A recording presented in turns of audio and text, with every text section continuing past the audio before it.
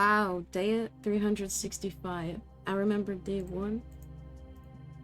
Day 1? What were we even doing? I mean, we'll talk about this more tomorrow. I will be doing a recap stream tomorrow. Let's see. It would have been 8-16-25.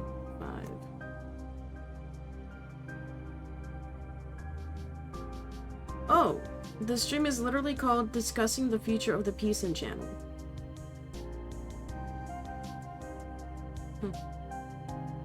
And then Mario Kart. Classic.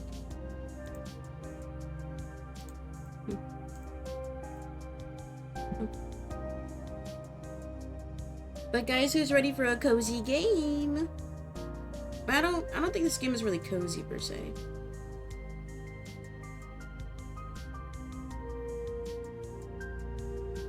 Oh, finally, new game.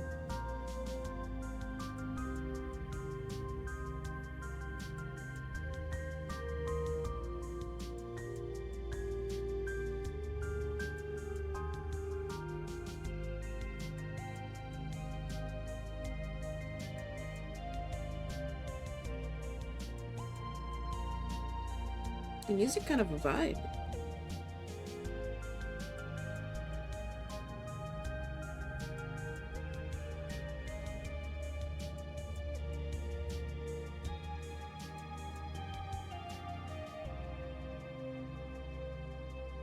Everybody's saying that TikTok, like, they're not getting any more woke TikToks, but I get so many progressives on my timeline. I think everybody's just self-reporting. They're not woke enough.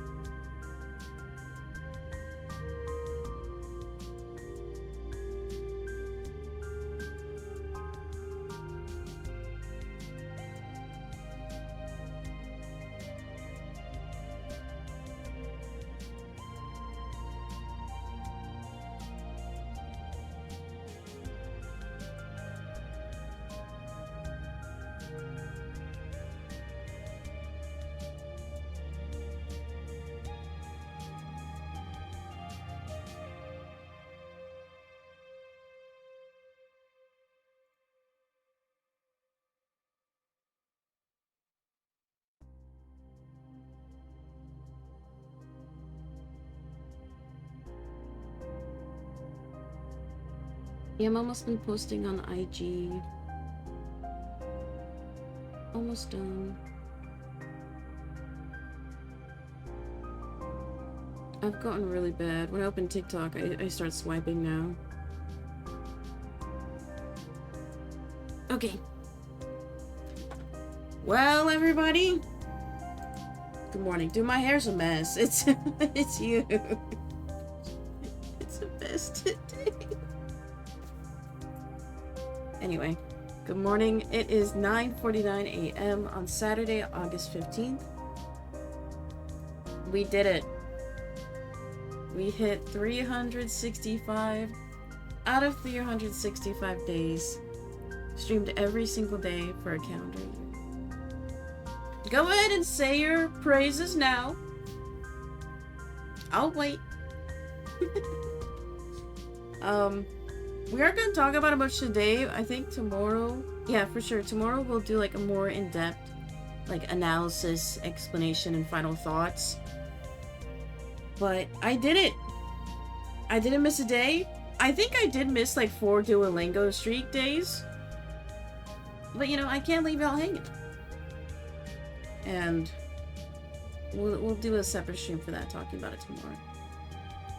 But today, some classic gaming. you know, a cute little indie game. This game has less than like 200 reviews on Steam, I think. I gotta double check again. Mythic Ocean Steam. Yeah, it has 110 reviews. And this studio has not published anything since. But they worked on this game for like 3-4 years. But I'm excited. Any drama? Creo que no? Oh my god, actually, huge update about yesterday. I reviewed the VOD from our Kyogre Finn fight, and I have to apologize for the Pokerogue devs. What happened was, I did Ice Beam, and then Torterra had one little sliver of red HP left, so it lived, and then it did the Wood Hammer. The reason why Torterra died is because Wood Hammer does recoil damage. So, because if Torterra would have died like I thought it did, it would have said Torterra fainted, but it didn't say that on the bottom. I was just upset in the moment. I wasn't thinking. I'm sorry at the Pokerogue devs. I won't slander you guys anymore. That was my fault. It happened too fast. I would like to change my police statement. Or, I mean, why'd I say that anyway? I'm sorry. Okay, that's all I had to address. Because, like, the moment I ended stream, I was like, huffing and puffing. I was like, ugh! I was still thinking about it. And then I actually watched the VOD. And I was like, oh. That's what happened. So, yeah. I'm the asshole. Ah. Okay. This game does not have any VA, so I'm gonna do all the goofy aw voices, so get cozy. Lock in, twin. Dude, my hair looks insane. It looks insane. It looks crazy. Okay. Welcome back to the channel, everybody. Today we're going to be doing a playthrough of Mythic Ocean. This game was published in 2020, developed by Paraloon LLC, and published by Untold Game. Oh shoot! And published by Untold Tales. We've played a few games published by Untold Tales, but I'm going to be reading the Steam bio. Teach the gods to create a better universe, or mess it all up in Mythic Ocean, a narrative exploration game where your choices shape the fate of the cosmos. So kind of like we play an advisor to the gods. Really leaning into that god complex. But let's go ahead and get started. Like, comment, subscribe. You can also watch these videos early on Twitch. Twitch.tv/peason_17. I'm playing the Switch 2 version. Let's begin. Okay, the music is really good too. Also, I got Mixtape. It was on sale. I had to buy it. I also decided, as you can see, Maid Cafe and Electric Street is not there. I started the new save. I got bored, and I was like, fuck it. I'll just watch the endings on YouTube. And then Escape from Ever After. I still have to do the trial run. I'll do that offline, though. Okay, Mythic Ocean on the Switch Tuba.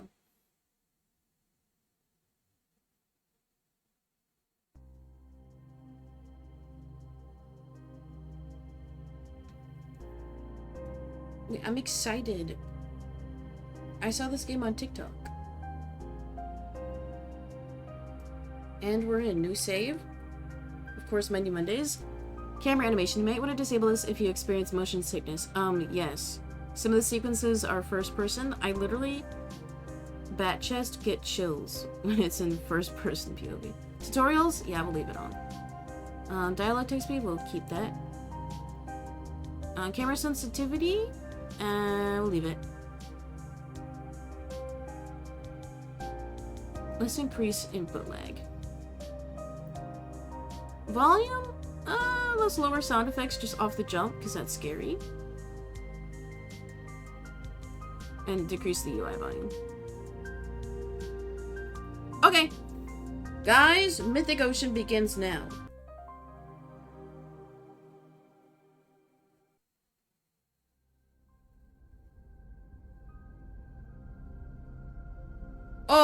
Oh, we're changing the lag. We're changing it.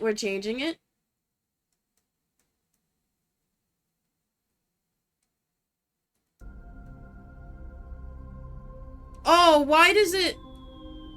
It, like, when you stop moving it, it's like you're walking on ice in Mario. Oh, no. Okay, it's... Wait, let's tinker some more. Wait, let's turn that on. What does that do?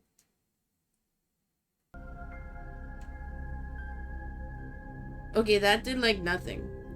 Oh, why did... Okay, I see what it does. It makes you slide on ice more. Let's increase our sensitivity. Okay, oh, that's... Okay, this is better. Oh, God, why do I... It's like when you don't lock your tripod. Okay, we'll... This is okay. I'll just pretend that I'm, like, underwater. Always look behind you.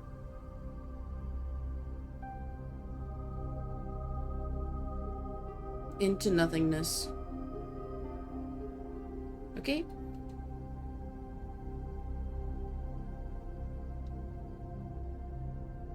It's a cute little study room that I have.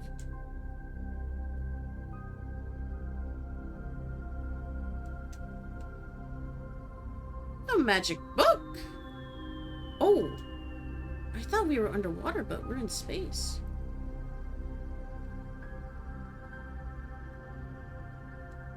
Wow.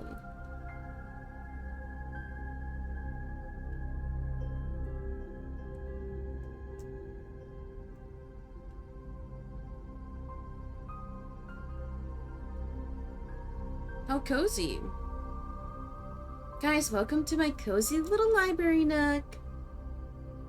Today I have a matcha tea latte.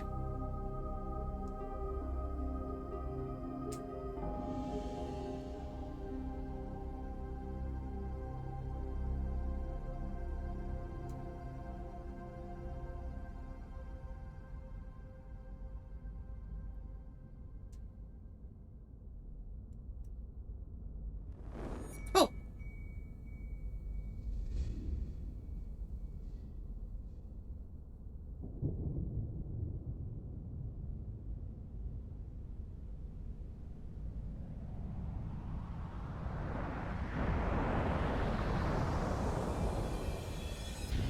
Oh my god!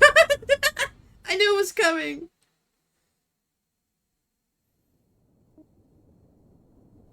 Hey? It's me. Ellie. Or no.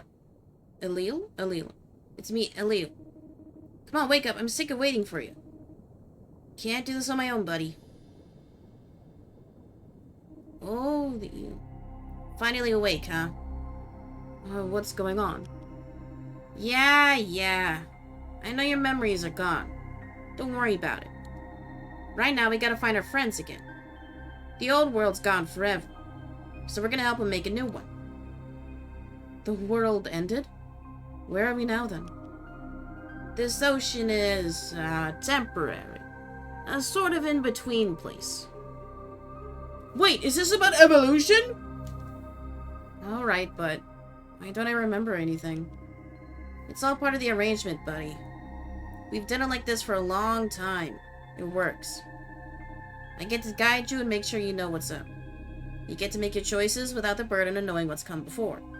And well, it's better if you're the one making the choices. Trust me on that. Let's get moving, huh? I want to see what happens this time.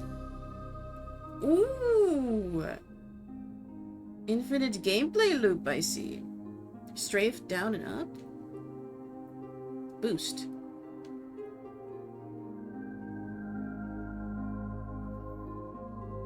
Okay. Oh, I walk really slow. This is me boosting.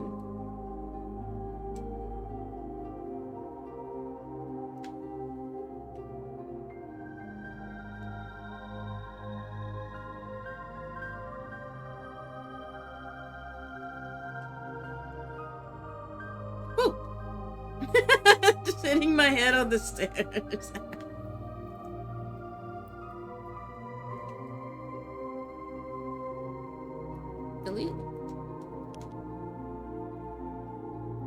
And here's our old friends. The gods of this ocean. What a crew, huh?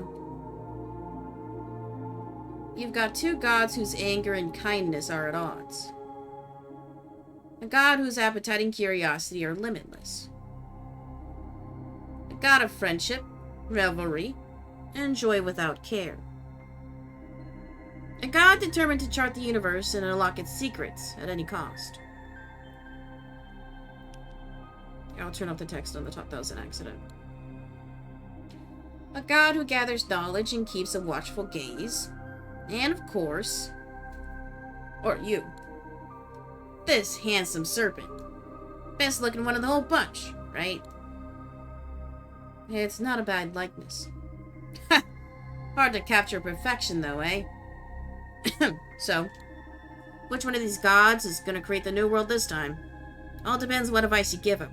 And that part's up to you. But you never know who'll be the next creator. Or what kind of world they'll make. That's my favorite part, you know? Even after all this time, it's still hard to predict. Anyway, this'll all make more sense soon enough. Just find the gods. You'll do fine. As for me, I'll be in my cave in the Eel Kingdom, as always. Stop by sometime. We can talk things over. Whether they're going well or not so well. It's good to have you back, buddy. Things are much more interesting with you around. Okay. So we have a handful of gods that we have to counsel. They said that this pair is at odds at each other. I forgot what he said about that. This guy is like playful. This one is analytical. I forgot what he said there. And Elil is our guide.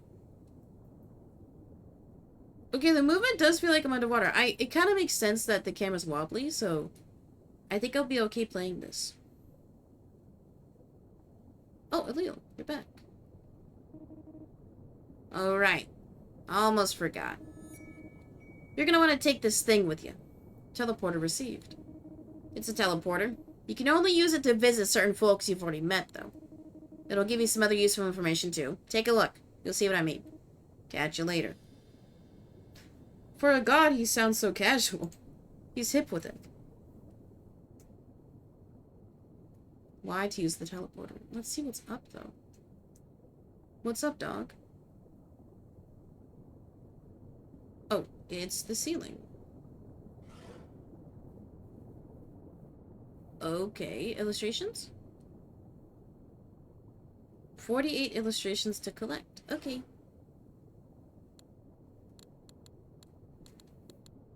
Okay, so I can fast travel to Gigants.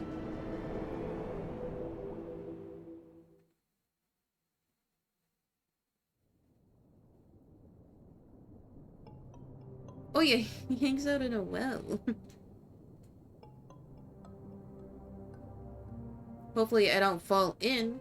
Or for him! Well, look who it is. Thanks for stopping by, buddy. I like having company once in a while. Gets boring when I'm by myself too long. Can't you go out and talk to other people? That's not part of the arrangement, my friend. Never has been. I'm just here to observe and remember. It's been this way for a long time. That's why I like talking to you about what happens with the gods. Gives me something to ponder and comment on. So, you already know who all the guards are, right? Yep, I do. I've known them as long as I've known you. But I'm not going to tell you anything else about them. Better if you discover all that for yourself. You can ask me other questions, though. I'll answer what I can. Okay, he did say he's a god. No! But, okay, his illustration is not carved into the walls.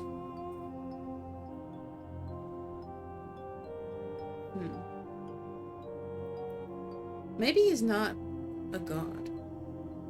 Are you a god like the others or not? Well, the simple answer is no, I'm not. The more complicated answer is, I used to be one. A long time ago. I, didn't handle it too well. Not something I like to talk about these days. He said he didn't like talking about it, so we're not gonna ask him yet. We haven't increased our friendship levels. How will the god who creates new world be chosen? Never knew exactly how it worked. But when you say certain things, the gods seem to get more motivated, you know? Like when you agree with them or make them see something differently. I think it might be whichever god's the most motivated, in the end. Oh. Okay, interesting. So it's like a dating sim. Do the gods know that they're gods? Do they know about their new world? Nope. Oh. You've probably noticed that by now if you've talked to them enough. They won't ever understand it, buddy. You can try to tell them, but why would they believe you? It'd probably ruin the whole process if they knew anyway. How do we know when it's time for the new world to be born? See those tablets in here? The ones with all the symbols carved into them. Have a look at them. That gave you some hints about where this is all headed and when it's gonna get there. Okay, we'll ask him. How come you're not a god anymore?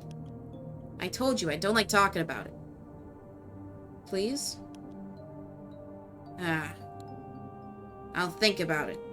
Ask me again later. Maybe I'll change my mind. I think that's all for now. See you around. Alright. Till next time, buddy. See, I knew he wouldn't warm up about it, but he wasn't, like, too upset.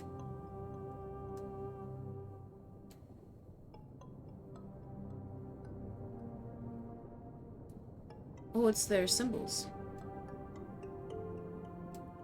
With different gemstones. They have different amounts.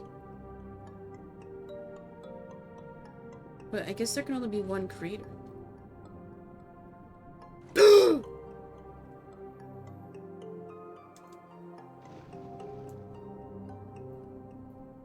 Okay, let's get out of here.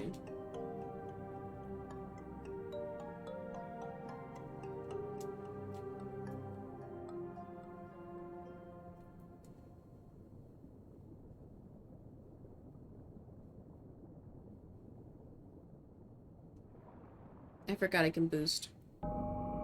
Tip. Hold CL to use your sonar. Your sonar helps you discover new areas and find characters you can talk to. Try it now until the bar fills up. Lost Cavern. Sonar lets you locate characters and locations through walls. Make sure to use it often.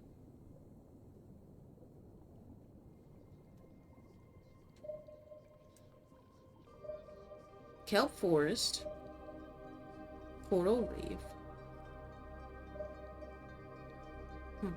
Okay.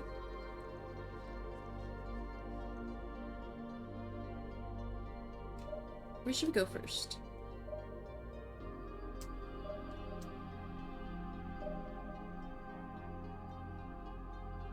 I kind of want to go to the reef first.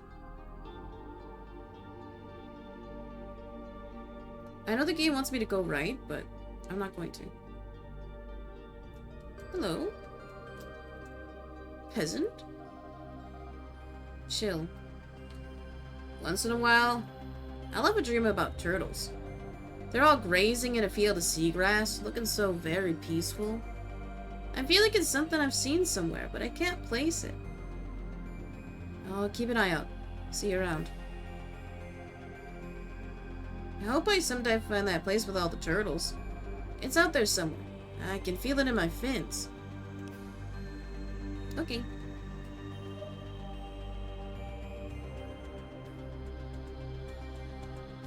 Press A to travel to Coral Reef. Ooh, new biome. Ooh, turtle.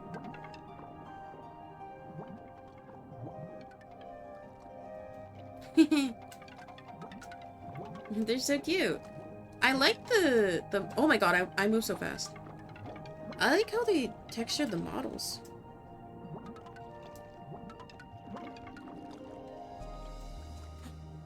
Wow. Oh, this is so pretty.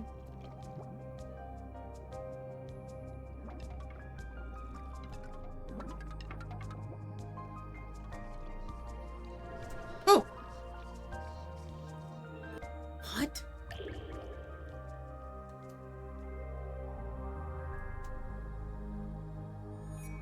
Book of Antiquity received.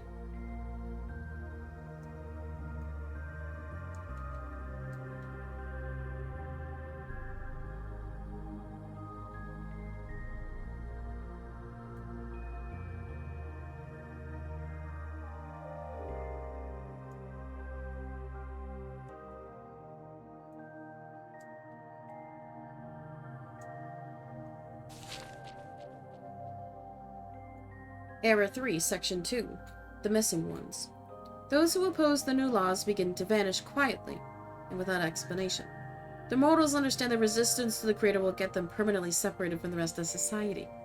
According to the Creator, it's for everyone's protection. The world will be safer this way.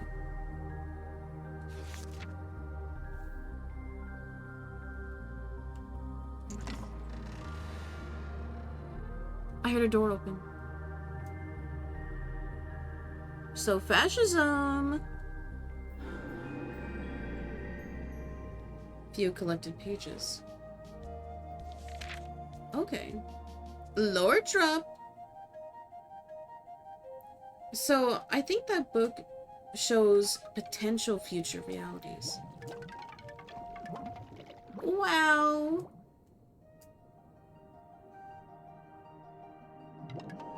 Oh, echolocation. Kelp Forest. Moss Cavern.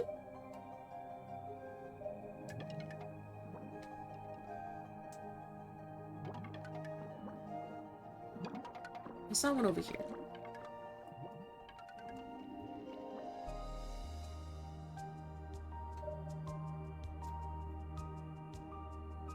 Let's talk to the seahorses first.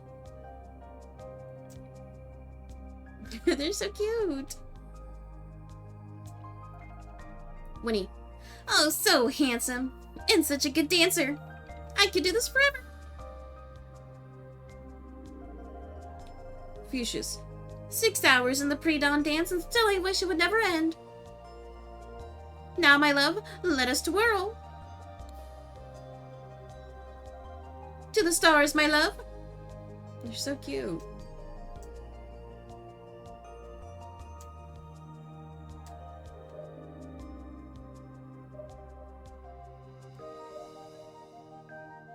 Oh, something's down below.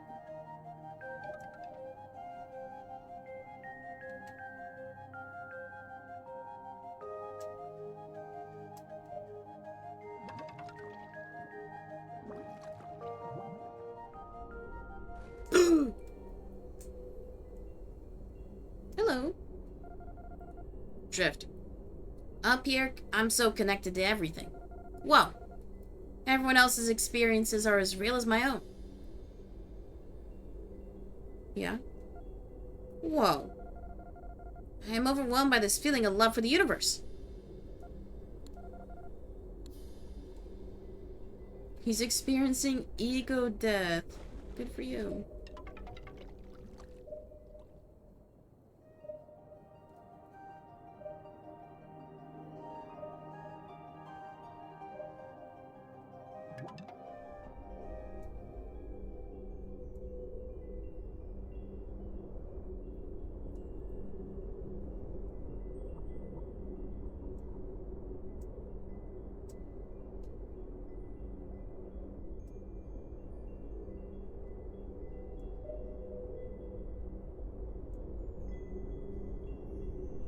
Oh.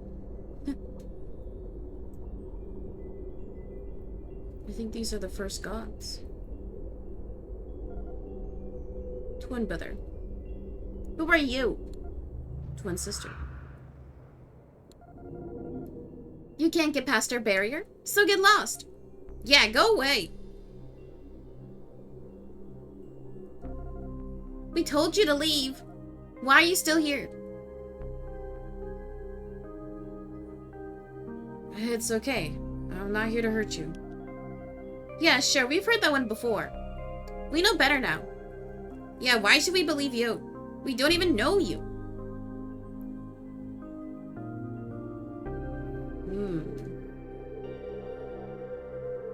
I don't think either of these are good. What's up with the barrier? We don't have to answer your questions. That's right, and we're not going to. I don't know who I am. I thought you might be able to help me find some answers. What's that supposed to mean? What kind of answers? I don't know why you thought we'd have any. We're not even from around here. Ooh, okay, first option, empathize. They're not gonna want to answer questions, because that was a portal. And being insistent, I don't think is good. I think we need to empathize. They're children. I'm not from this place either. I know how that feels. You think you know how we feel, huh? Well, it's something we have in common, I guess. That's kind of cool, right? Ooh! We're getting to him. Yeah, maybe. Alright. So how do we know that we can trust you? We've never seen you around here before, so we just want to make sure.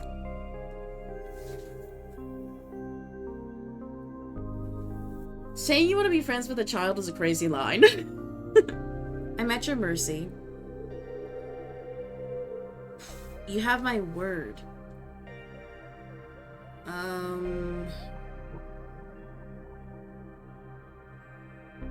I think 1 is dumb.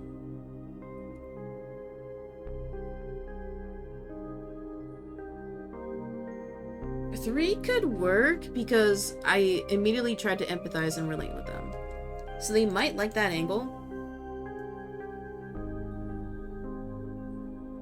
I think 2 they would interpret as me feigning weakness, so I'll just say, I just want to be friends and get to know you. Thanks for the offer, but we already have friends here. We don't need any more. Oh, he's thinking. Yeah, but I think we're good. It makes me feel like my choices don't matter if I have to cycle through all the dialogue. I'm gonna say I'm at your mercy.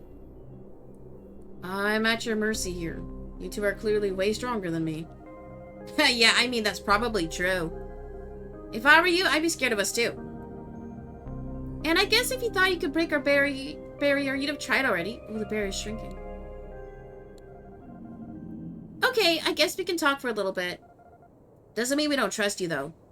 Doesn't mean we trust you, though. Yeah, one false move and you're gonna be sorry. Right, so, I'm Ketri, and I'm Esty. You can come closer if you want.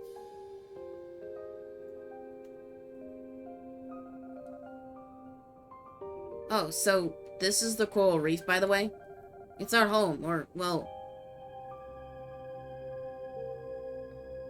Wait, which one was Esty? God damn. Wait, I forgot already. I think it was the brother. It's our home, or, well, the closest thing we got to one. I like it. It's a nice place. Ah, thanks. Most of the time it's just us here. Do you know Amar from the Kelp Forest? They played games with us once, but they don't play fair. They were a dirty cheater. Breaking all the rules, making up new ones so they could win, stuff like that. Ooh. Why not try breaking the rules? No, you do not want to instill that in children. No. Maybe you could ask Amar not to do that again? Good idea. Let's try that. I bet Amar will understand. I don't know how much it'll help, but we might as well give it a shot next time. New fable, rebuilding a friendship. Yeah, teach them to be kind and communicate. Is there even gonna be a next time? I really wish Amar could play with us again. Anyway, where'd you come from, huh? It's been forever since we saw anyone new here. Come on, tell us!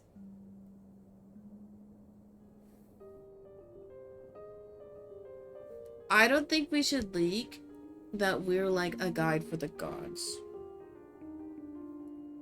But if I just say I'm from far away from here, I don't know if they'll like that mystery.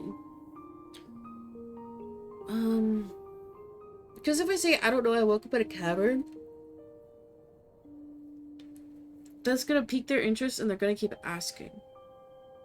But they have no memories that they're like a godly figure. I think I should be honest with the children. I don't know. I woke up in a cavern not long ago. That's my earliest memory. Huh? Seriously? So you mean you just forgot everything before that? Yeah, weird. I've never heard of that. Maybe something will happen to make you remember. Sometimes stuff comes back to me from when I was little, even when I don't expect it. Yeah, or in dreams too. I've had dreams where I can't remember if they happened for real or not. Oh, we should... No, I don't think we should poke them about the dreams. I know the feeling. How about you two? Have you always lived here in the reef? Oh, shoot. If I say option 2, they're gonna be like, but you said that you knew that we weren't from here. I'm gonna say, let's ask about the dreams. Oh, what kinds of dreams? Just dreams about how things used to be for us. Ooh. Ketcher did not like that. It's hard to remember any of them in particular. Asking if they're alone is creepy, not gonna lie. Yeah. Us asking about the dreams is a better line, because now it makes sense that we're asking why they aren't from here. So you haven't always lived in the Coral Reef, then? Where were you from before? We used to live in another place, the palace. It was really nice there. Let's not ask them why. How long has it been since then? I don't know. A really long time. Sometimes it feels like we've been here in the ocean forever. We still have to ask them. I do think the order in which we ask is important. Why don't you live there anymore? Did you run away?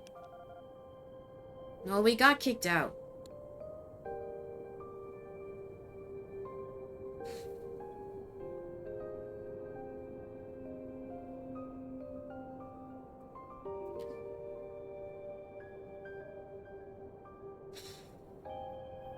Let's apologize. Sorry I asked. We don't have to talk about it. Don't worry about it. I don't think we want to talk about it for now, though. Ooh. That's fine with me. Let's talk about something else, then. Okay, like what? No, we're not gonna ask them. They said they don't want to talk about it. I have to go now. See you around. Alright, if you have to. Press Y to view active fables and teleport to gods you've met.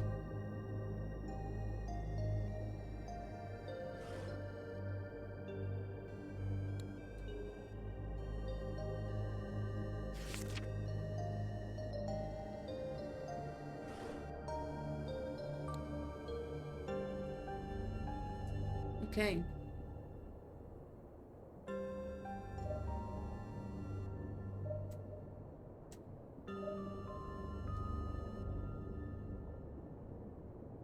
Interesting.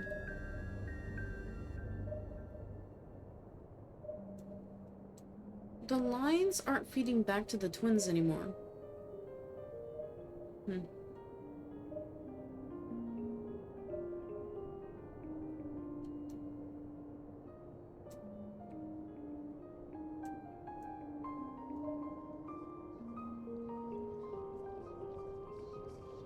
Whoa. Oh my goodness, that's a skull. A book page.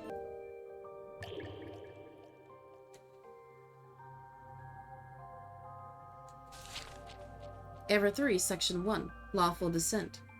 As I walk among the people, I see protests and riots like we've never witnessed. The mortals are sharply divided. Those who support the Creator's laws think the world will descend into chaos without them. Those who are opposed believe their rights and freedoms are being ground away, and things will only get worse. The Creator watches all this in silent deliberation.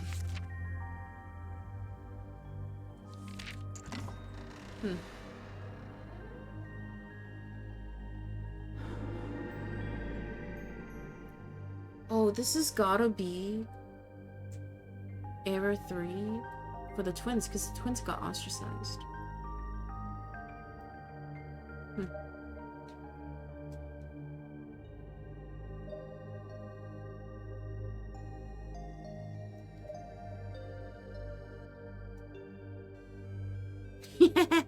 Hello. Lord Poison. I wrote a song. Maybe you'd like to hear it. Sure. Okay. I'm kinda shy about it, so promise you won't tease me. It goes like this. These ashen remains into the distance fade, a pile of long-lost memories, through bones may break, and the sea may quake, my fury never wavers. Okay, that's it. It's kind of personal, so I'd rather leave it open to interpretation. Thanks for listening. Oh, hey. Wanna hear my song again? No, I'm okay. Oh, okay. Maybe another time.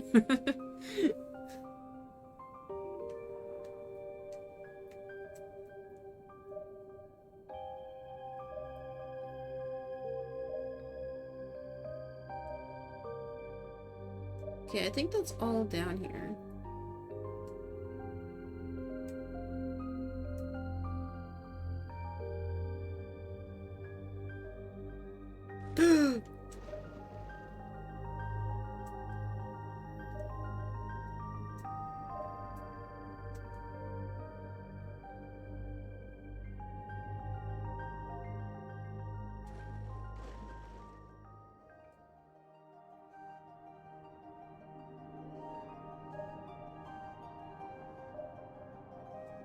Let's go to the Moss Cavern.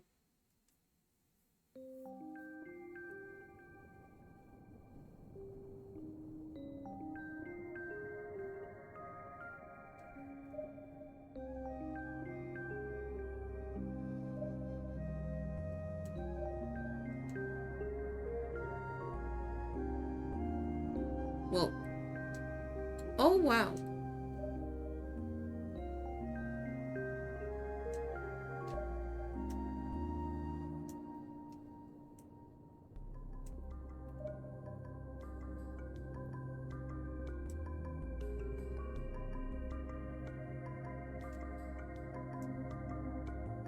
Gamma. Can't see me. Nothing but a rock here. Talking to a rock, that's what you're doing. Look, I get if rocks are great listeners. But can you scram? I'm trying to blend in here.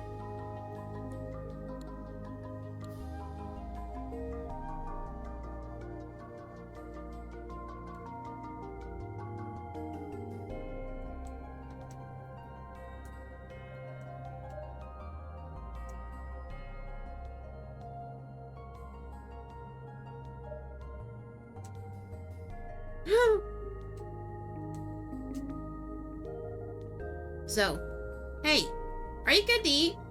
Lots of things that come to us for our pretty lights are very tasty. Maybe not you, though. So how come you came to visit us? I can't really think of a reason for doing things that isn't food-related.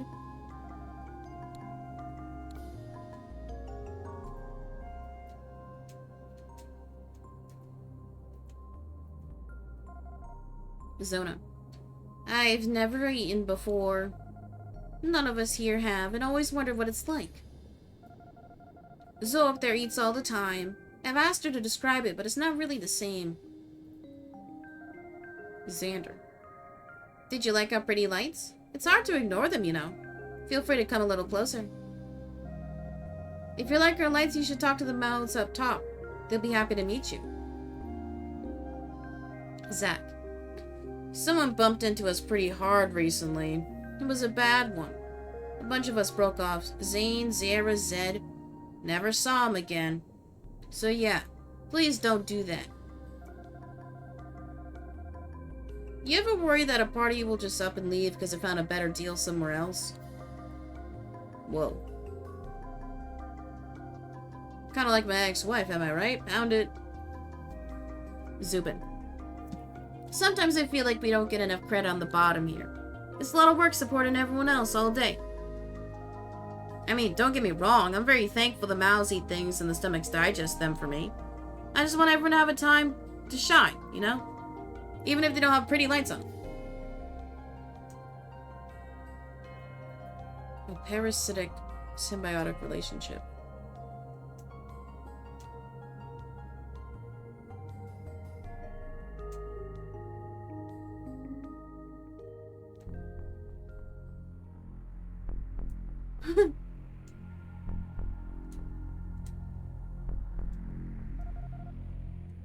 Astrid.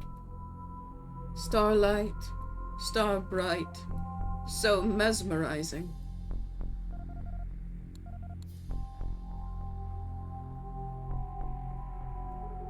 Astrid, look at the stars. We're so lucky we get to look up at them like this. Aren't they beautiful?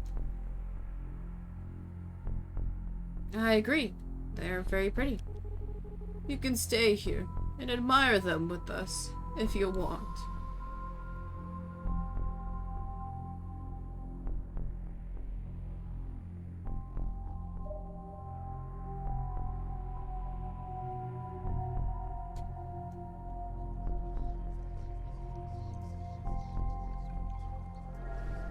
Oh! It's a portal.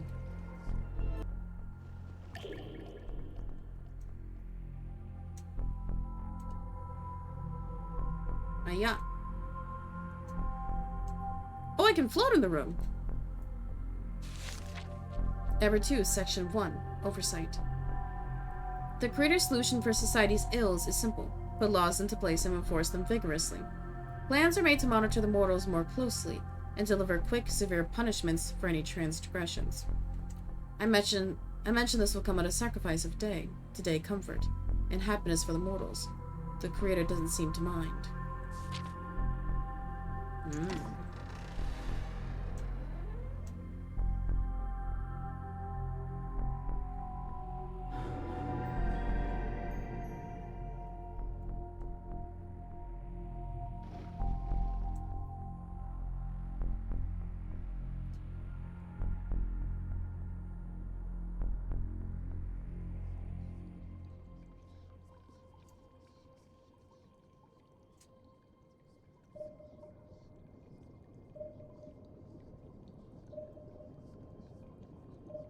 Hi, Chip. Welcome in.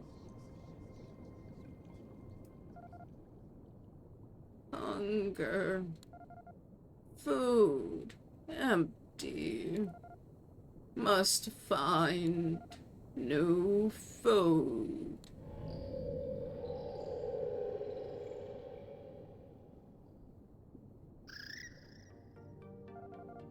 New one. Unfamiliar. New one. Food, maybe. If you're referring to me, no. I'm not your food. No. New one in food, not same. So, do you have a name? It's the word people use when they're talking about you. This one has no such word. Name. Empty. But sometimes words come to this one while sleeping. This one likes word Lutra best. Name no longer empty. Name Lutra. No food still needed. Okay, Lutra. Where did your food go? This one eats food inside pod. But pod empty now. Uncertainty. Ooh. Have you ever left the pod before? This one never leaves pod. Outside, great risk. Risk unfavorable. What kind of food do you eat? Food in pod, many leaves, blue and purple. Also very favorable taste.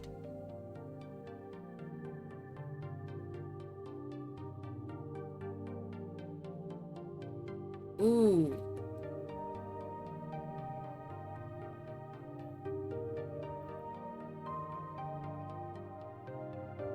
These are all kind of interesting. Have you tried eating anything else? This one tries pod as food. Pod very tough. Unfavorable taste. Do you think more will grow back in the pod someday? Not expected. This one never sees leaf food grow more. There are some birds outside the pod here that seem similar. Yes, leaves outside, same as inside. But risk outside, very great. No one brings leaves here?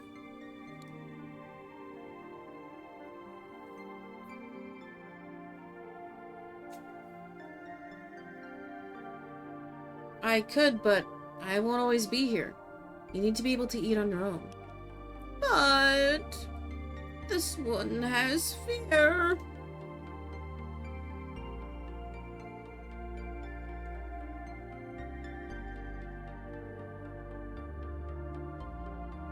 If we pick option 1, that's like throwing somebody into the pool. You gotta put their little toesies in first. We'll be here this time, but you need to learn how to scavenge on your own. Don't worry, I'll be right here. Nothing bad will happen. Oh, he did it.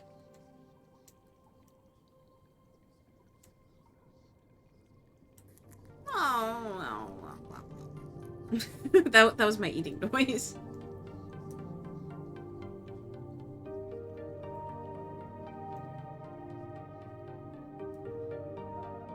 No hunger. No hunger. Option 1 is so rude. Imagine Peace playing Overwatch 2 like a hype streamer. Yeah, I could be like Super. I could be the new Super, guys. I can go, thank you, thank you.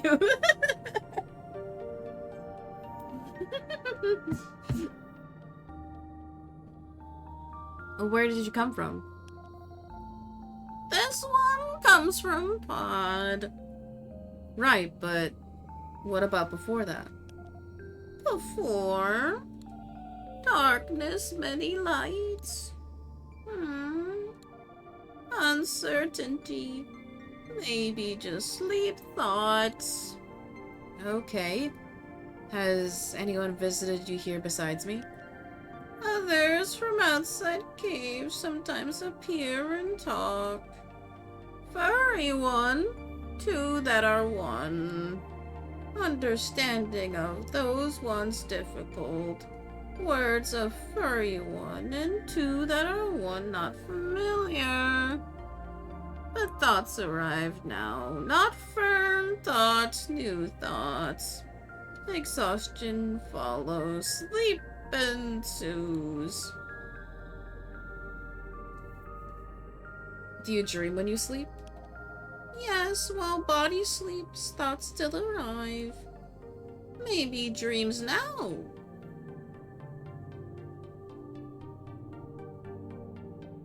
Nah, I don't think you're dreaming. This feels pretty real to me. Yes, not dreams now. Awake, but still strange. Well, there's so many options with Lucha. I love this. Okay. What do you normally dream about? We also mentioned dreams of the twins, too. Some dreams show far places. Not cave, no ferns, far and strange. New fable unlocked. Water ends an open place. Big empty dark space begins. So many small lights, one big light. Maybe there's other worlds out there, with creatures much like us, but different. Many thoughts, different words, exploring, seeing big and small lights someday. Hopefulness, eagerness. That's the spirit. I think you'll get there one day. Any other dreams worth mentioning? Dreams sometimes show Others. Same body, same mind, also eat ferns, speak with thoughts, always hunting. Some not crawling, flying through water instead. These dreams. Less loneliness.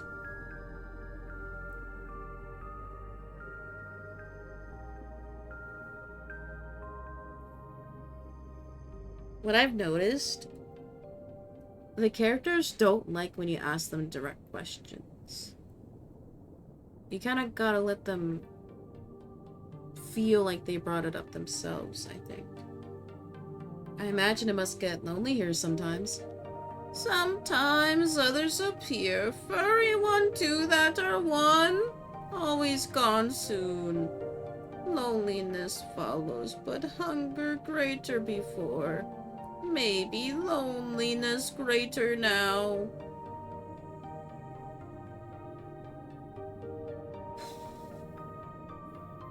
We don't want him to become an isolationist. We do not want that. Because isolationism leads to authoritarianism, which is the current political climate in the US. Can you remember seeing other creatures like yourself? Only dreams show others like this one. Same body, same mind. Strong, wishful thoughts. But still never beyond dreams.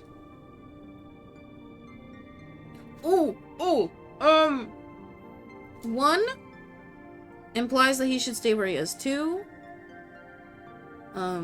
he collabs with other companies, countries. Close to getting my 50 stream streak back. Don't worry, I'll keep kicking go live just for you, man, and everybody else at home.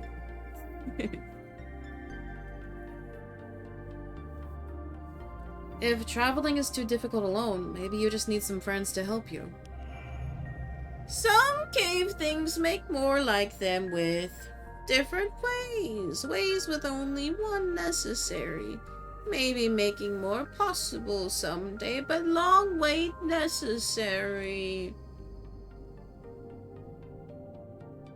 That sounds worth pursuing to me, I think. Want to talk about something else?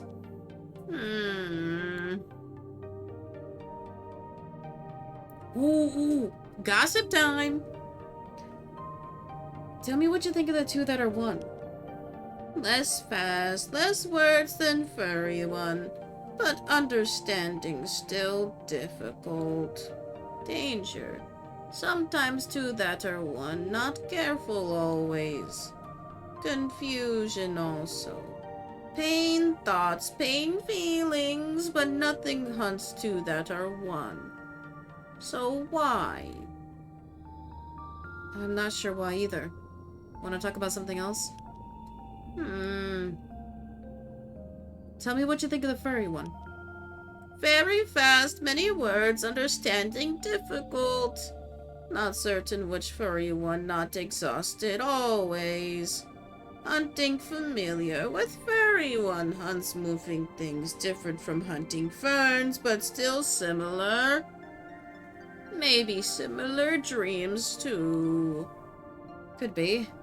Want to talk about something else? Have you ever left this cave to see what else is out there? Leave cave never! Ferns in cave favorable. Ferns outside cave also.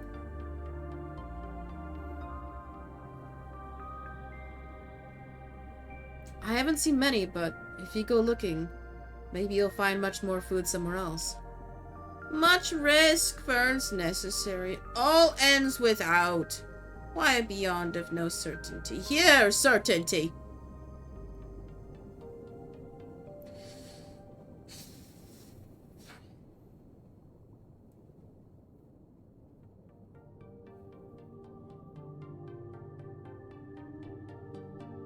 I know me, I will always go with a certain rational decision. But the thing is, there's no light down here. You will be lucky if things keep growing. Like your pod is out of food. You will run out. So I'm gonna say risk it. There's a chance something even better is out there, if you're willing to take that risk. Dreams arrive sometimes. Open place beyond water with big lights and small lights. But travel not possible. Too slow, too small, too hungry.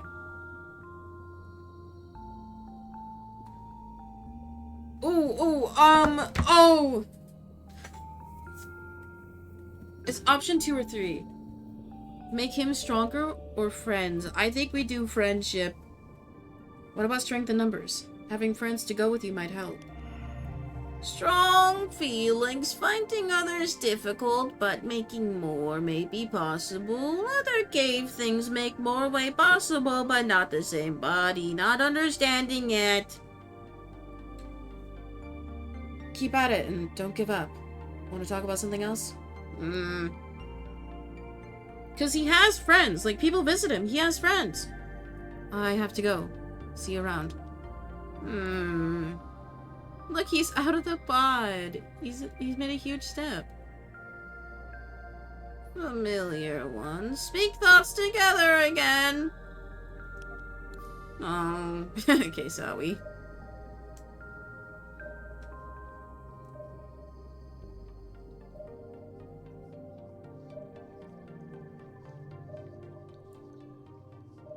Oh, that's the entrance to the coral reef. I thought that was a creature.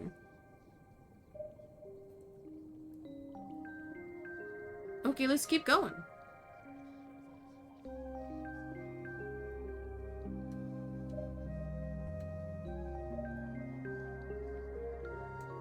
Let's go to the forest.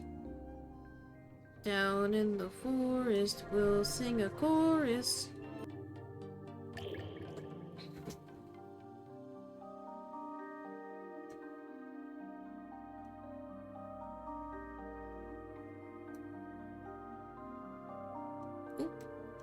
Okay.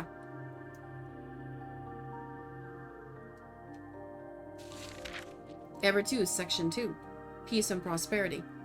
War is a thing of the past now. Everyone's basic needs are always met, and even minor sickness is very rare. The mortals have little privacy, however, and the most trivial crime can ruin a person's life.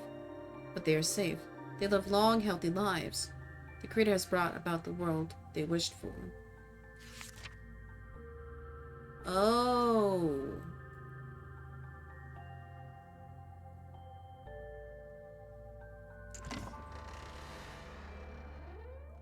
It kind of makes sense that Lutra would want a surveillance state because they're just scared.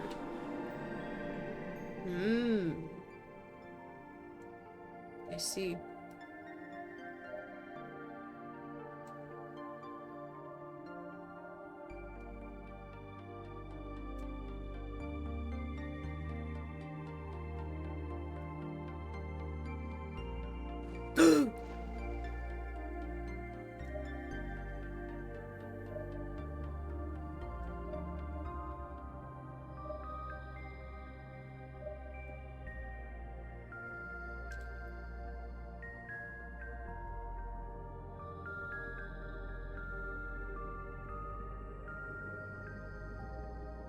I'm loving this game so far.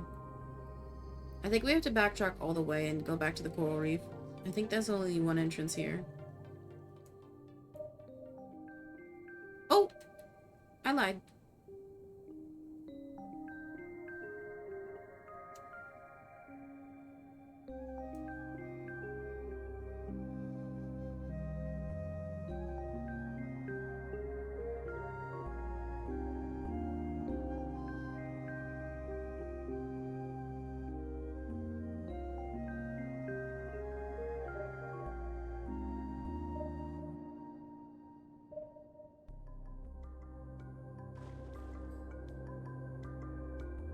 Oh, are we still... Oh.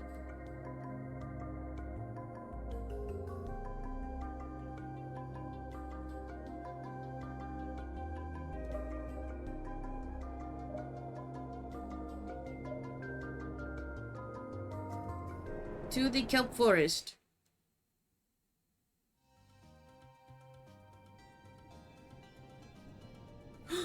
The furry one! Oh, they're so cute.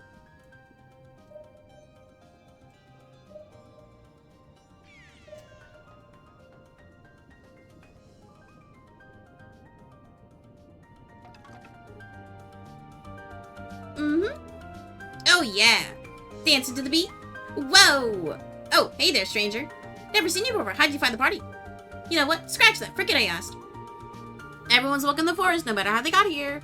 Let's talk somewhere a little quieter, huh? Follow me. Okay, Lucha told me they speak fast. That's why I'm speaking fast for him.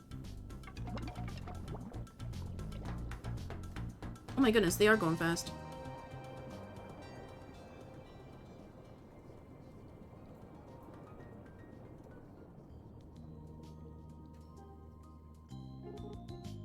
Ah, that's better. I love being in a big crowd, but sometimes it's nice to take a break too, you know? Oh, I'm Omar, by the way. I've got a game. I like to play with people I've just met. You up for it? Sure. Let's do it. Yeah, that's the spirit. Let me just explain how it works before we start. I have some fun questions I want to ask you to get to know you better. I'll tell you my thoughts on each one so you'll get to know me better too. Just answer the way that feels truest to you. Don't think about it too much. Got it. I'm ready. Great. Now which one should we start with?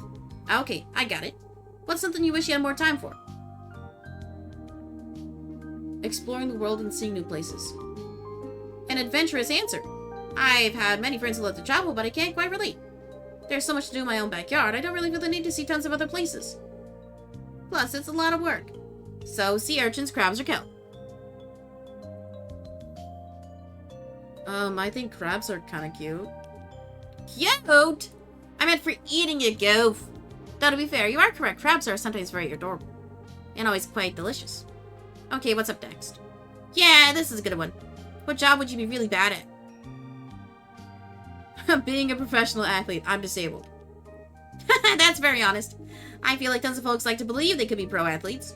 They watch someone else and say, yeah, I could do that, but it's so much harder than it looks, right? I mean, I'm pretty fit and fast enough to beat most anyone else in the ocean in a race. But nope, there I go again, fooling myself into thinking I could do it. I just don't have the discipline. I'd be terrible too. Okay, how about this? Deep sea diving, coral reef sightseeing, or floating on your back with the sun in your belly? Coral reef tour. I love seeing nature in all its splendor. I agree. Nature's beautiful. I can't get enough of it. And even I have to admit there's a lot out there to see besides the kelp forest. There is in fact a coral reef here in the ocean. If you didn't know, worth seeing at least once. Let's see, I want to give you a couple slightly heavier ones now. What does it take to change your point of view on something? Yo, this is a first date. We're not doing the 100 questions to fall in love, my guy.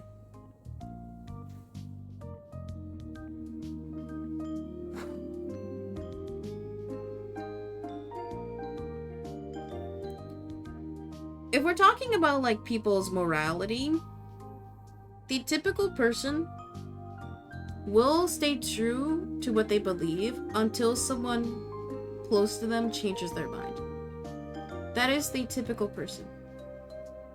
Like someone who's grown up with faith or who had their moral compass ingrained into them. That typically is what it'll take. A more analytical person needs hard evidence. I'm more analytical.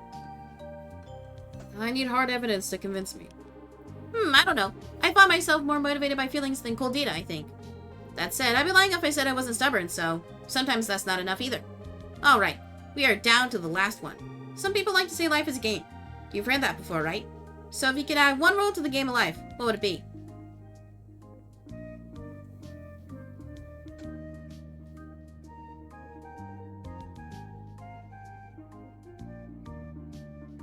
Amar admitted that they're very stubborn.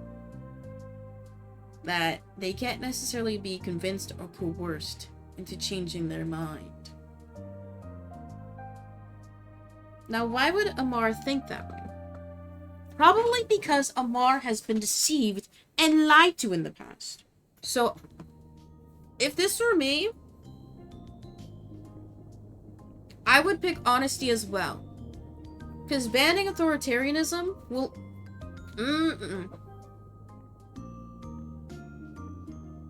I think that is a utopia-esque society that humanity can never live under. The downfall, the root of all evil is power and withholding and keeping power. So I think simply saying the strong are allowed to use power, they will always find a way to oppress. Kind of as seen in the history of slavery in America. Okay? Prime example. They will always find a way to oppress a populace if they can. My only rule is that there shouldn't be rules. Dumb. Are you a child? Honesty, I think, is good. Transparency is good in any, like, legislation body. Explain why you think the way you do. Explain why the policies are good or bad. And don't take evil money. I'm gonna fix my chair. Wait, I think I like Amar. I like all of the gods. But if I don't talk to them and have them unlearn, or not necessarily unlearn, but I guess tackle their biases, then it leads to authoritarianism. Everyone has to be honest with each other.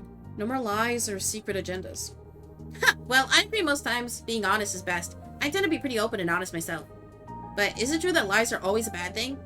I think you have to give people a little leeway with the truth for everyone's own good, but that's just me. Okay, that's it. That's all the questions I got for you. Don't you feel like we know each other so much better now? Anyway, I hope you've been enjoying your time in the forest so far. I've always loved it here. Sometimes it even feels like it's all I've ever known. I'm sure that can't be, but nothing else sticks in my mind like this place, you know? Yeah. Kind of like how Lutra is. Happy 1 year of consistently streaming? Thank you. Thank you. I did it. I know what you mean. I woke up in a cavern not long ago and I can't remember anything before that. Wow, how mysterious. Thanks for sharing that with me. I wonder if maybe your memories are all locked away in your head somewhere, waiting to be found. Maybe I have hidden memories too. That's an exciting thought. Yeah, it is. What's your earliest memory? Let's see. I think the first thing I can remember is the forest. Guess I'm pretty lucky considering how beautiful it is. Take all the lush vegetation, I bet there's nothing like it anywhere else in the ocean. The kelp's always a lovely sight, swaying gently in the water, and the way the light filters down, turning green and gold as it goes through the leaves.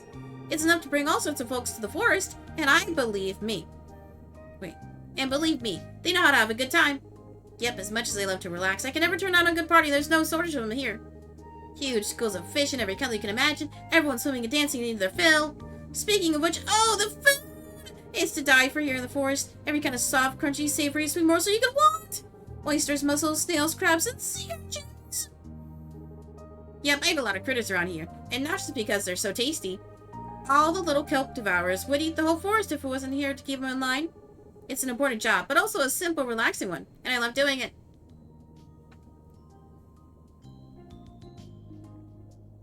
Any chance I could take over for you? He's not gonna take that well. It might be easy now, but what if things get more difficult? What would you do then?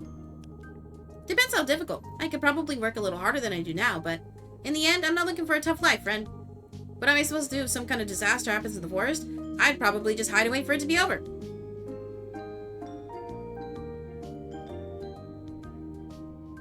This is the place you love most. Even if it's hard or scary, don't you want to protect it? Look, I'm not interested in messing with the natural order or getting in anyone's way. I just want to keep on living in this world, even if it's not perfect. Can we talk about something else? Ooh. Amar does not like to be questioned, which makes sense.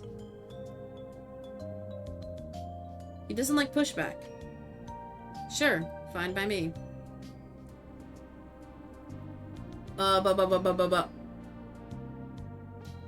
Tell me more about the kelp forest. Like I said, the kelp forest is the first thing I can remember, and I can't say enough good things about it. So much great food, I eat a lot of extra critters around here, not just because they're so tasty. Oh, it's the same thing. Let's talk about something else. Sure thing! Have you seen that big pod in the moss cavern? Yeah, I have. And this might sound crazy, but I think I heard something inside it talking to me. But not out loud, only in my head. Oh, wait, Lucha was using telepathy. Oh. That happened to me too. Turns out it's coming from a little larva called Lutra. Whoa! Ha! That is not what I would have expected. So a larva, huh? They're supposed to grow up into something else eventually, right? That means it's probably gonna need plenty of food, I bet. It seemed to perk up after I led it to some ferns and spoke with it for a while. I can relate. I wonder if maybe it feeds on the birds the same way it feeds on these ferns.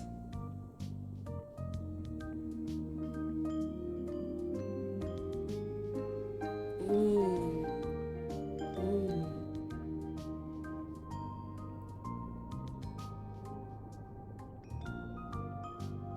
We can mention that it dreamed. It wants to see beyond, or to find more friends.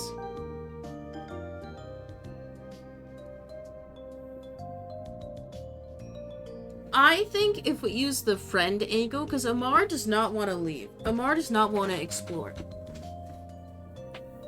I think if we say that it wants friends, then Amar might like that. It told me it yearns to find more creatures like itself, but it's too hungry to go looking for them. Wow, I had no idea it was thinking about things like that. Alright, I got an idea. Have you seen that big, viney flower-like thing over there? I call it the Tangleheart. It's been around as long as I can remember. At some point, I found a seed pod next to it. I never knew what to do with it, but now it's got me thinking.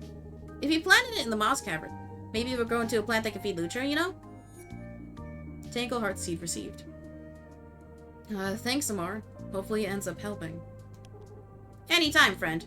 I gotta say, I'm interested in where things are headed with that little guy. Let me know how it goes. Will do. Want to talk about something else? Sure thing. I heard Ketri and Estes say they want to play with them again. Would you be up for visiting them sometime? Well, I mean, look. The twins and I have fun in the past.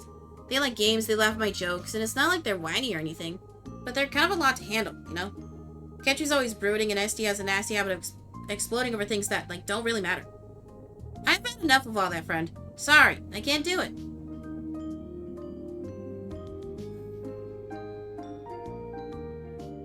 I see where you're coming from, but don't you think that they need a friend? Yeah, you're right, they do. To be honest, I never felt like I'd be able to help them much. But I guess that doesn't mean I should just give up. Okay, I'll invite them here to the kelp forest and see how it goes. I think they'd like the place.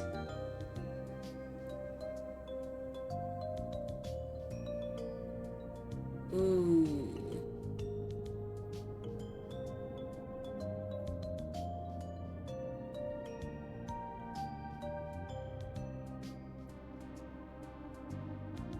I think you should visit them, or they should visit you.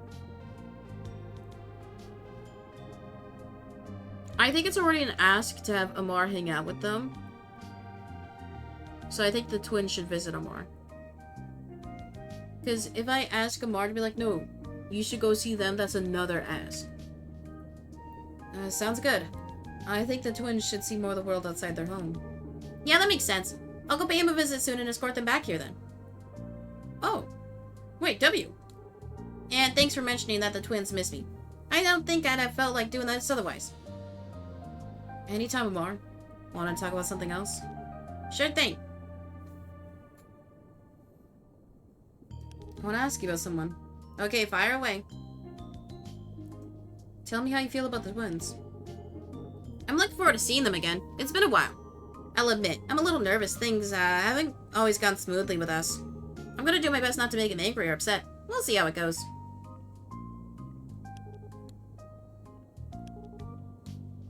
Tell me how you feel about Lutra. I'm glad we're making some progress with it. I never thought of bringing the seed pod over there before, but it seems obvious now, right? Let me know what happens when you plant it. Okay. Bye. I kind of regret making... Omar sounds so annoying. I'm sorry.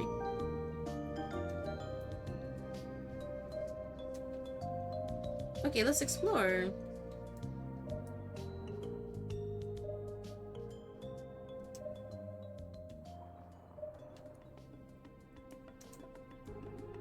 Flash. Hey, must be your lucky day, buddy. You didn't know me before, but now you do. You're talking to the life of the party right here. Ask anyone else in the forest, they'll tell you. That's okay. I believe you. Of course you do. You know a hotshot when you see one, right? Have a good time here, pal. You deserve it. Hey, how goes it, buddy? Gotta say, I'm pretty jealous of you. Getting to talk to the life of the party like this. But what's it like being you? Well, I'm not gonna lie. That's pretty good, too. Okay. Got it. That guy needs to experience eco death, like that crab we saw earlier.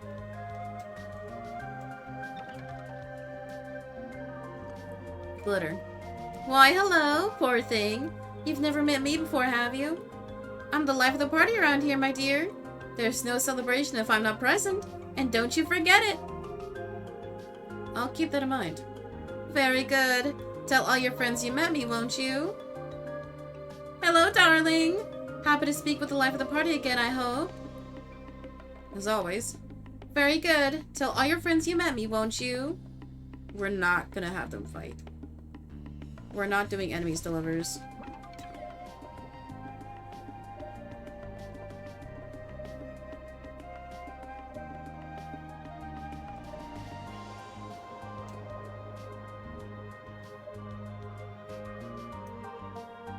Yo! You got some moves, man. Sam. Hey, buddy! Oh, welcome to the zone. There's only one rule here. Always have fun. If I catch you not having fun, well, you'll be in trouble, okay? Did you remember the rule? Always have fun. And how?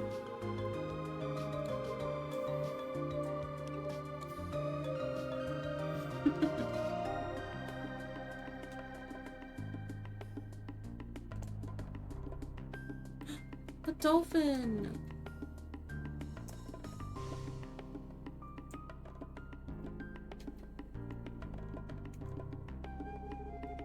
Flip. Hey there. I'm getting my daily delight routine. Couple of splishes, then some splashes, throw in a few flips and tricks. That's fitness that puts a smile on your face.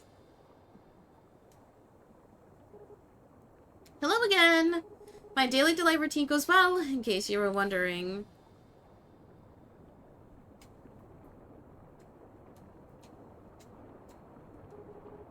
Pout. Don't you just hate dolphins? They think they're so great. And everyone should be overjoyed to see every silly little thing they do. You want to say bad stuff about them behind their back? No, not really. Bold choice. We can insult one to its face instead. Why don't you tell that dolphin over there that I hate its clicks? It would never beat me in a fight. I'm not doing that. I'm not doing that.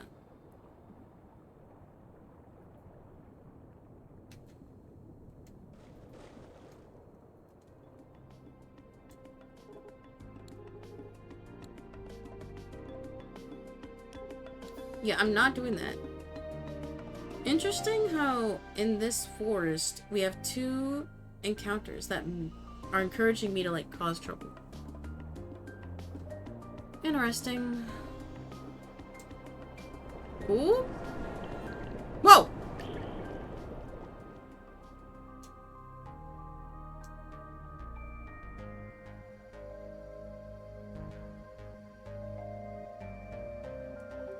Okay, I didn't think that would happen.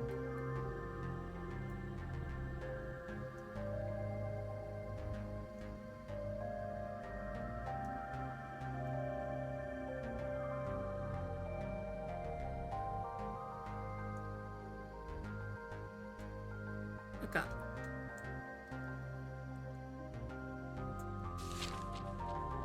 Error 4, Section 3. Unanswered questions. There's a secret place in this world where mortals are sent. They go because they've broken the Creator's rules 120 times. And they don't come back. They do a different kind of work there. The Creator won't tell me any more than this.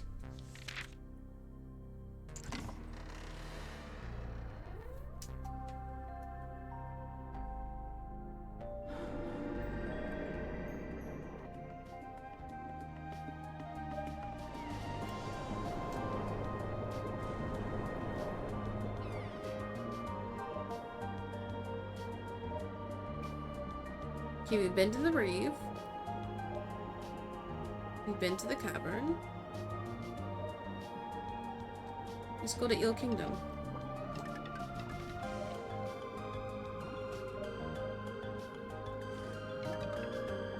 Oh, there's only 2 left.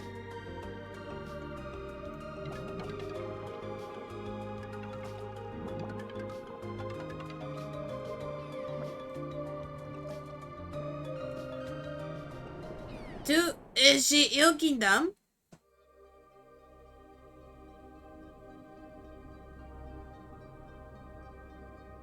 Oh yeah, this is where we started.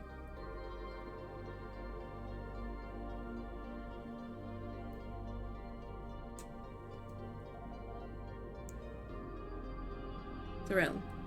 Mind if I tell you a secret? I've never been to a party. Oh, I've always wanted to, but it's gotta be the right one. Real crazy. Ever been to the kelp forest? I bet you like it there. Nope, never been. So the kelp forest is the hotspot, huh?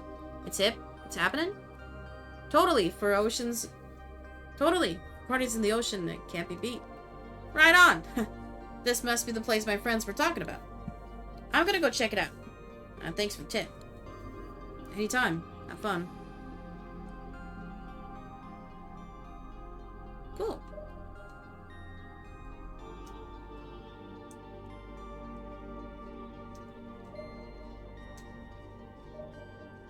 You can check in with Eliel in a minute.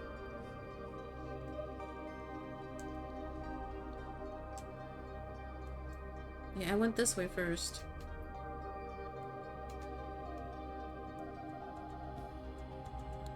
I did find the place with the turtles. Yeah. That reminds me of the coral reef. Have you ever been? Can't say I have. You think it's my best bet to find the turtles? Yep, there's seagrass meadows out there, just like you described. Well, I'll be. I've never left this place before, but I think it's time for a change of pace. Thanks, friend. Maybe I'll see you out at the reef, eh? I hope so. Good luck.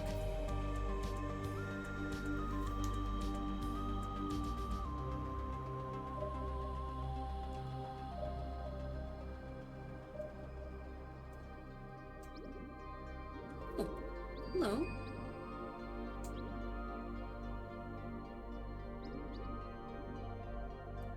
Burrow. Hey, you're all by yourself. I've always wondered about that. What's it like?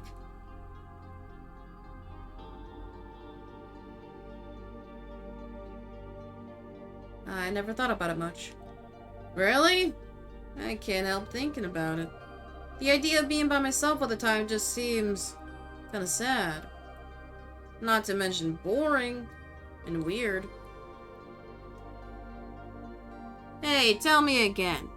What's it like being by yourself? It is a bit lonely. You should make some friends then. They can look out for you. Hey, I can be a friend. I can't go with you though. Gotta stay here. I enjoy my solitude. You actually prefer it that way? Yeesh, I can't even imagine. No way, too weird.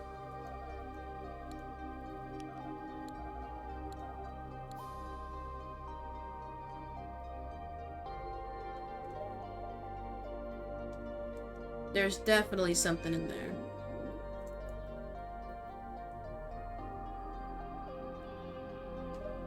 Oh. Wait, is this the OG? Yeah, that's the OG.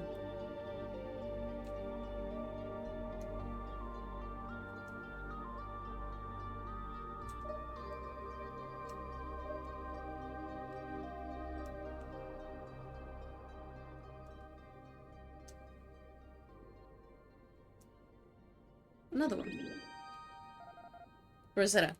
Ah, there it is! Listen! It's the sound of olives saving in the water, singing in perfect unison. Your melody is the same as ever, yet it's different now that it's combined with ours. Isn't that something? Ah, it's you again. Thank you for visiting. You harmonize well with us. Thank you.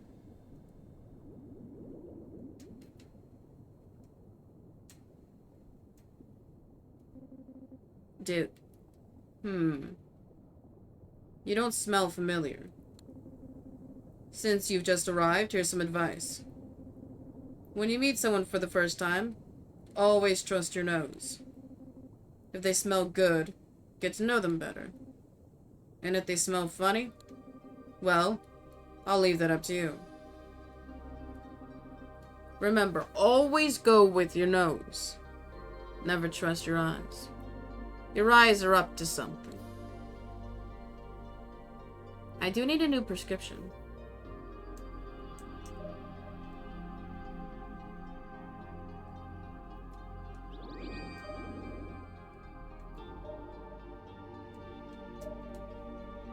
Oh, portal!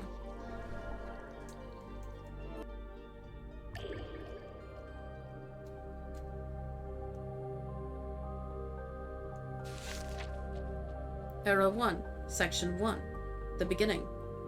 At dawn on the first day of the new world, I asked the creator about their plans. They tell me, I want my world to guarantee the safety of all mortals. It seems like a good place to start, but I wonder if they realize how difficult this will be.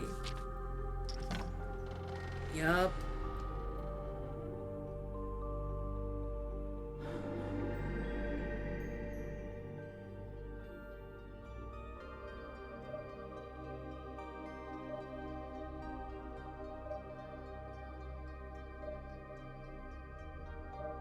That's total.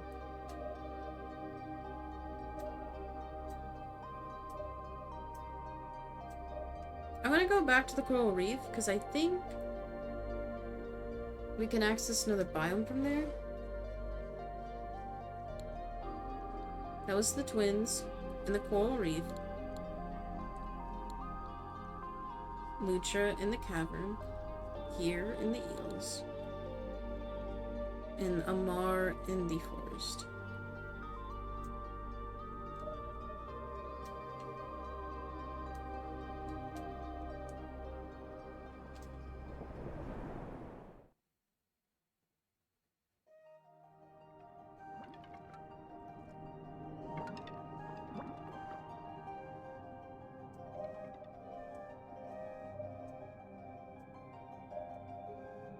Lost Cavern.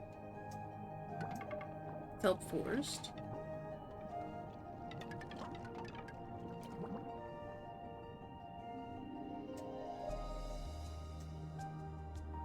Yay, you're here.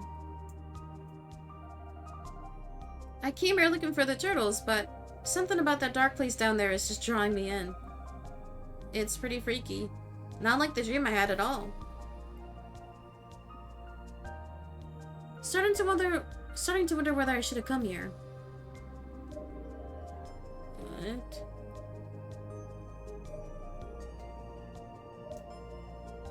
Are there only 3 biomes?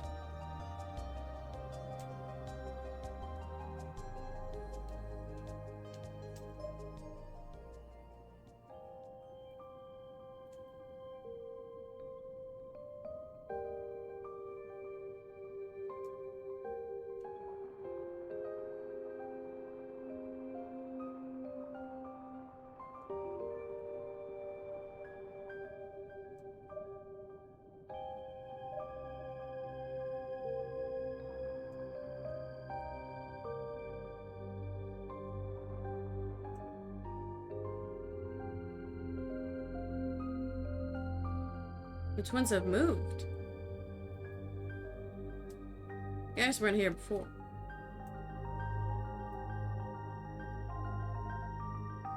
Oh, hey there. Did you need something?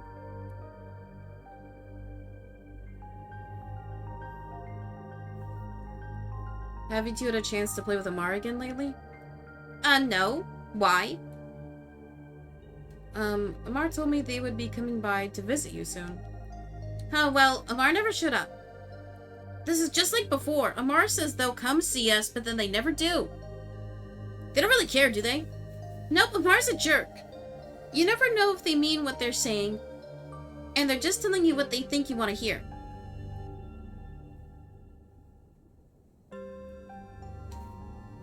That's not necessarily true. Let me go talk to Amar to see what their side of the story is. Yeah, but we've been trying for so long to get Amar to play with us like they used to. It doesn't work anymore. We've tried everything. But maybe there's something you could think of that we didn't? Well, good luck, new friend. I think you're gonna need it. I'll do my best. Want to talk about something else?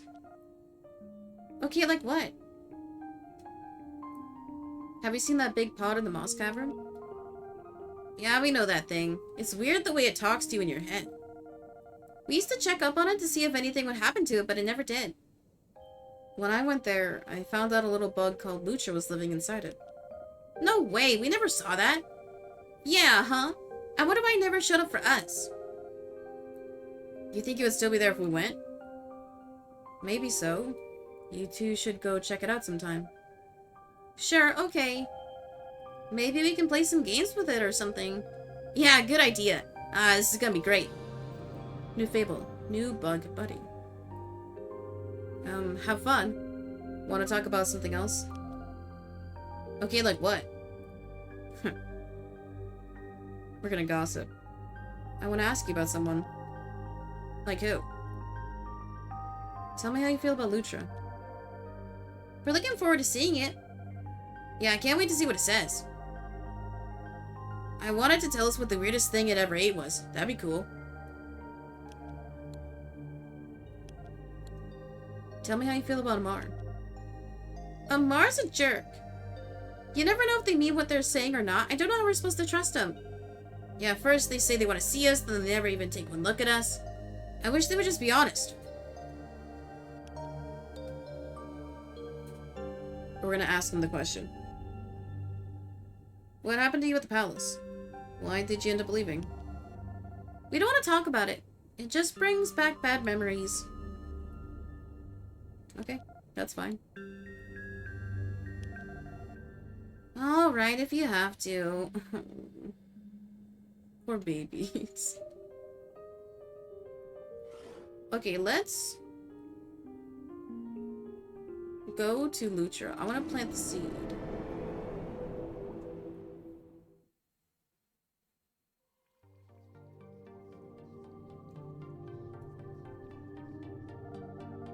Familiar one. Speak thoughts together again.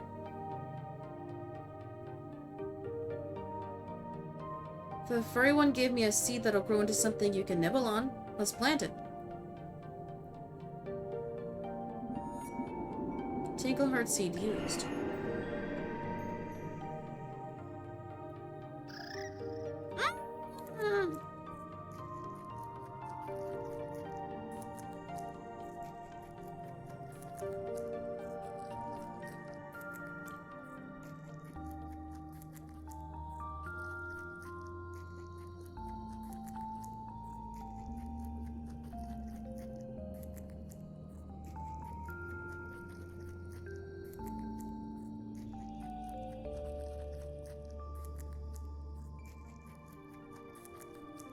I'm debating because, like, this is obviously talking about, like, gluttony. Or extracting resources. So you can say, go ahead, eat your fill. I don't think he's gonna eat the whole thing. If I say, hey, go easy, I'm, like, fat-shaming him. And then he's gonna starve himself. But if we're talking about, like, extracting resources, yes, don't kill the earth. Go ahead. Eat your fill. Plus, this was a gift. You didn't have it earlier anyway, so it's a gift. It's fine. No plant. Not fun. Better taste. More fullness. Much more. I'm glad you like it so much. How do you feel now?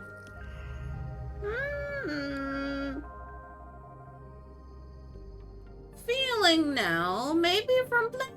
Strange feeling. Like growing. But on inside. If eating continues, change arrives. We gave him performance-enhancing drugs. That sounds exciting. Want to talk about something else in the meantime?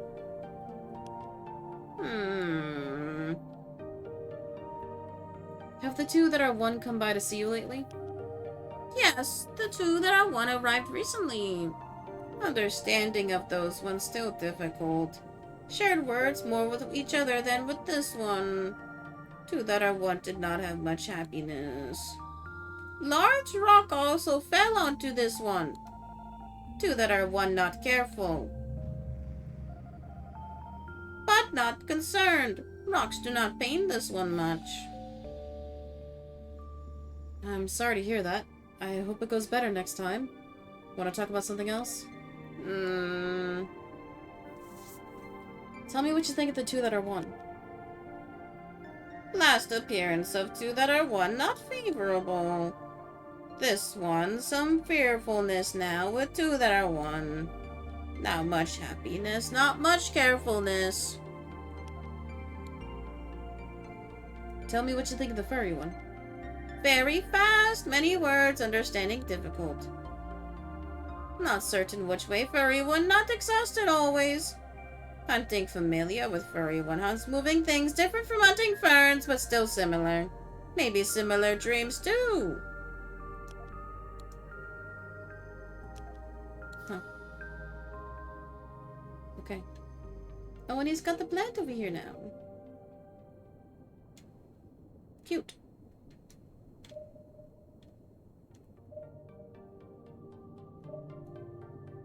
I wonder where the other creatures are. Because there's no more biomes. Let's follow with Amar, see why he's ghosting the twins. Amar. Oh, hi again. How's it going? I planted the Tangleheart seed and it sprouted right away. Lucha really seems to like it. Wow, that's surprising. I didn't expect it to grow so fast. Glad to hear Lucha's enjoying it. Everything's going well so far, huh? Yeah.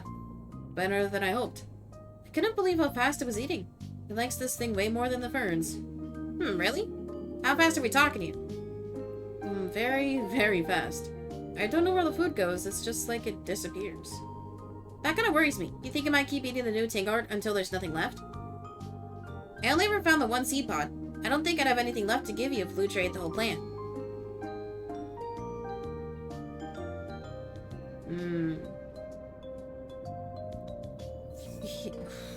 Okay. This is obviously talking about extracting resources. If it was your last seed, why'd you give it away?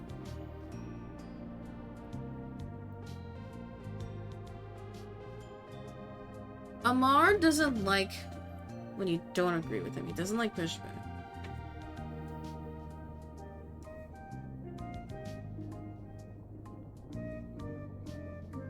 And if we say, oh yeah, there's more in the ocean, objectively, yeah, that is true. But Amar's gonna be like, well, I like my forest. I don't want to leave. I think we need to kind of yes man Amar here. Now that you put it that way, I guess I'm a bit worried too. What should we do? Be sure telling it how to save some of its food for later. Maybe I could talk to it, see if I can explain why it needs to go easy in the new Tangleheart. You think that might help?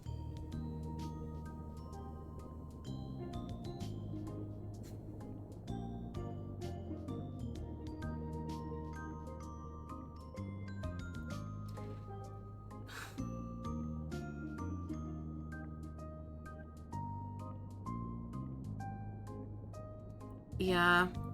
Let's agree with Amar here. Yeah, that's worth a shot. Let's see if we can slow down its feeding frenzy a bit. Glad you agree. It's a good idea, friend. I'll pay Lucha a visit as soon as I get a chance. I think we can work this out. Thanks, Amar. Want to talk about something else? Sure thing.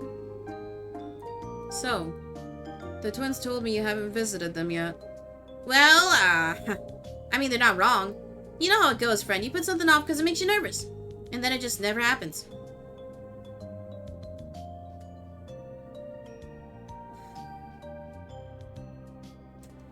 No, you gotta be kind to him, or if you call him out directly, he's gonna freak out. I know what you mean, but the twins are counting you... But the twins are counting on you to be there, right? Oh, well, see, the thing is... Oh, fine. I guess you're right. Again. Now that they know it's not cool to just leave him hanging like this. Okay, I'll let him going. For real this time, I promise. Good. You better. Want to talk about something else? Tell me more about the kelp forest. Like I said, the kelp forest is the first thing I can remember, and I can't say enough good things about it. So much great food.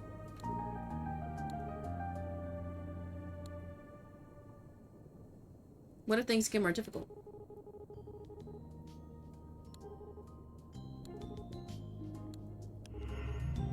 Oops, I misclicked.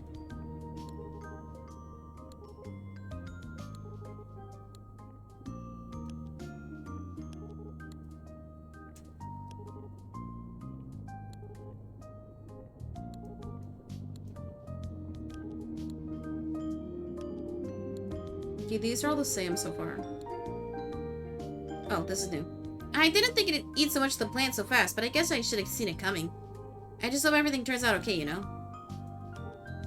Okay. Okay. Twin time.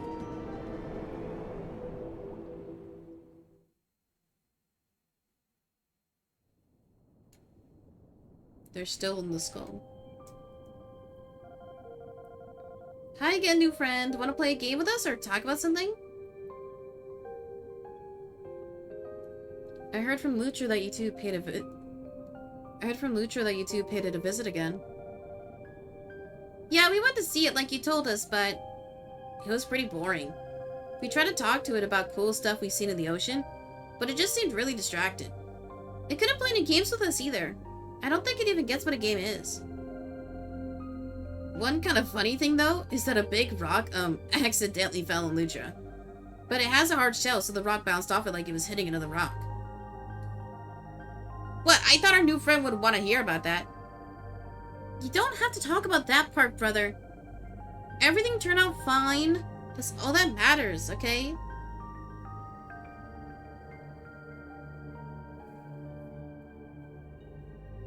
You have to call them out on that bad behavior. They're kids. You have to. Hold on a second. Did that rock really fall by accident? Oh, well, yeah. The way it happened was... we did it on purpose. We thought it would be cool to see Lucha's shell get hit by something. You know?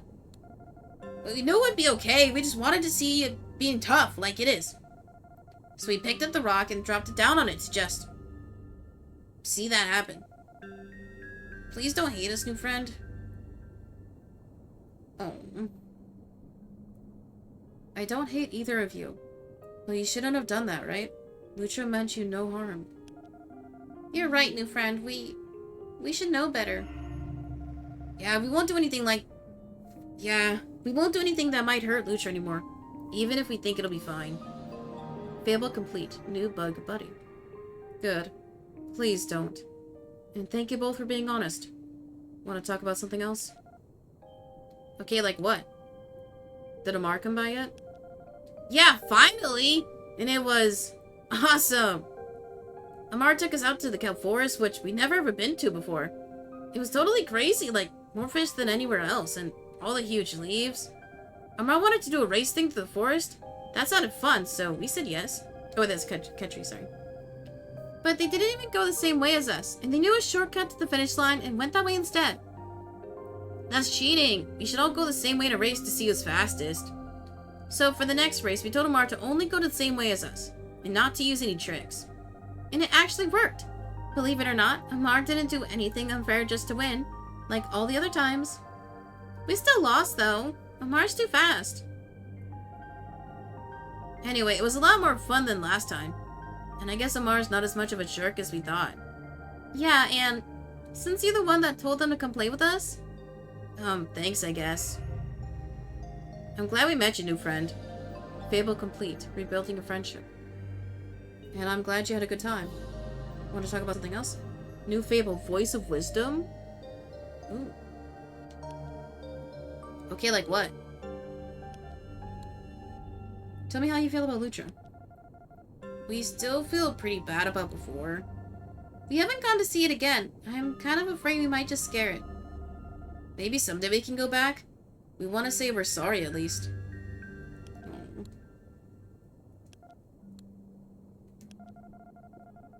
We love playing with Amar, especially when they're not being a cheater. Yeah, now that they actually follow the rules, games are way more fun. Yep, it really did work. I kind of want to win for once, though. Yeah, maybe someday. We're teaching them to be kind and communicative.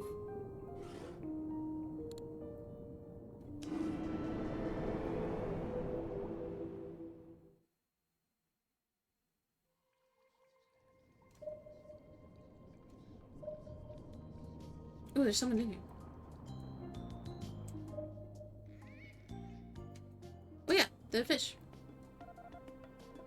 This place, it's even better than I hoped. So many colors, sounds, interesting folks. It's a feast for the senses, you know? Still loving the endless party. Thanks for telling me about it, friend. Of course.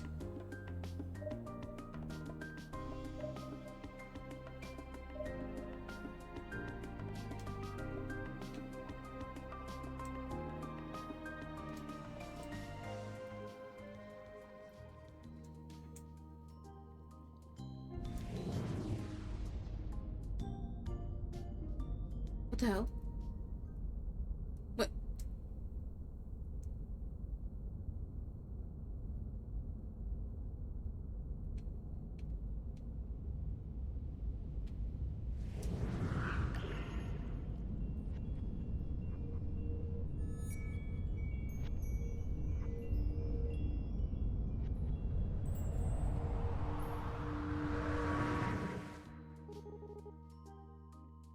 Whoa, you still with me, friend?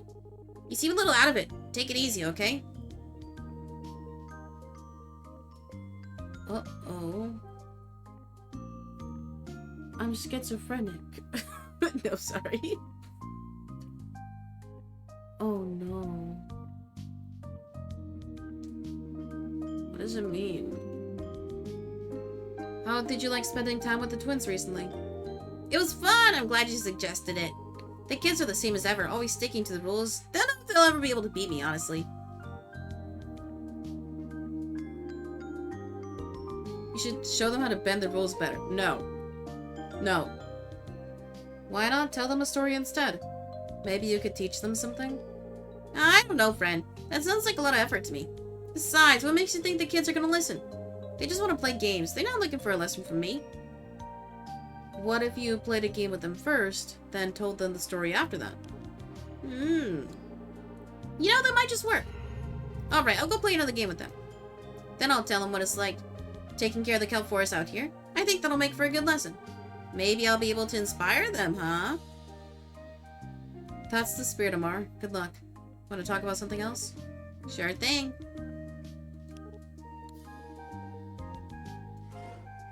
Okay, we're gonna go talk to Lutra. I had a vision.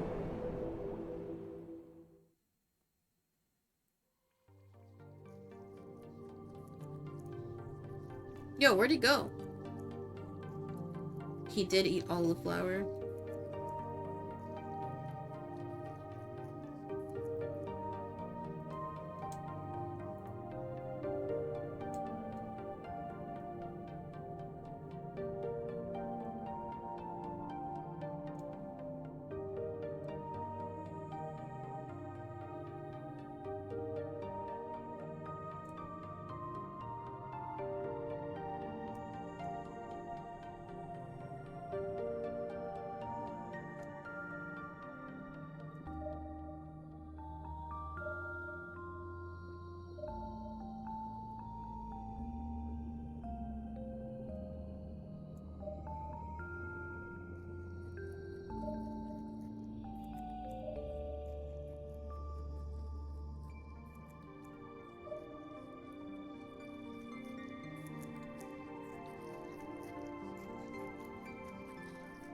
Hey, buddy.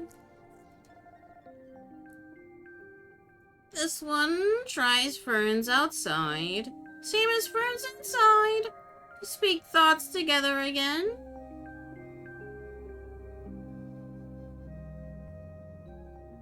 Has the furry one come to visit you again lately? Yes, furry one arrived just before. Furry one's words were of futures. First future, this one eats plant with better taste fast. Gains much energy.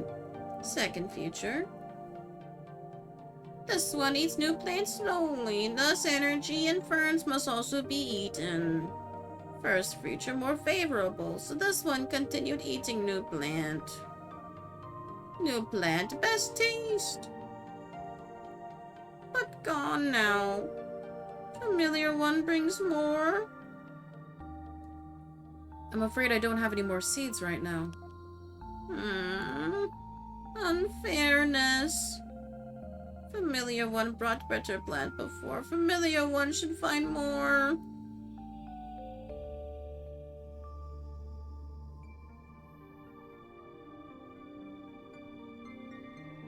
See, I saw it as enjoy the gift you were given.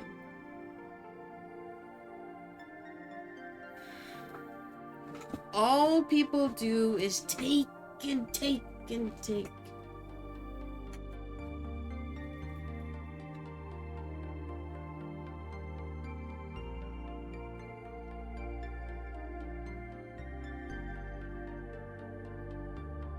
I think I just have to say I can't. I can't. Because if we say why did you eat the whole thing, I told him he could eat the whole thing.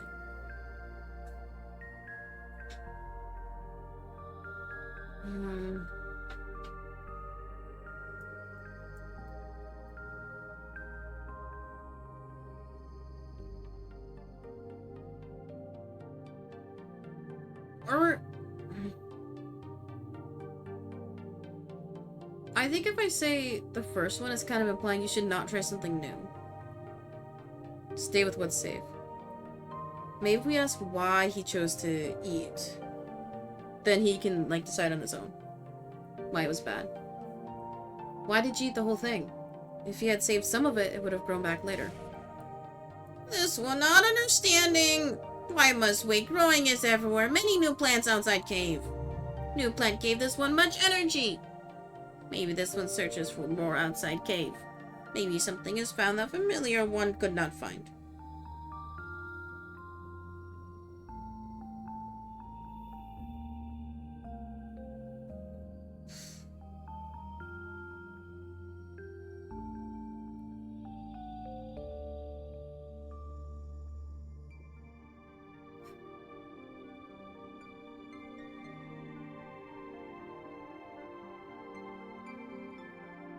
I'm the most cautious with Lutra because they have yet to engage genuinely with nobody else before.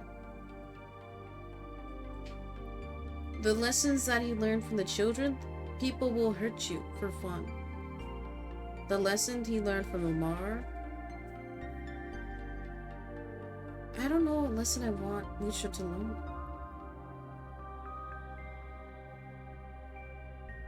Because I wanted it to be like, oh, appreciate what you're given. Enjoy things, not... Because, okay, Lutra is being like, oh, I could just leave now and find out on my own.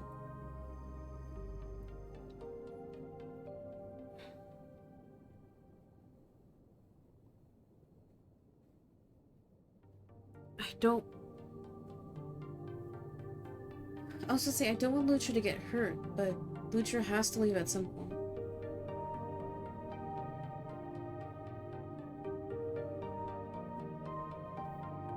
Because if I say I don't think you're ready, Lutra's gonna hate that. And then he's gonna leave out of spite. So I think we need to make this be Lutra's choice. I think if you're ready, give it a try. Just be careful.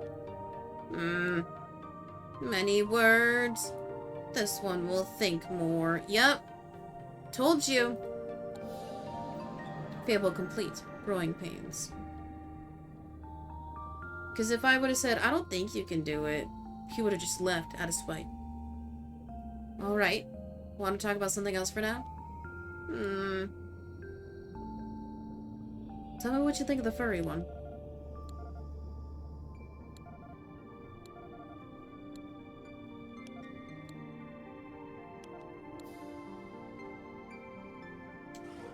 Okay. I'm gonna wait to talk to Elil.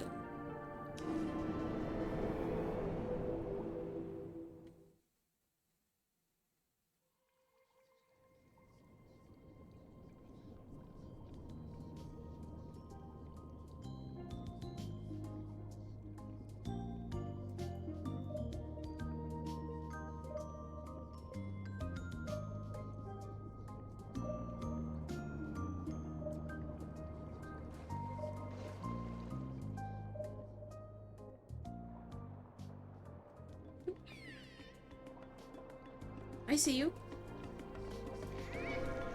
Oh, come on. Let me in. Yeah. Thank you.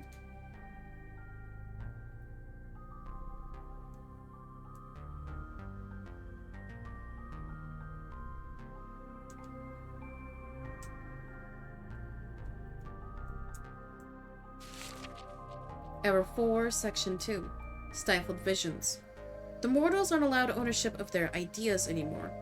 Any new inventions and processes are to be developed by the creator and their closest associates only. I know people who wish to fight this, but they're too scared. The consequences will be too severe. I can't blame them. We gotta teach Amar to not be too close-minded.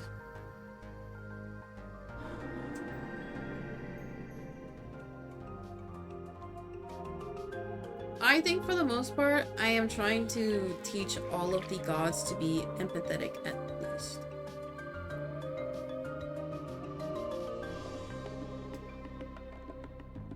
Oh, hey there, friend, over here.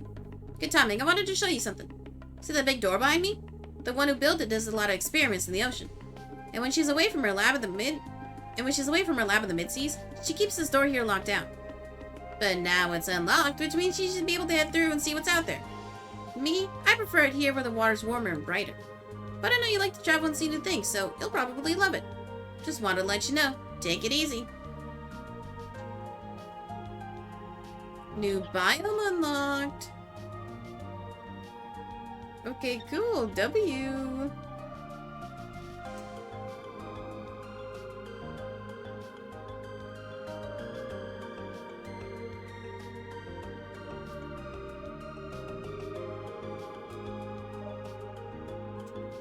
To the mid-seas.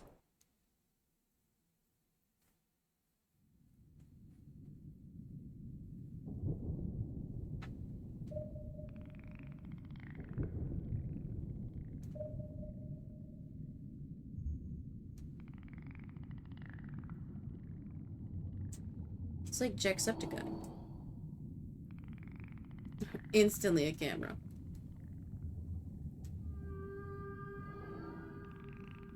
Or it's a light. You never know.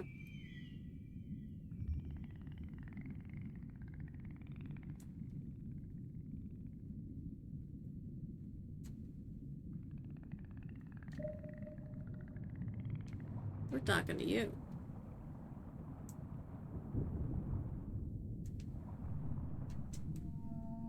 Cobalt. I do not remember you yet. You have been here before. Somewhere within you. You already know this. What are you talking about? Loudspeaker. Hello out there. Yes, you, I can see you. If you'd like to talk, please address the loudspeaker near the main entrance. You remember me. You're not supposed to remember me. These waters know you. And you know them too.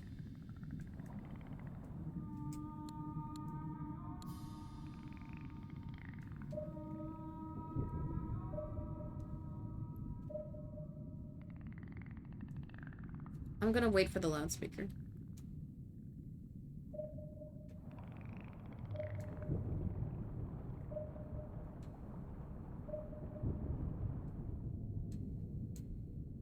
Oh, speaker there.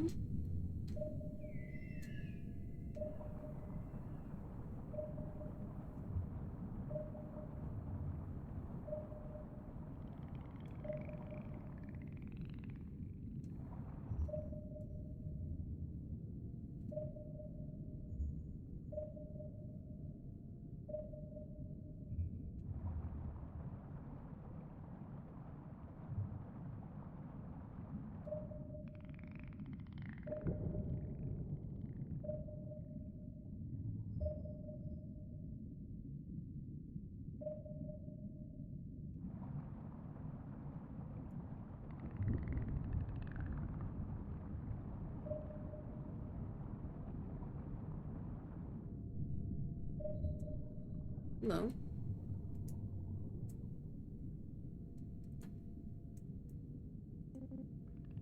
Citron. Oh, hello. How are Can I help you? I just wanted to say hi. Well, thank you. See, I'm not used to anybody talking to me. Areas tend to clear out whenever I'm around. Everyone gets nervous. But all I'm doing is exploring. I'm just curious.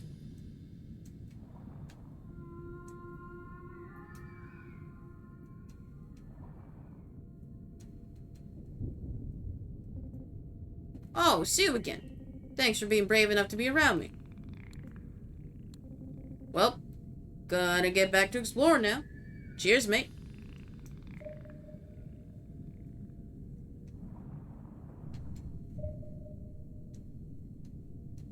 Oh, I can't talk to you.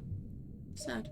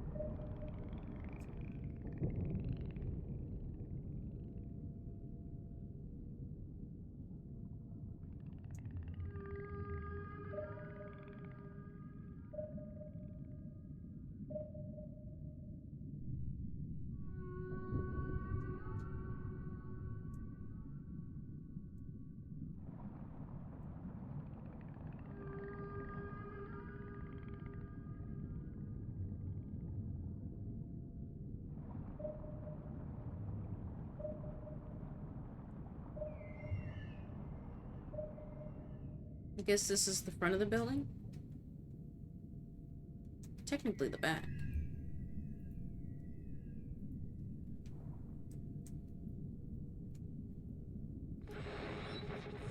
Now then, any particular reason you're loitering outside my lab?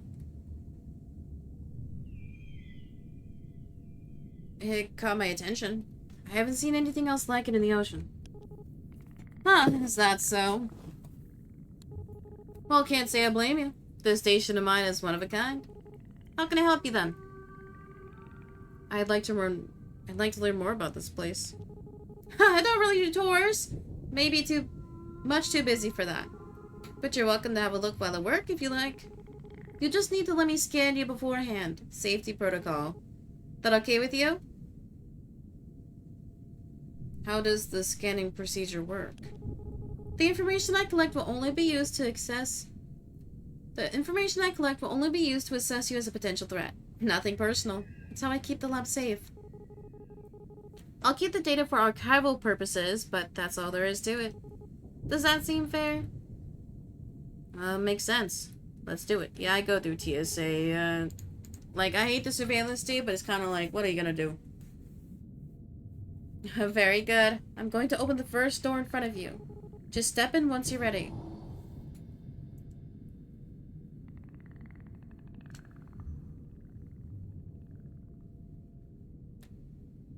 Manta rays? I can't talk to him, sadly.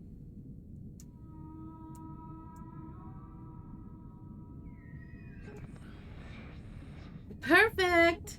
Now stay right there. You won't be able to move during the procedure, but don't worry, it only takes a few seconds. I'm not moving. Meow. Meow.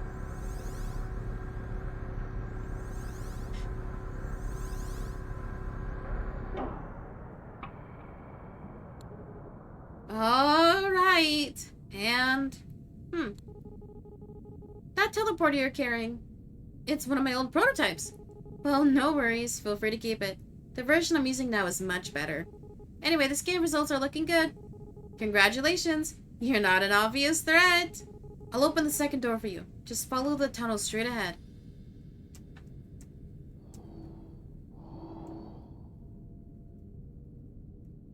Oh, I'm trapped in here.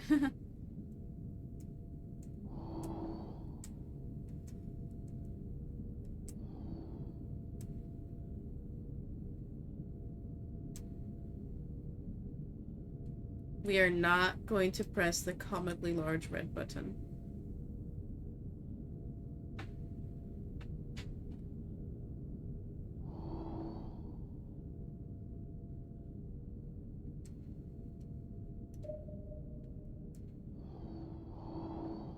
Oh.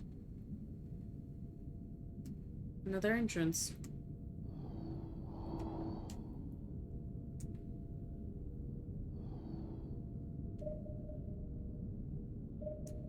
Right up ahead.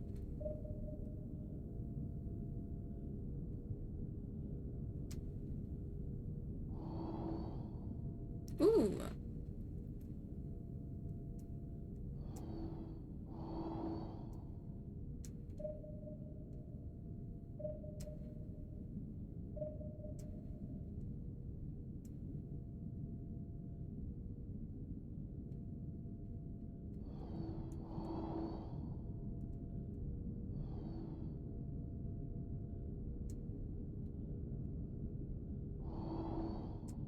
Oh. Maybe I do have to press the comically large red button. Nope.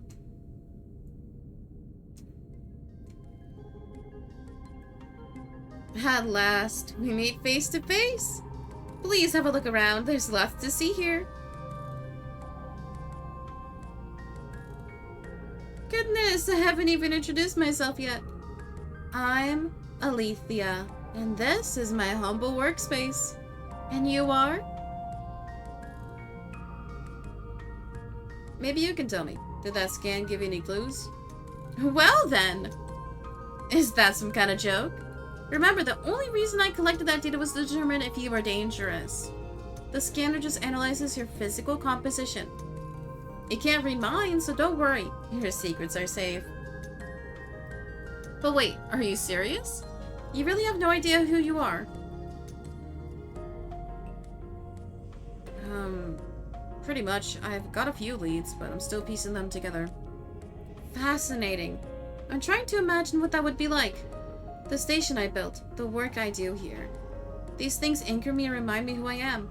Without them, I'm not sure what I'd do. Anyway, I'm glad you've made some progress. You said you wanted to know more about the lab, correct? Might I ask why you're interested?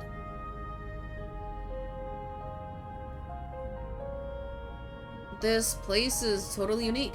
I wanted to know more about who made it. Well, I certainly appreciate that. As it happens, I've been trying to unravel the mysteries of our world for a long time. That's why I built the station. It's a home base where I can conduct my studies. I'm doing some research now that might interest you, in fact. Feel free to ask me about anything.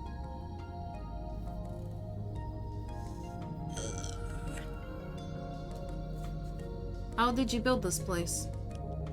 Believe me, it's been an arduous process. The final result's impressive though, isn't it? It even impresses me sometimes. But the station wasn't always as it is now. It's in a constant, never-ending state of refinement. And the most important tool of all is my fabricator. You may have seen it already. It's in the Subnautica games. It's the golden structure built on the rocks above the water surface. It's what allows me to manufacture my creations with such precision, including the lab itself. How does the fabricator work? It can't just make something from nothing, right? You're on the right track. Here's how it works. The fabricator requires source materials. When I'm on expeditions in the ocean, I'm always looking for new things to feed it. Organics, rocks, metals. It can break down just about anything and reconstruct it. I also provide it with schematics so it knows how to build what I have in mind. Then I just fit the parts together and make sure they all work as intended. Sometimes they don't. No catastrophic failures yet, though, thankfully. That's incredible. I've never heard of anything like it. Why, thank you! Shall we discuss something else then? So I feel like she'll like to yap, but she likes being glazed.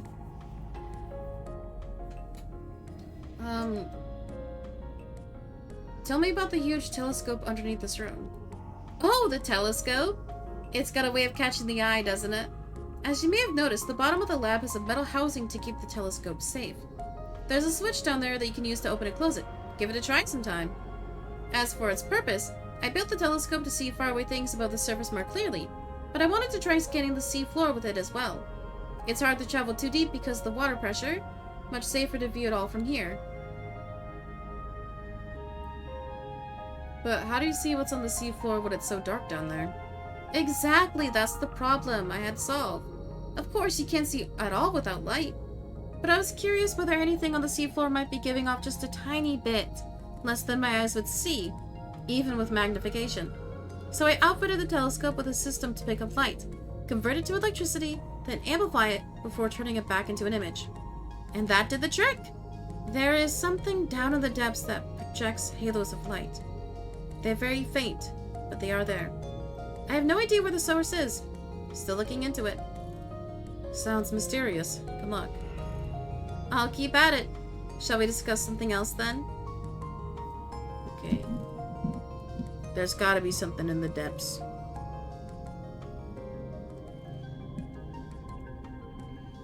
My sister's texting me.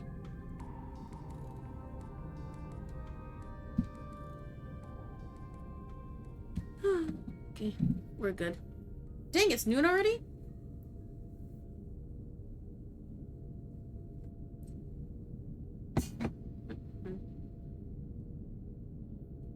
My hair is bothering me. I kind of want to put it up. I don't have a black scrunchie though. I broke it like a year ago. I'll leave it down for now until like I hate it. Okay. Tell me about the glowing sheet floating above the station. Oh, yes! That is my solar sail. Have you wondered what provides this station with power? The answer is the sun. The sail is made of a flexible material covered in solar cells. The top of the sail has a negative charge, while the bottom has a positive charge.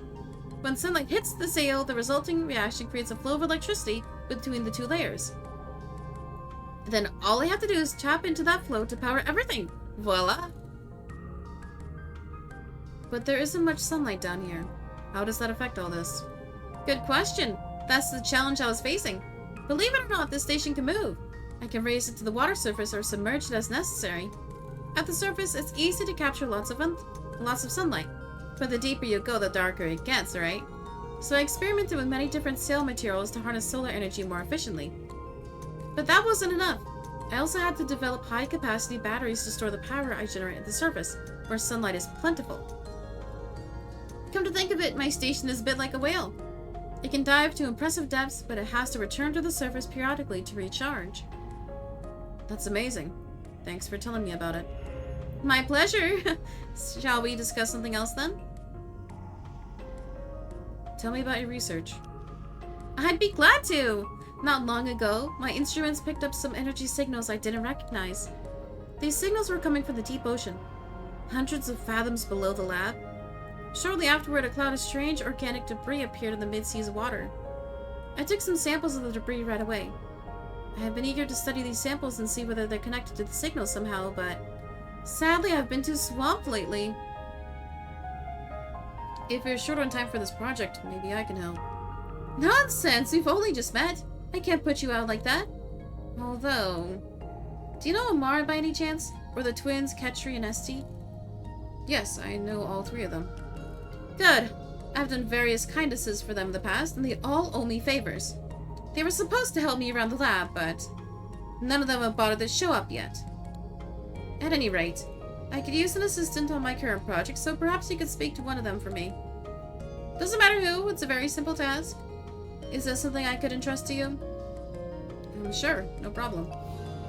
Excellent, very much appreciated. No fable, lab work. Once you're able to convince someone, send them directly here. They'll know where to find me. Have you seen the big pod in the moss cavern? Yes, I've seen the strange pod. It's a fascinating thing. It even seems alive, doesn't it? I'd like to examine it further, but I've been reluctant to disturb it. I found out that there's a little bug called Lucha that's living inside it. Really? That sounds remarkable. Would you say it seems safe to go there now? Could I take a few samples in that area? Can I take a few samples in that area of the caves without worrying? Lutra seems totally harmless to me. You'll be fine. Excellent! I'm going to make a few preparations and then I'll be off. Thanks for the information. New fable, study opportunity. I have to go now, but I'll see you around. We'll talk later then. Farewell.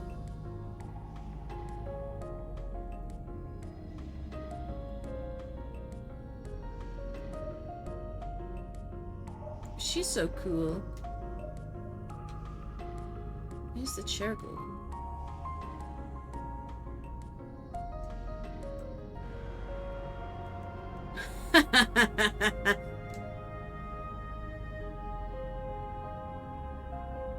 Wait, she's gone. Oh, she's there. Sorry. I'll leave now.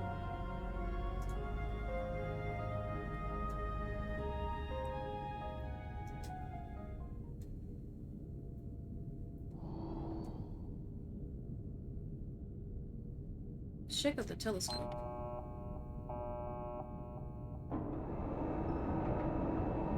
Whoa.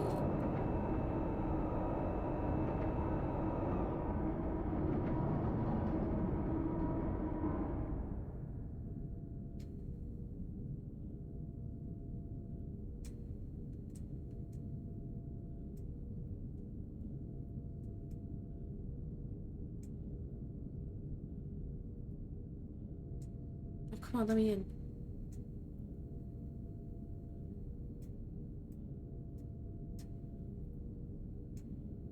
Bro, can I really not look at the comically large telescope?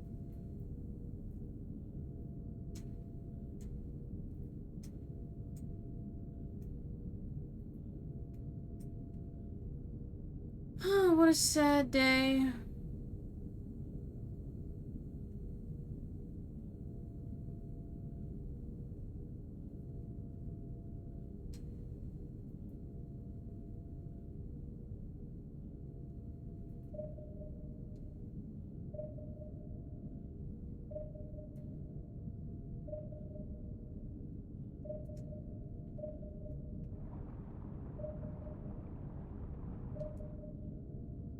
Something new over here.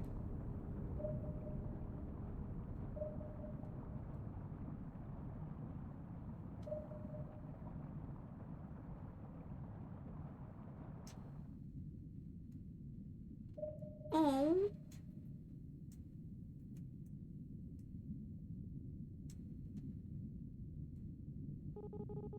Well, I do a lot of my best thinking out here, far away from everyone else. It's fun. Go ahead, let your mind wander. Have any good thoughts yet? I think I've had a few. Just gotta remember what they were.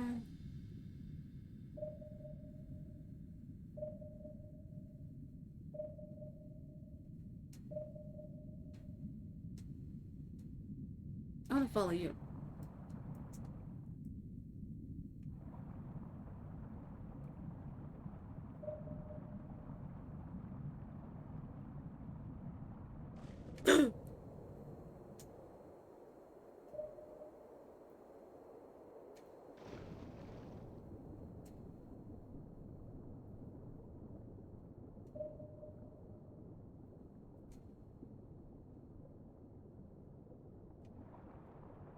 I kinda wanna go to the depths.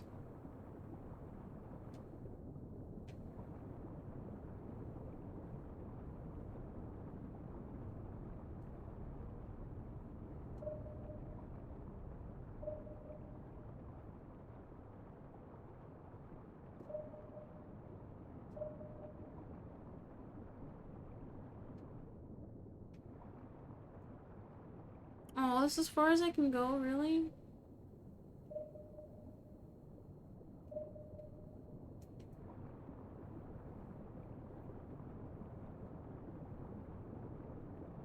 Dang. How you've tempted me. Okay, well, we gotta give a mission to either Amar or the twins.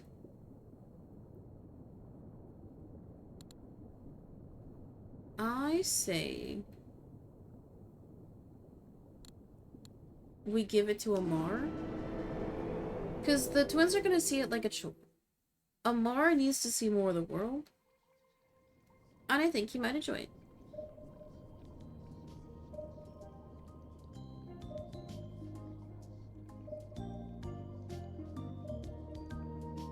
Oh, he's swimming around.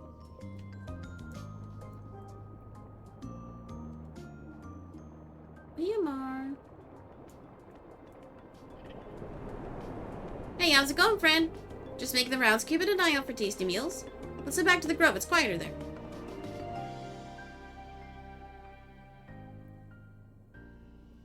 You said you know Alethea, right? She's looking for some help around the lab. Oh, yeah. Yeah, of course. She's always super busy. Doesn't surprise me she'd be looking for volunteers. I was thinking you'd be a good candidate to help her out. Oh, me? Oh, seriously? What does she need help with anyway? She wants you to help her analyze some samples of the materials she found. Oh, that's not really my specialty, friend. What about you? You're probably better with this stuff than me. I don't know the first thing about all those crazy gadgets of hers. Wouldn't it be fun to learn about the lab? I'm sure Alethea will show you the ropes. Well, to be honest, Alethea's lab is not my kind of place. The water's so dark and cold out there, and I don't like being near all that weird shiny stuff.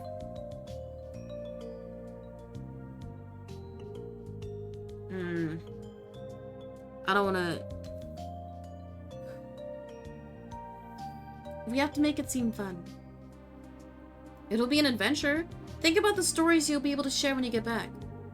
You have a point there, friend. There's a major lack of good stories about the Midseas around here for whatever reason. And, well, I'm just now remembering I owe Alethea a couple favors anyway. Alright, you got me.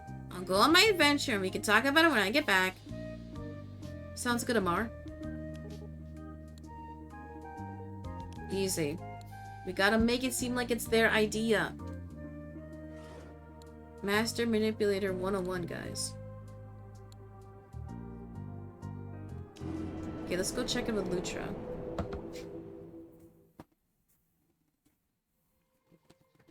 Oh! Alethea's here.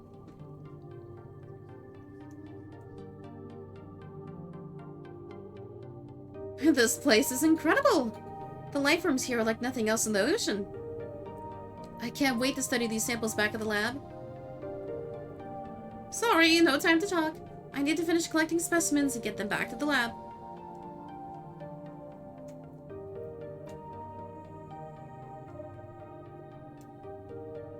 Oh, he's in his home. Poor baby. Hey, what's wrong?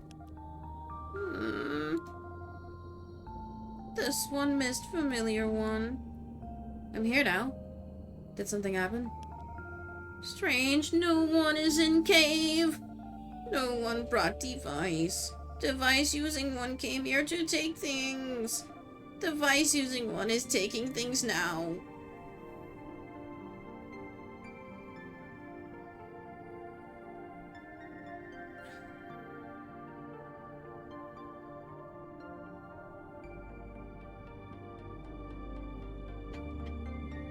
If we pick option 1, that's like reinforcing trust in me and his allies. Option 2, he will not understand that. I'm gonna pick option 1. The device using one is a friend of mine. She's not here to hurt anyone. Familiar one? Trust device using one? Yes, I do. This one lacks familiar one certainty. After taking things, device using one approached this one. Device using one used strange machine. This one could not move. Oh.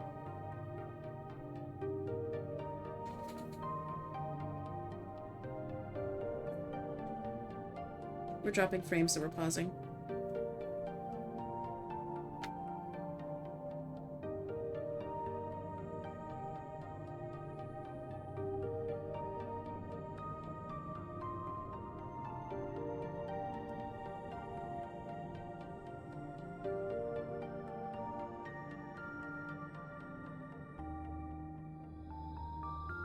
Device using one used strange machine. This one could not move.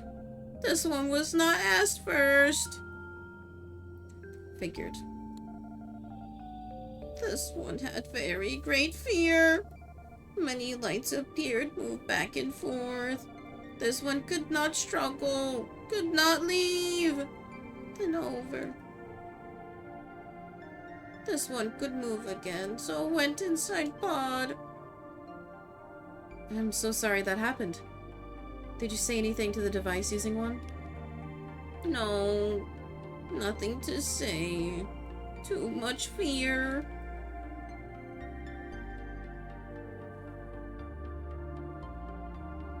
Dude, option 1 is like rape apology. Like, like no.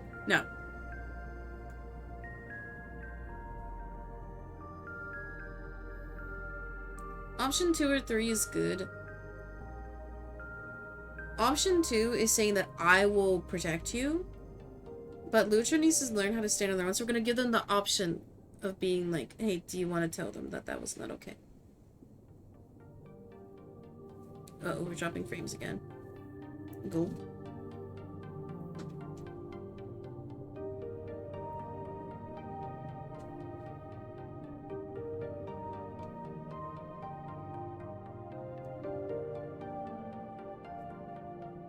I'm putting my hair up. I can't anymore. I can't.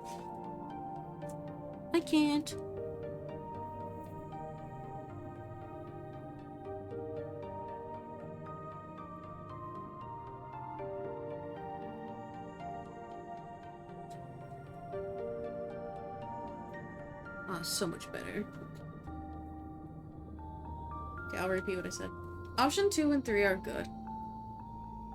Option 2 isn't ideal because it's saying that I will protect you, I will speak up for you. But Lucha needs to learn how to communicate on their own. So we're gonna give them the option of saying like, hey, do you want to talk to them first? I think you should tell the device using one how you feel. Would you be up for that? This one considers. Will this one have safety? Does certainty exist that device using one listens? Will device using one try harm me like two that are one?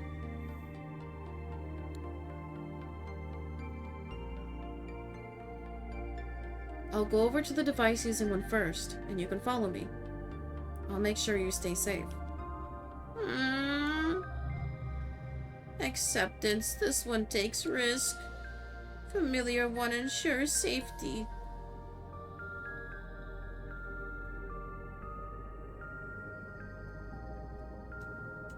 Yeah, you should have asked first, you jerk. Sorry, that was rude, but...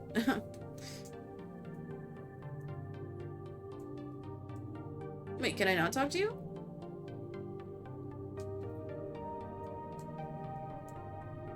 Oh, there. Oh, he's there.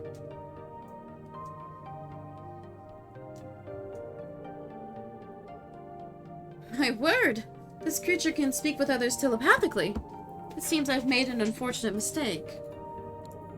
Scanning life forms, including animals, is standard procedure for me in new places. If they appear capable of speech, I always ask for their permission. But I had no indication that the larva could communicate. So I upset it greatly by scanning it without an explanation. I'm sorry this happened, my friend. That's alright. I'm glad you understand what went wrong. Indeed. And the larva told me you convinced it to speak with me. Thank you for that.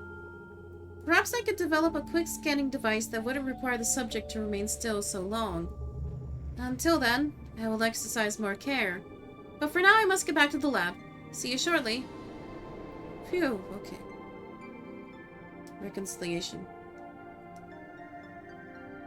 This one feels like device using one listened. Maybe understanding. Much relief.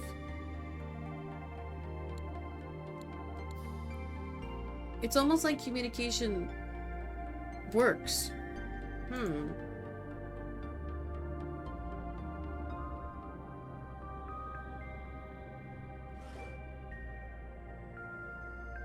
Let's talk to the twins.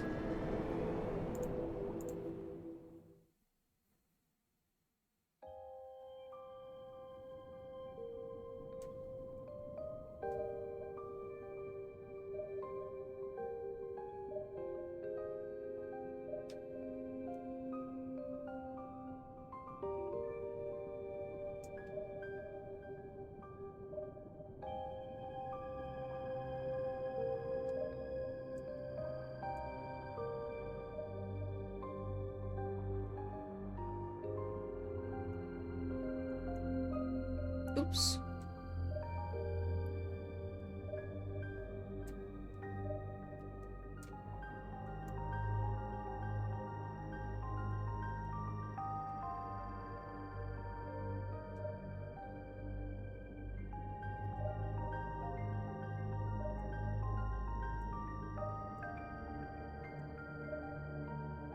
Oh, yeah.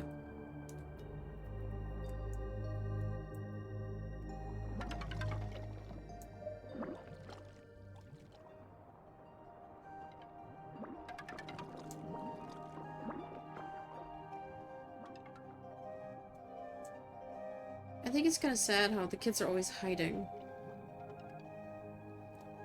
Oh, hey, new friend. This is one of our favorite hiding spots. Usually no one finds us here. Did you want to talk about something?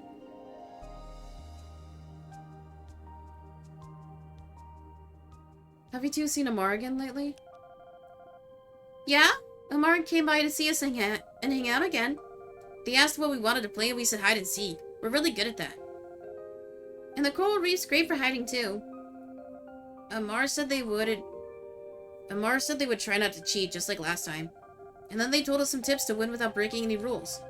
They had some really good ideas for hiding spots. I wonder how come they know so many. It was pretty fun. And we almost beat Amar. The only one warmer around than us. After hide and seek, they told us about how they help things in the forest. It was kind of boring. I think it was like they eat lots of things that eat the kelps of the forest. I don't remember the whole thing. Yeah, whatever. We listened to be nice, though. Sounds like fun. And you came so close to beating Amar. That's exciting. Thanks, new friend. We won't lose again. Yep, we've got Amar next time. I was paying close attention to their weaknesses.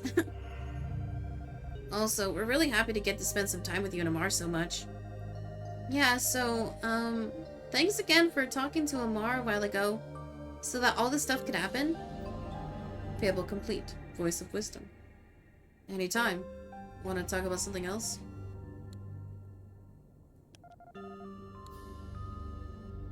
Oh!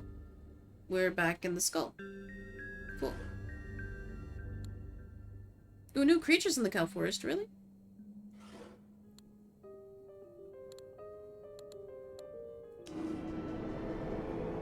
We shall go.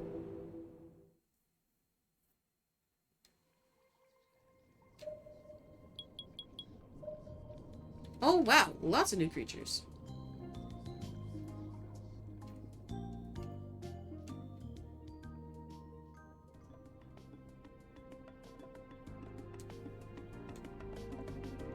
Dive. You gotta believe in yourself. That's a lesson I learned back in the day. But listen, don't forget to question yourself once in a while.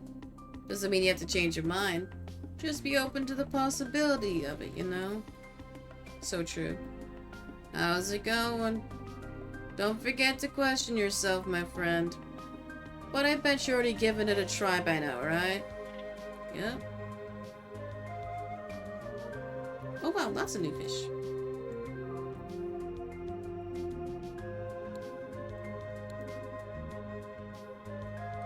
Glitter. I'm afraid our class is full at the moment, but we may have vacancies sometime in the future. Do take care. Glitter fan. Oh, teach us to be like you, Glitter! Okay.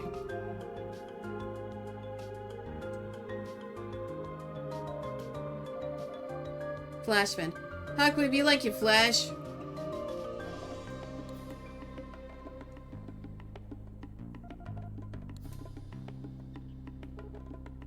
Hey, buddy. Good to see you. How you been? As you can see, I'm a bit busy. Just passing on some wisdom. We're full up right now, but maybe we'll have room for you later. We're not gonna cause animosity. We're not doing it. Hey, Mar.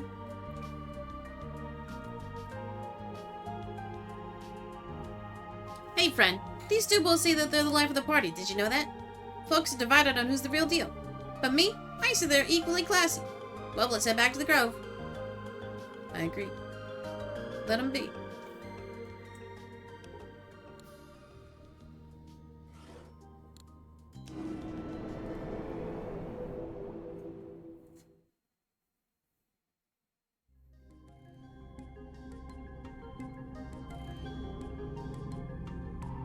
Oh, good to see you again.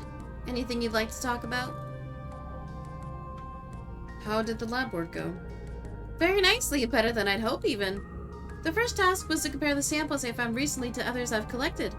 I needed my assistant to view them all under a microscope and note any differences. Amara was rather nervous at first, surprisingly. They asked to see some of my own sample notes so they know how it's done. After that, they did quite well. I've reviewed their comparisons and they seem consistent with my own findings. The second task was a bit trickier, but I felt Amara was up to it, with a bit of supervision. I needed the samples exposed to various external influences, such as heat, cold, and electricity. With careful notes taken on the results, of course. Amar was on high alert, still a bit nervous, but I could tell they wouldn't be missing anything. I haven't reviewed their notes from these tests yet, but I'm looking forward to it. Amar was a big help. Thanks for making this happen, my friend. No problem, Alethea. Glad to hear things went smoothly. Indeed. Shall we talk about something else? Have you examined your samples for the Moss Cavern yet? Yes, I've looked at them closely, and I must say, the results have changed many of my basic assumptions about the ocean. But first, let me thank you for helping me understand Lutra better. I'll be thinking differently about how to approach unfamiliar life forms in the future. Now then, would you like to hear about my findings? Yes please. Excellent, let's start with the basics. All those odd fern-like plants growing near Lutra's pods are very unusual. I can't stress that enough. The fern cells have more in common with the pod than anything else in the ocean. I suspect the pod somehow created the ferns, possibly via waterborne spores. That makes sense. There were ferns inside the pod too, but Lutra had to leave because they stopped growing. Yes, exactly. I did see the remains of many well-eaten ferns in the pod. So, if the pod, the ferns, and even Lutra have so little in common with other life in the ocean, my hypothesis is that they all came from somewhere else. Another planet perhaps, another world. I don't know how that's possible, but I can't think of a better explanation. So is Lutra like canonically God? In the sense of like an otherworldly being. That's why in the flashback we saw Lutra. In space. In the cosmos. Wow, I never considered that. Amazing, isn't it? I'm glazing. You're so smart, Alethea. But if you think that's crazy, wait until you hear what I discovered about Lutra itself. Shall I explain? Sure. Very good. I think you'll find this quite fascinating. As you know, Lutra is capable of telepathic communication. So far, this seems to be a one-way thing. It can speak to us, but it can't read our minds. However, the data I gathered suggests the parts of Lutra's brain that granted this power are underdeveloped. They're likely to grow substantially at some point, and who knows what it'll be capable of then. That's exciting. I agree. I'm excited to see what happens with this strange creature. Finally, here's the last tidbit, and it's a doozy. Within its body, Lutra has what we call imaginal cells. These cells will one day transform into new body parts as Lutra takes on a different form. In other words, Lutra is meant to undergo metamorphosis, which isn't too surprising. But it gets weirder. These imaginal cells of Lutra seem to be in a constant state of shifting and changing. I have no idea what to make of this. Maybe there are many different things it could turn into, depending on its environment. Your guess is as good as mine, Alethea. Better, probably.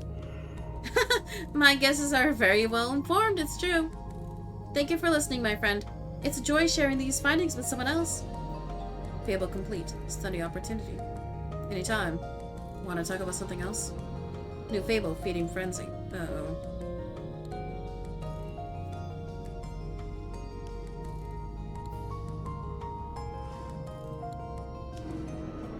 Gulp. Oh no.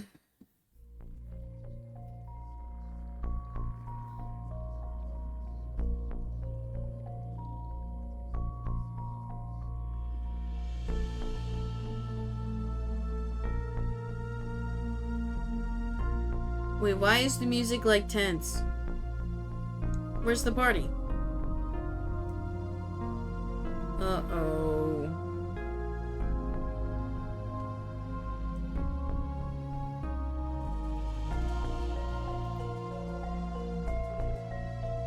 Hey, friend.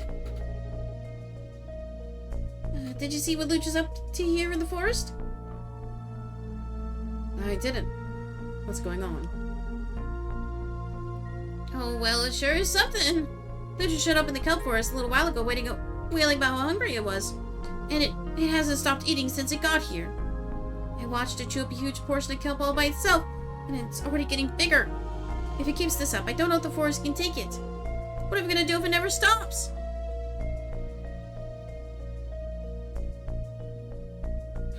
Calm down is the worst thing to say in this situation.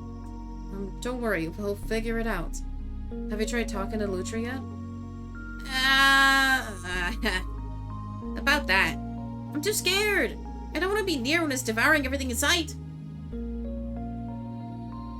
Pause. All Amar talks about is eating creatures. Killing and eating creatures. Amar is scared because it's acting like he does. It's silly, I know. But maybe you could go instead?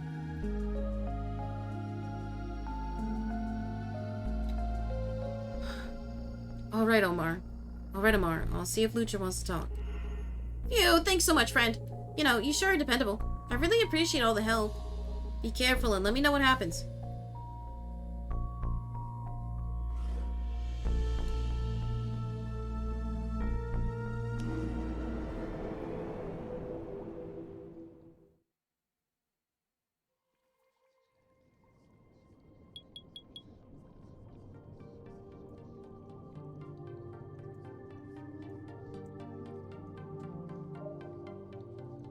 Now I'm thinking, even if I did tell Lucha to, like, slow down eating, I don't think Lucha would have listened.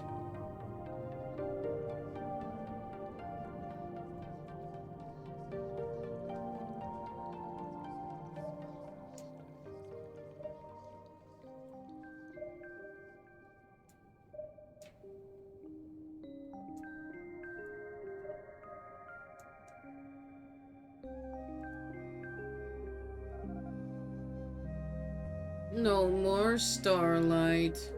Only dark night.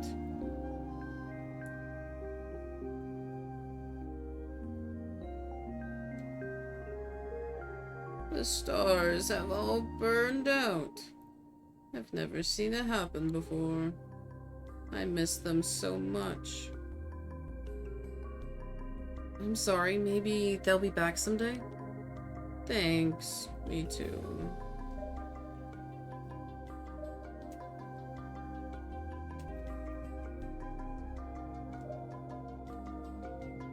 Mushroom, you were in the lab. Spark. There's dark places out there, but don't be afraid. Just keep moving forward. Sure, there might be monsters, but beautiful things can grow in the dark too. Don't worry about what's ahead. You'll find it when you get there. Thank you. That's very sweet.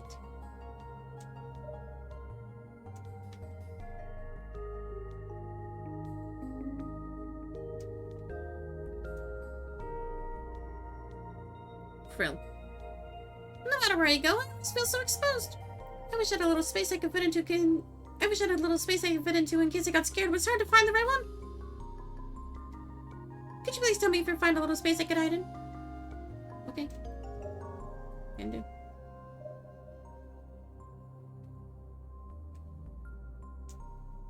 Whoa.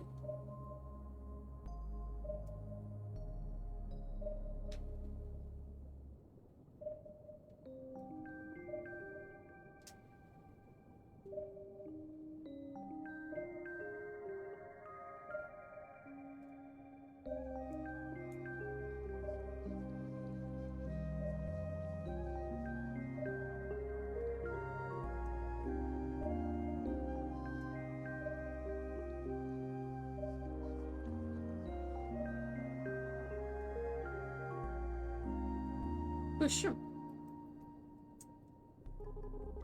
Snap. Someone there? Oh, sorry, I can't see it too well. Food's been so scarce lately. I need someone to help me catch some grub. I'm willing to share and borrow in exchange. If they want it, maybe you can find a good candidate for me, huh? Did you find anybody who can help me out yet? I haven't had a bite to eat in ages. No, we're not gonna feed you the little sardine. Oh, they got something new to say. We haven't been getting many visitors lately. Maybe we need prettier lights. Sanders been sad lately. I know he doesn't mean it, but I wish he'd lighten up. It's kind of infectious. Hey, I don't know if you knew Zubin, but not too long ago I suddenly realized he was gone. I miss him. He did a lot for us. Don't know if it's just me, but it seems like we're a little shorter now. Hoping it's my imagination. Really hoping. Oh my god, they are. Oh no. Oh my gosh. Proto. I know what you must be thinking. How comical. But it's not true. I'm not the murderer. I swear I didn't do it. Stop looking at me like that. I'm new roommate. I ship it.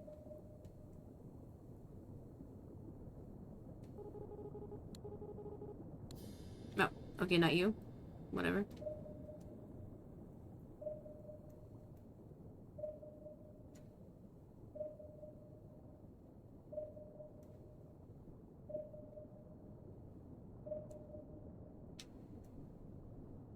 The rock. Still a rock. Nothing's changed there. Be on your way now. Okay, fine. Want to hear about something? I saw a big old scary slug come wandering through here. Never saw anything like it. And it went right past me, looking and sniffing all over. Definitely thought it was going to try to eat me. But my disguise worked. It left. Pretty great, huh? Alright, you never heard any of this from me, got it? Rocks don't tell stories. Now get lost, I don't want to be noticed.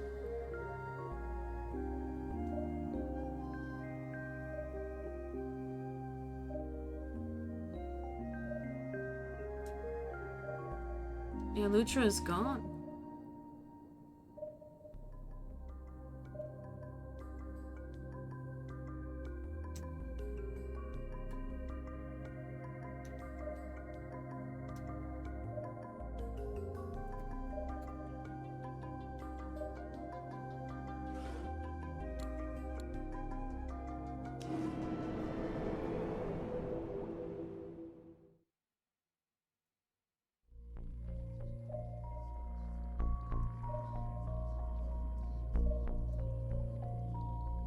Of course, Lutra's here. Lutra, honey.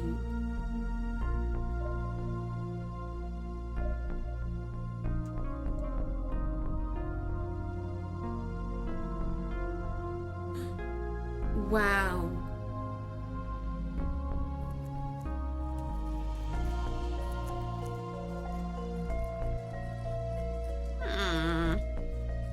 Lutra? Can you hear me? This one has greatest hunger. Eating must continue. How much do you think you'll need to eat, Lutra? This one cannot be certain. Changes arise very soon. Greatest hunger cannot be ignored. Alright, I see, but you'll have nothing left if you eat all the kelp in the forest. This one does not plan to eat all plants. Eating will continue only until greatest hunger is gone. Other creatures need the plants too, Lutra.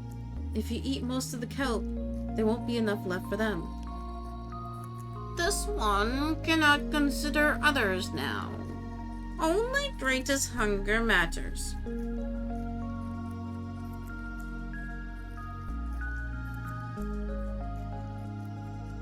But others are important, and you'll be lonely without them. We need others in order to survive.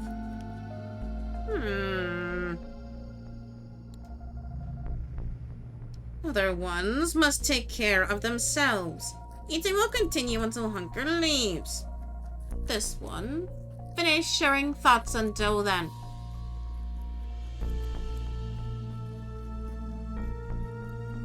Lutra.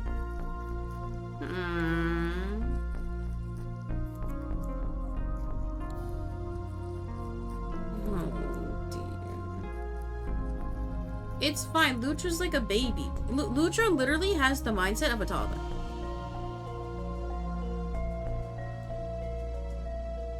Eat, poop, that's it. That's what Lutra is thinking right now.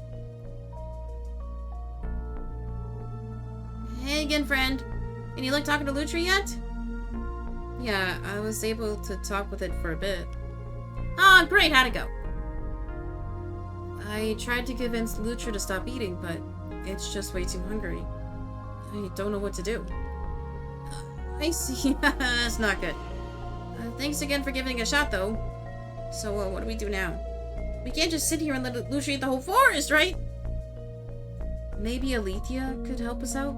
She studied Lutra in the past. Yeah, that's the thought. Well, I'll leave that up to you, friend. I think I got a better working relationship with her than me. But try to hurry, okay? I don't know how much longer the forest can hold out.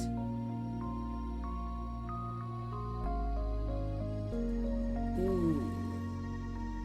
Amar did earlier say, I will talk to Lutra. I should talk to Lutra first, and then he'll talk to Lutra. So, let's call him out. Amar, could you try to talk to Lutra while I'm gone? Maybe try to distract it from eating any more kelp? Well, I don't really want to, friend. But if there's a chance I can help you protect the forest, I'll give it a shot. Even though it's scary. Thanks for the help, Amar. We'll get through this together. Yep. Figured. Because if Lutra sees the impact that they're having, it might change their mind. Oh, good to see you again. Anything you'd like to talk about? Alethea, the kelp forest is in trouble. I was wondering if I could get your help. Oh, what kind of trouble? Well, Lutra left the moss cavern for the forest to find more food, and it's eating huge amounts of kelp. I tried to get it to stop, but it's too hungry to listen. Goodness, that does sound like a potential crisis. Has Lutra also grown bigger, by any chance? Yes, Amar and I both noticed it was much larger than it used to be. Just as I thought. I bet it's getting ready to start its metamorphosis. My studies of Lutra suggested this would happen sooner or later. It's eating all this food to fuel the amazing transformation that will soon take place. Fascinating. But is there any way we can stop it from devouring the whole forest? Right. Certainly we don't want that to happen. Well, it seems to me that Lutra was meant to feed on something else once it was done with the ferns. Perhaps we could give it something more nutritious, so it wouldn't have to eat so much.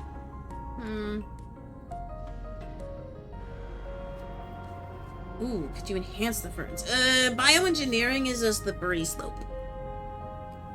So let's not think about that for now. Have you found anything in the ocean that might feed Lutra better? Well, come to think of it, I did once find a strange plant in the mid-seas with large edible fruits. These fruits were unusually nutrient-dense. The problem is, I'm not sure such a plant would contain the right nutrients for Lutra.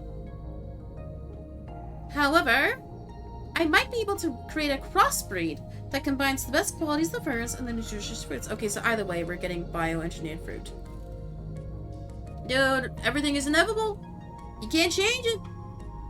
Ideally, a small number of these hybridized plants would sustain Lutra for the rest of his feeding frenzy. Great, let's do that. Unfortunately, I can't have these new plants ready immediately. I have machines that can speed up the growth process, but it's still going to take some time. If Lutra's still eating kelp out there, the forest might be in serious danger. I can only think of one way to guarantee the forest's safety. I knew this was coming. And that's to use the paralyzer component of my scanning device to prevent Lutra from moving until the plants are ready. After our discussion about the fear Lucha felt last time I did this, I'm reluctant to do it again. But I'm worried for the well-being of the forest otherwise. What do you think we should do?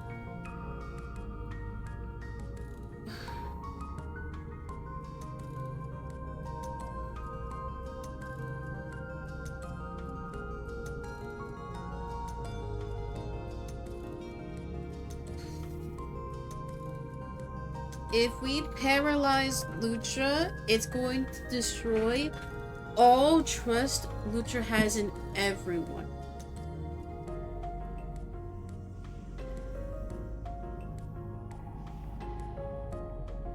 And if Lucha has the potential to evolve into a, like, ethereal being, I don't think it'd be good to piss off Lucha.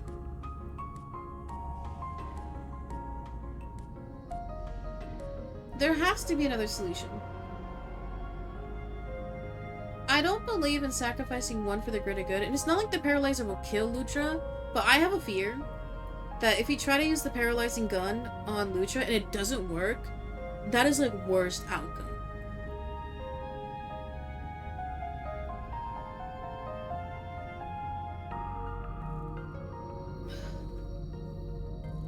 I think it's best to keep Lucha's trust. I'd rather you didn't use the paralyzer on Lucha, Lethea. I don't think it's worth it. But we're risking all of the kelp in the forest, and the beautiful ecosystem thriving there. Are you sure about this?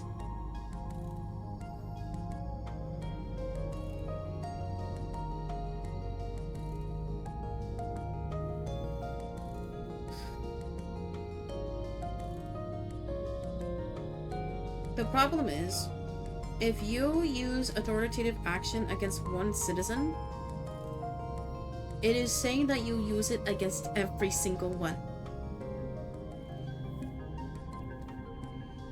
I'm committing to this.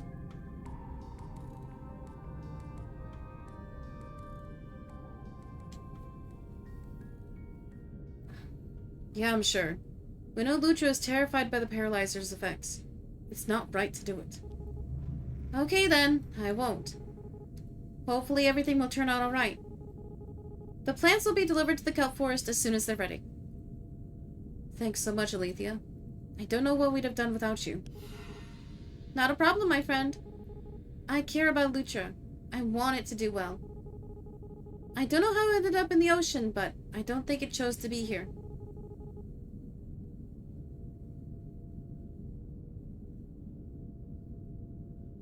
Wait, is Lucha an allusion to, like, immigration? Oh my god, because literally Lucha is eating up resources. Which is what, like, the right propagandizes that immigrants are using, like, government subsidies. Oh my god, okay, we did not do fascism. We're good.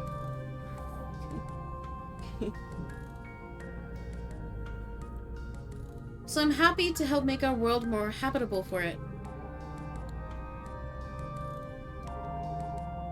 We'll talk later then. Farewell. Oh dear, oh dear, oh dear.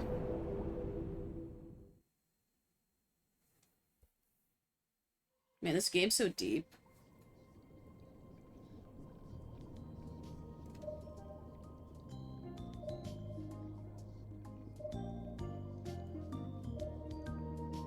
Wait, Lucha ain't here. Saved. Who's here, Shin? Yummy. Shade. This is my perfect spot, and everyone should have one. And if you have a perfect spot, why ever leave? I'm still here, of course. That's because it's my perfect spot. Do you have one yet?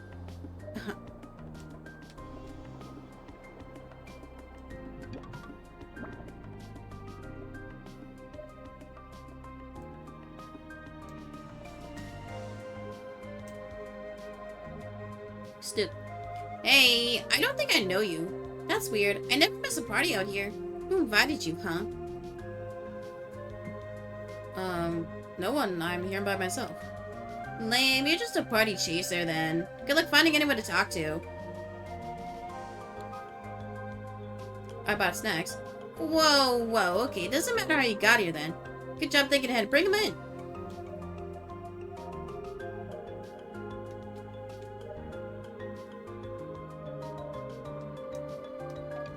Yo, he's spinning. I keep telling people the rule, but they won't listen. It's killing me. Everyone should follow the rule. It's good for them. Hey, you remember what it is, right? Always have fun. Darn right.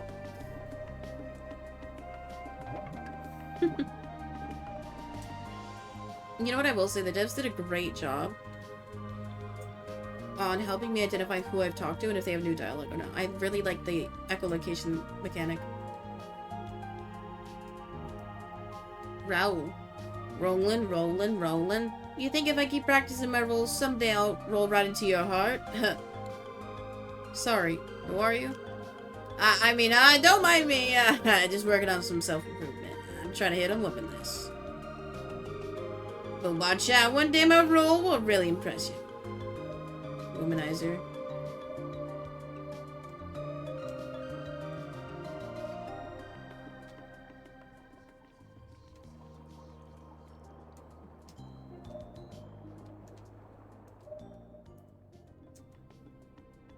Man. Hey, this place is what I was looking for back when I told you about it, but I feel like it's given me a new perspective on things. Thanks for telling me about it. Of course, man.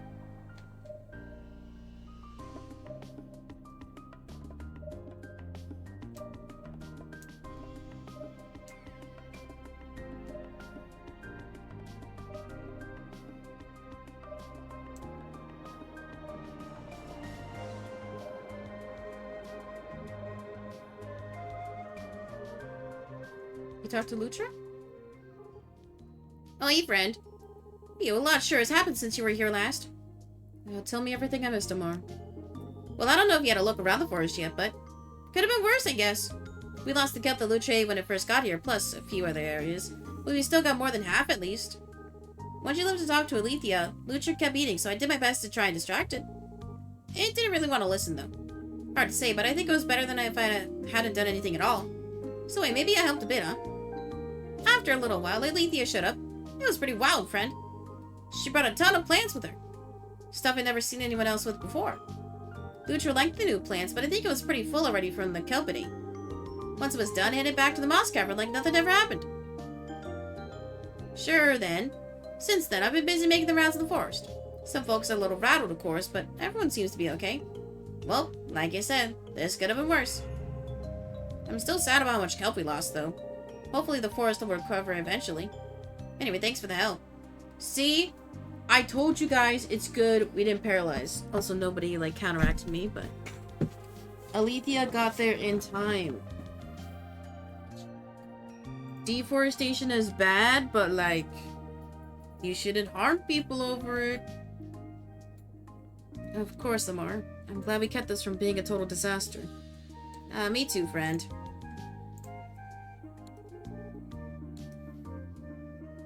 How did things go at Alethea's lab? Not bad, friend, not bad. Alethea did a good job making sure I didn't mess anything up.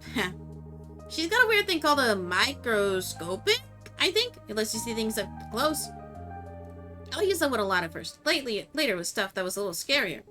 Boiling things, cold things, some of them were shooting out lightning bolts. Anyway, I still don't really understand what Alethea does out there, friend. But it was really exciting, and I was happy to help out. Great. I'm glad you had a good time. Yep, although, there was something else on my mind. I felt like you should hear. You know how Alethea wanted my help because she did me some favors before? Well, one reason I was a little reluctant was because of something I saw once. What did you see? Well... Wait, is Alethea doing illegal experiments? She did have a fish in a cage earlier. In an aquarium? Uh-oh. Oh, no. I was outside the lab and I saw Alethea with a fish. It might have been somewhere from the area. I don't know, sure. Alethea had some kind of device. Couldn't see it too well. Not that I would have known what it was anyway. She pointed it at the fish, and the fish just vanished. I haven't seen that fish anywhere since, ever again. It was a teleporter. It worries me, friend. I can't help wondering whether the fish was really on board with it. Whatever it was. That sounds pretty strange. Thanks for telling me. Be able to complete lab work. Sure thing, friend.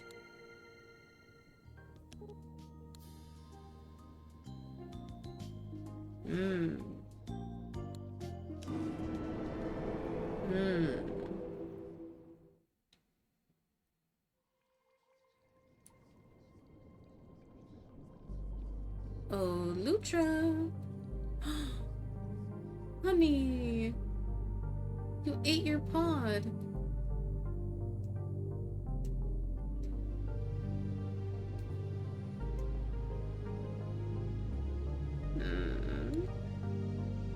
Lutra?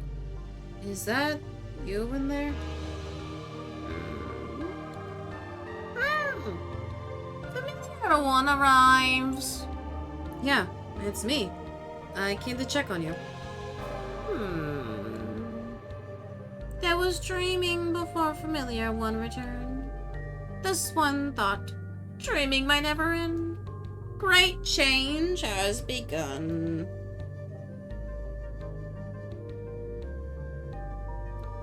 I can see that. You look pretty impressive. This one uncertain what familiar one means. All is dark now. Cannot see familiar one. Cannot see anything. This one has much fear. This one does not understand great change. What will happen to this one?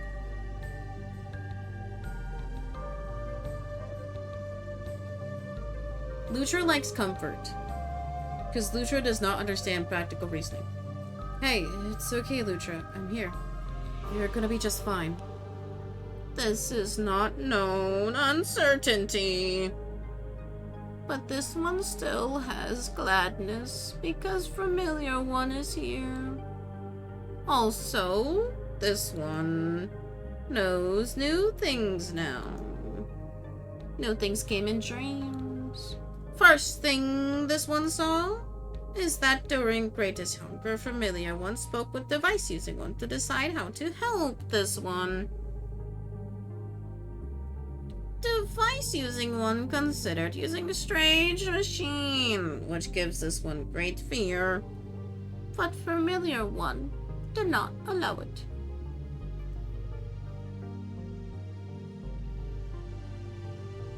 So Lutra can see visions or can read my mind. This one has much happiness about that.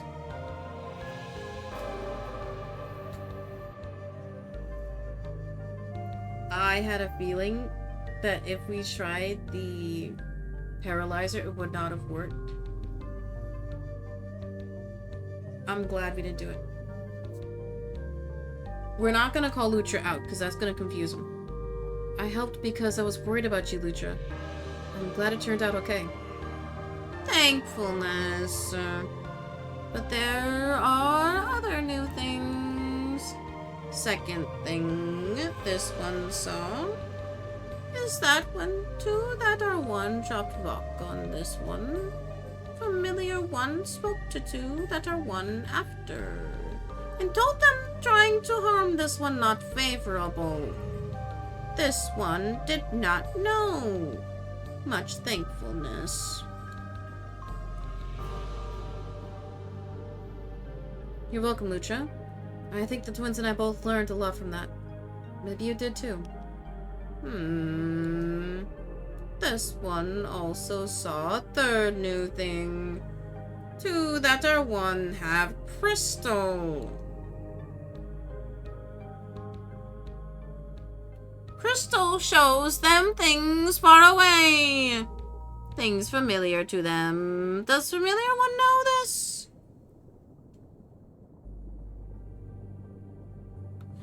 Oh!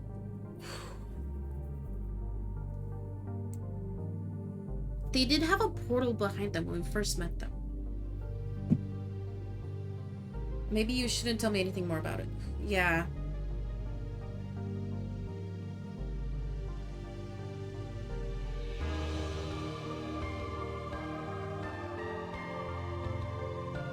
Wait, is Lucha America? Because this is an allusion to, like, surveillance state. Because if Lucha was, like, an all-seeing being...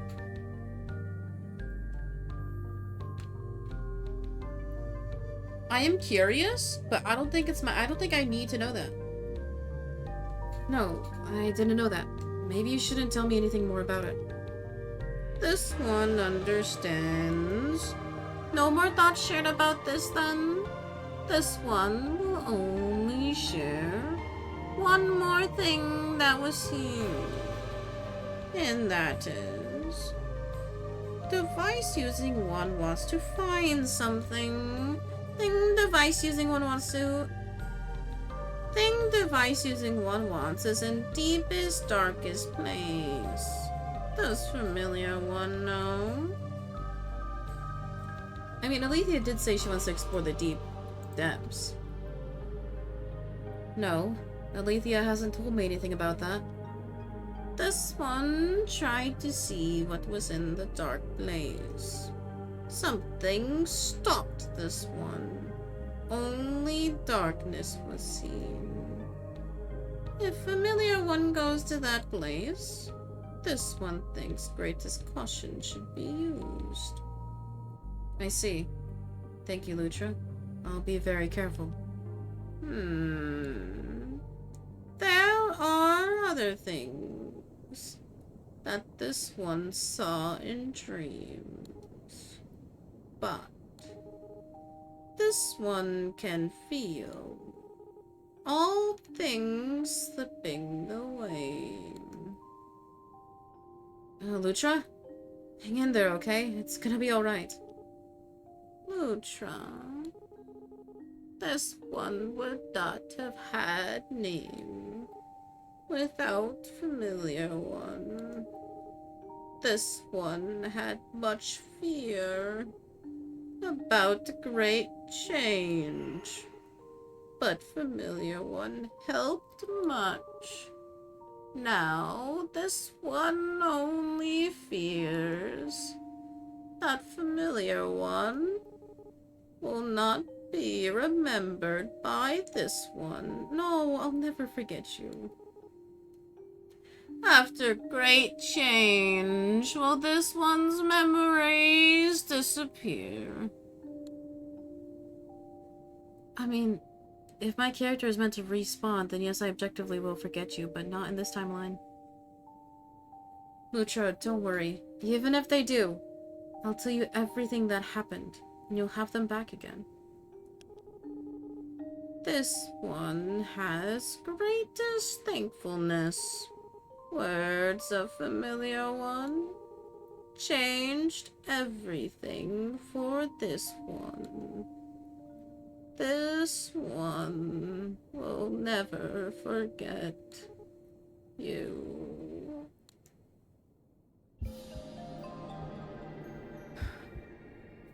Oh, he said he was worried about forgetting me. Fable completed. Feeding frenzy. Oh, Lutra.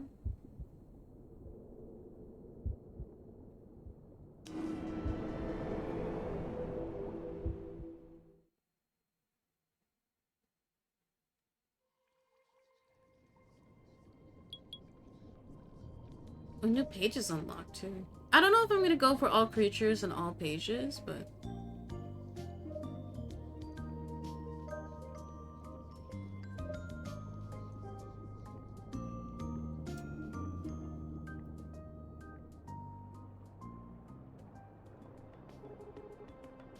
Oh wait, you know, I was thinking.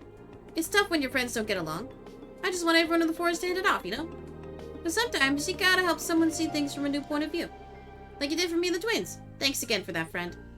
Anyway, wanna head over to the grove? Hey, friend. Say, I've been having some thoughts about life lately. Wanted to run it by you if that's alright. Sure. What's on your mind? Right, let's see, I guess it all kind of boils down to happiness? Thought I had it all figured out, to be honest. I mean, maybe I do, but now I'm starting to question it. A lot's happened since you first came to visit. And now I feel a little less sure about things than before. How so? Well, I thought I did my best to show the twins how to use their powers without hurting anyone. I just wanted to be good to nature and everyone they meet. But I don't know if I really made a difference. What do you think, friend?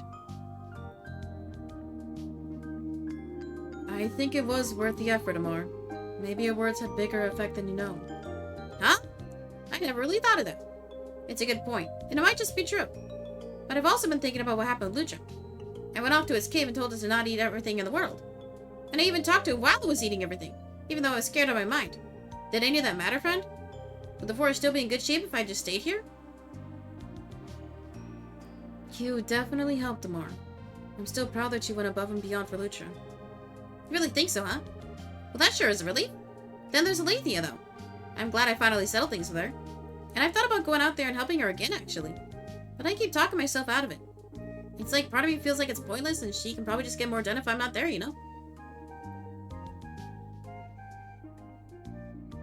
Dude, I'm quite sad to imagine what, like, the asshole route is. Where you're just like, no, you're worthless, you have no impact, fight with everybody, like... I can't imagine. I think it would ruin me if I did, like, the bad ending.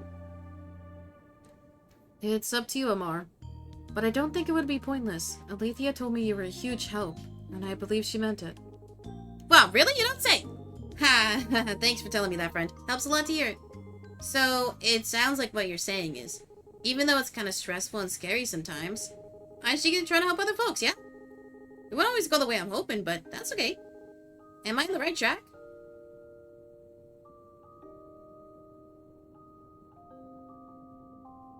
No. You only see option 2 if this is like, they broke up with their boyfriend. Yeah. It's important to take care of yourself, Amar, but it's also good to be there for others, if you're able. Yeah, I think that makes sense. Maybe I just need to figure out the right balance, huh? Anyway, thanks for talking through this with me, friend.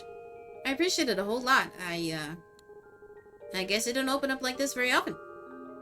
I might not look like it on the outside, but sometimes I get worried that I'm not doing enough. Not for me or my friends or anyone. But I'm gonna do my best to remember this talk we had. It really did help. I'm glad to hear it, Amar. And don't be afraid to let someone know when you need to talk. You've got lots of friends in the forest who'd be happy to hear you out. Will do, friend. Will do. Okay, bye. Amar's so cute.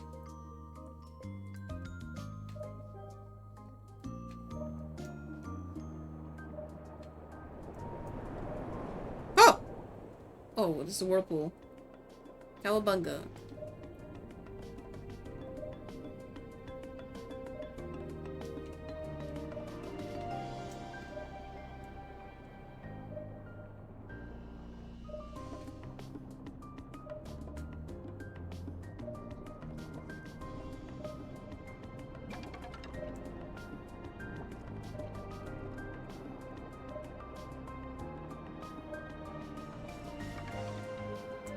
Ooh.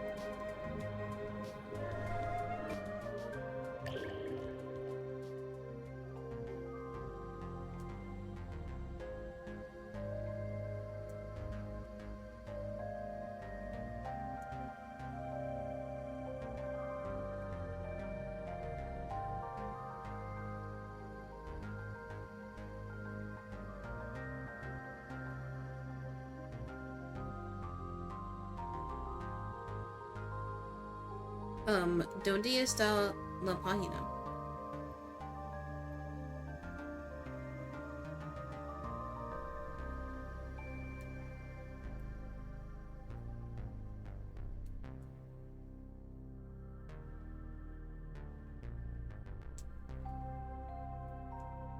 All the way up here. Era 7, Section 2. Resolution. At this point, I know more about this world than any god, aside from the creator. My role is that of a historian, not a governor or advisor. Yet I feel I should present this information to the other gods. They came to their own conclusions about what to do next. What? Well, the last page.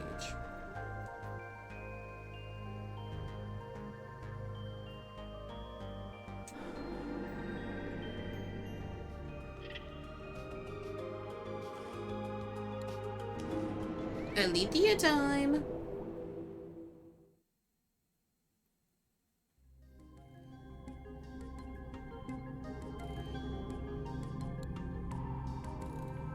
Did you find any connections between the samples and the signals from the deep ocean? As a matter of fact, yes. All my tests suggest the signals and the organic debris come from the same place on the ocean floor. I believe some kind of electromagnetic pulse occurred down there, sending the signals and debris far and wide. My readings also indicate that whatever the source is, it's capable of generating huge amounts of energy. Such a power supply would be indispensable if I could harness it. It might just be the breakthrough I need. Why do you need all that energy? I thought you might ask, and I can't blame you. I'd be curious too. But in order to give you an answer, I need to explain a few things. You may have wondered why I'm so driven in my research. There are wondrous things here in the ocean, yes, but there's more to it than that. Have you ever noticed that our world almost never changes? Think about the kelp forest or the coral reef. These places are exactly as they've always been. No one can remember a time when things were different, and no one ever leaves. I fear we are all trapped here, in a sort of endless dream or illusion. There's a purpose to this place. None of my research has given me any clues so far. I want to learn the truth about the ocean, my friend. I have plans now for an overhaul of this lab that will vastly increase my data gathering capabilities. But the new energy demands will... Oh, she's aware. She knows that this is a simulation. Oh no. But the new energy demands will far outstrip what the solar sail can currently provide. So that's why you need this energy source in the depths. Correct. You might recall that your teleporter is one of my old prototypes. I could modify it to enable transport to the energy source. I know its exact coordinates from tracing the signals during my studies. If you might be willing to help me, perhaps you could investigate the source and report back what you find. It's a big ask, I know. But with your help, I could get so much done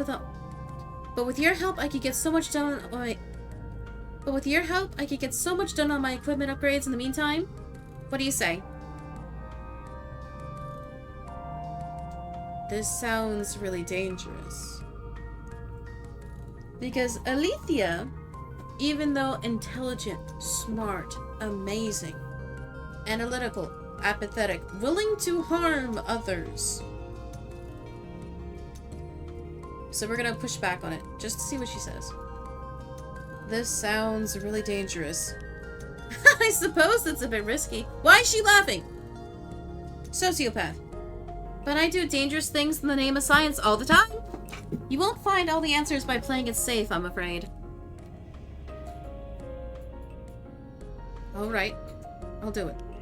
Splendid! I'm so glad to hear it. I'll modify your teleporter right away. It'll only take a moment. There. All set. I've outfitted the teleporter with some basic data sensors as well, so we can examine those readings when you get back. Thank you, my friend. I can't wait to hear about your findings. It's not that I don't trust her, it's like... I'm Joel. I would not be able to kill my kid to make the cure. She would gladly kill 100 kids to make the cure. We can teleport to the new area. Yo. Can I save the game? I think it auto-saves. I don't know.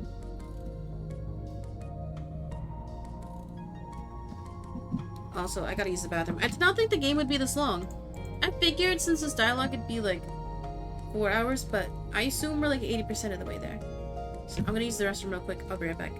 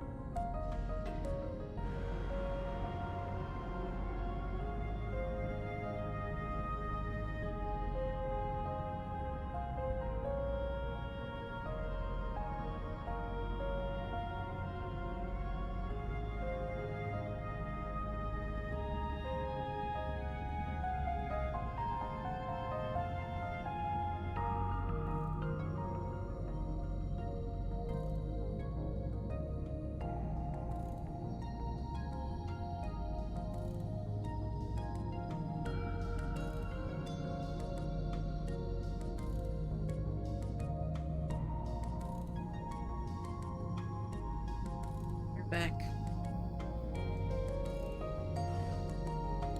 Let us try go to the new area.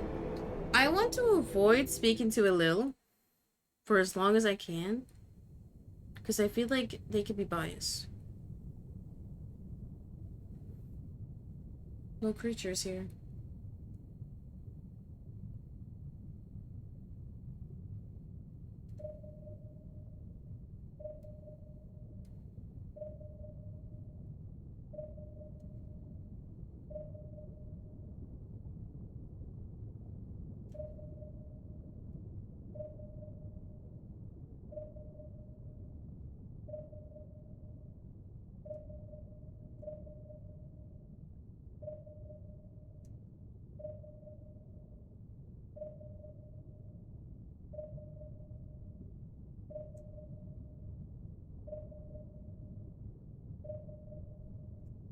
Pause.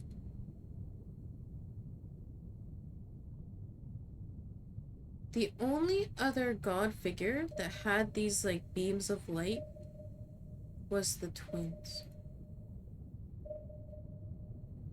Lutra did tell us the twins had, like, a magical stone.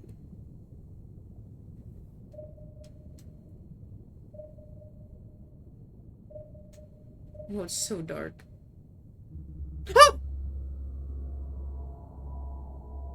At last! You have found me again. As always, you do not remember who I am. Allow me to remind you.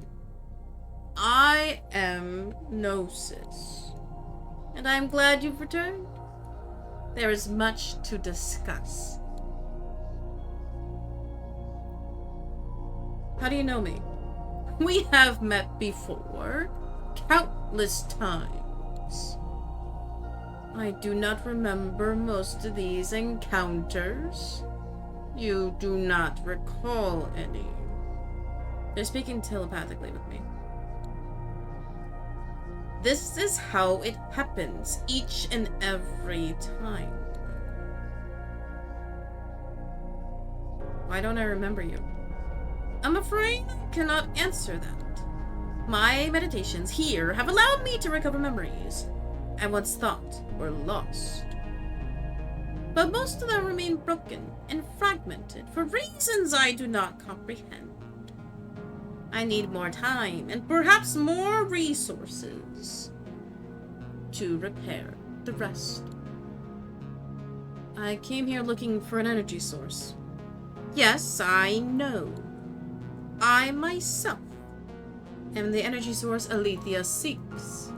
The radiation and charged debris she analyzed were scattered by my awakening.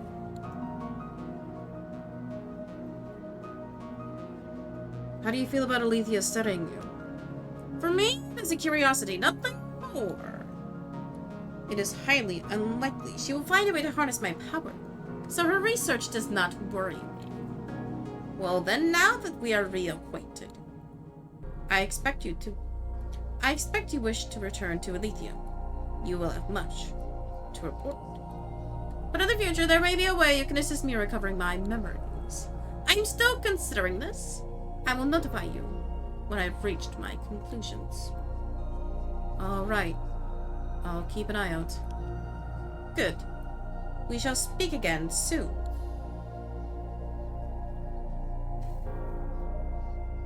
Whoa. Whoa!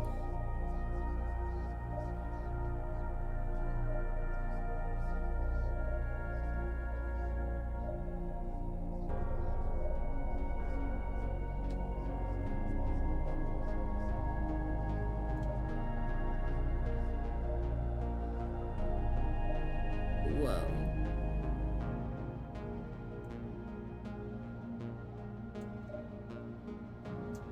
Oh, I can't go any further. Interesting. Welcome back. What would you like to discuss? I see. Very well then. Whoa.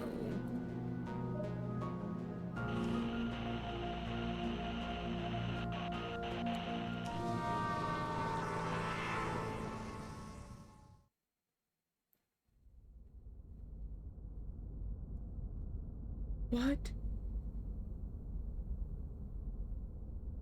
What?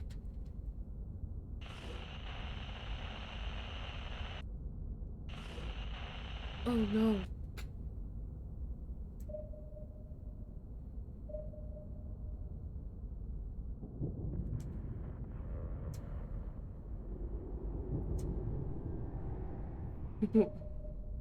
What? Dude, I love this game.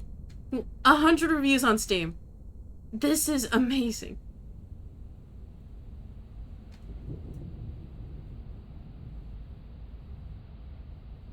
Barracuda. Swivet. Huh? Who are you? Does stuff change around here after all? I came from outside this place. I don't know how I got here. There's an outside. Do you think maybe I came from there too? I'm sorry. I don't know. Huh? I'm having trouble putting my thoughts together. It just feels like everything's falling apart, you know. Yeah, I can feel it too. Let's get to the middle of this place. It's safer there. I got no idea what you're talking about. Yuko, I'll just stay here for now.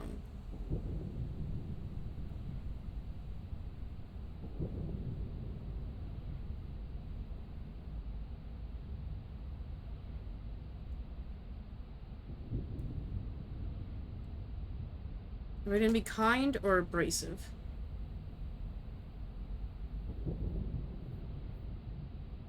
I think if we say you're losing your mind, they're gonna be like confrontational about that. Sorry, I hit my desk with my chair. Let's be kind. How about following me back? Do you think you can manage if I showed you the way? Yeah, maybe. Let's give it a shot. I'll do my best to keep up. Okay, let me know if I'm going too fast.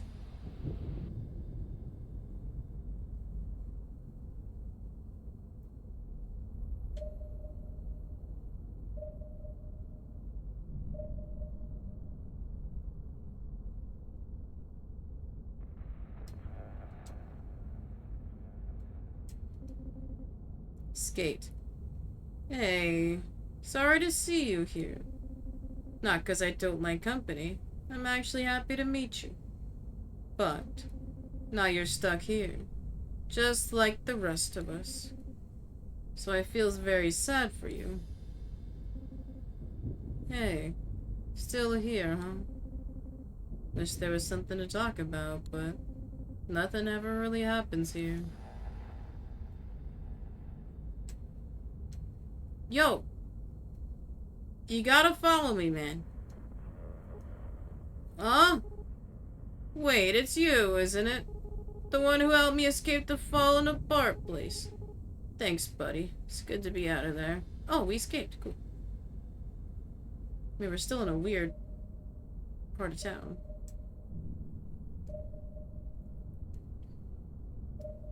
Something ain't right.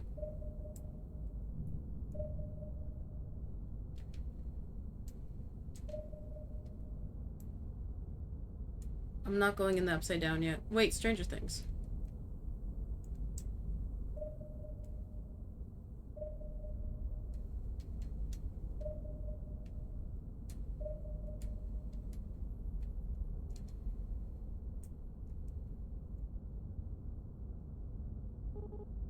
Muse. Warm sunshine. Green growing things. Oh! Well, hi. I've never seen you before. I'll teach you something I learned from being here a long time. If you don't stop thinking about your favorite memories, you won't lose them. Or at least not as fast. Well, anyway, good luck, friend. Cool, deep water. Shiny golden pillars.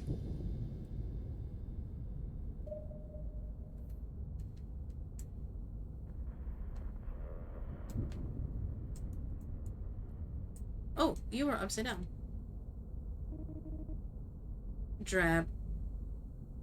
I wish I had a way of knowing. Kanoi Gara yo. Annoy to Saran. What? Which direction we are going? Dwarf, see, sigh, drop cam, tie, see. Is it?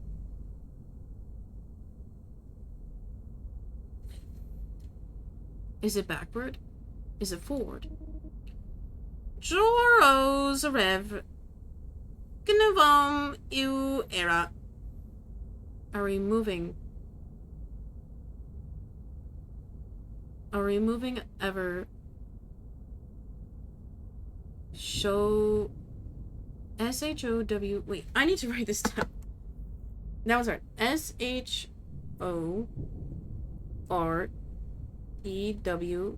SHOREWARD.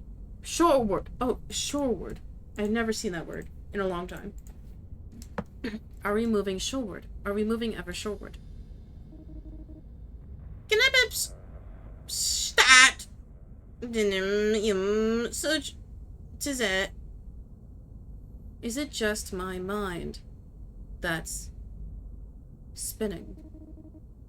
Ganimawibs. Denora. Doloro et Siur. Where is the world around me swimming? Gnaworg. Shinagard. Et Tat. Dyro. My. I'm worried that the danger's growing. Gnawoes. Eras. Rate. Dene. Spur. Et all. All the rips and tears are showing. Oh, day. Wait, you are the fish that was in her lab.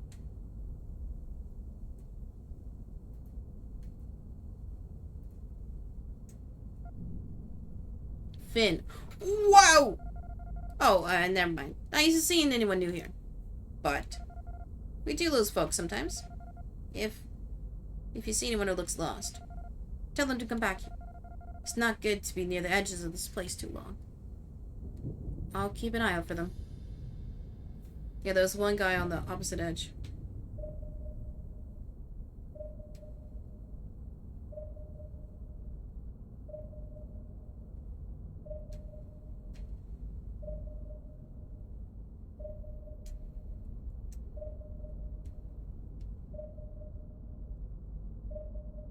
I'll save you, kind sir.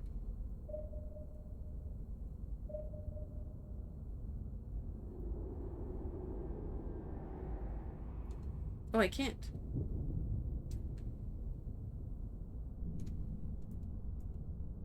I can't.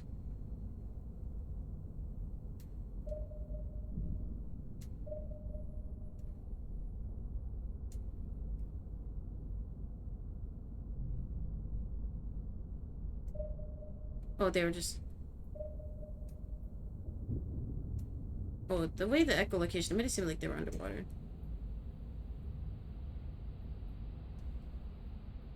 Yo, is this the chill crab who wanted to see new perspectives at the beginning?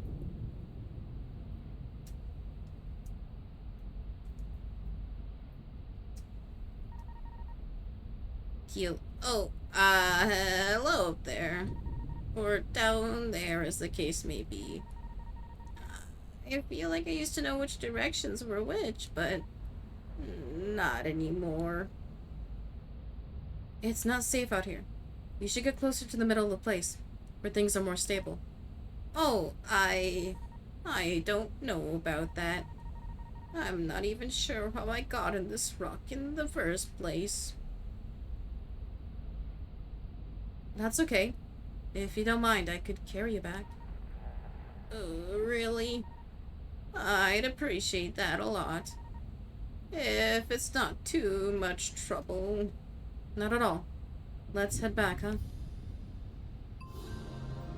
New fable. Suspicions. Oh, thanks so much for bringing me back here. Can't even remember the last time Felt the touch of... Sorry. I wasn't alone, I meant to say.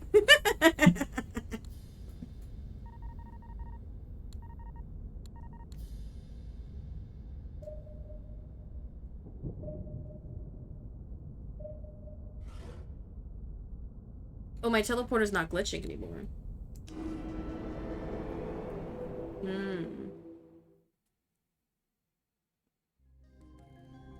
Alethea, you have some explaining to do. You're back! I'm glad you returned safely. How did it go? I made some unexpected discoveries. Just what I'd like to hear! Please tell me everything. First things first. The energy source you've been after is called Gnosis. We talked for a while. You what? I had considered that the energy source might be alive, but... It's intelligent? You were able to speak with it?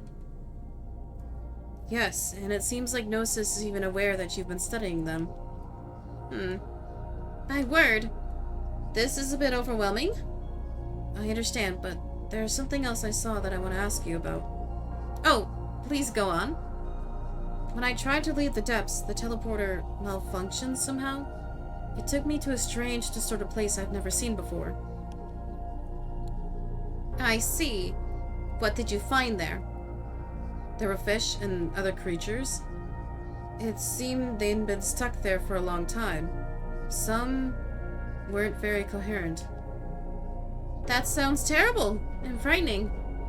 How did you get back? The teleporter started working again after I'd been there for a bit. I'm not sure what fixed it. Very strange. Perhaps the teleporter's sensor data will provide me with some clues. I'll investigate when I have time.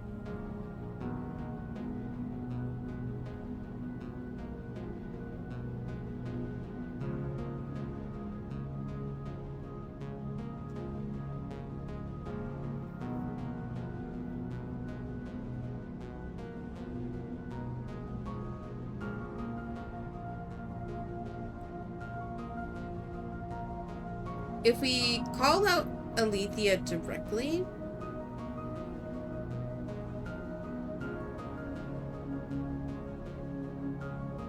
I think it might go better than us asking if she's okay. Because I think she would immediately get defensive if you have like a roundabout way of speaking. But if you mention a fact, I feel like she would feel like she has to explain herself. Versus this, like, a roundabout way of saying, I know something is going on, and I know something that I know you think I don't know, but I know. I don't think Alethea is going to be receptive to that. So I'm going to be blunt. Amar told me that they saw you experimenting on a fish once, and it disappeared. Could that be related somehow? Are you trying to accuse me of something here? Do you really think I'd send a creature to a place like that intentionally? Oops. I'm sorry. Perhaps I took your words the wrong way? I'm sorry, too. I didn't mean to accuse you. I just want to get to the bottom of this. I know. So do I. Alright. Let me explain. What Amar saw was one of my early experiments in teleportation. The purpose of these tests was to find a safe way out of the ocean, which didn't work out, of course. I must stress that all my participants were willing, and I made sure they understood the risks. For instance, I theorized that a teleport subject could end up stuck somewhere. An unknown place outside the normal boundaries of the ocean. A breach in the fabric of reality, if you will. But it was only a theory, and not a likely one. At any rate, because of these risks, it was hard to find willing subjects. But there will always be those adventurous enough to brave the unknown. Just as you and I do. But didn't you check up on the participants afterward? You must have noticed some had gone missing. I did. In almost every case, I confirmed the subject had been teleported somewhere safe. But yes, there were a few whom I never found. I suppose the poor souls you met in the breach were the missing ones. It is horrible that they met such a fate, but... we are all trapped in this ocean anyway! That research had to be done. And their safety was never guaranteed, They knew the risks. There must be some way to help them. I don't know, as though there is. I have no idea how I'd replicate the teleporter malfunction that sent you to the breach. I don't even know what caused it.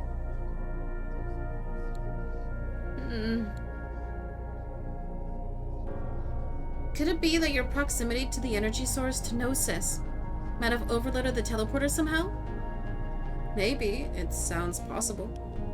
Would you mind visiting the depths again? If Gnosis was the cause, maybe they'll have some idea how to send you back. It's risky, yes, but you made the round trip once, so I think your chances of doing so a second time are good.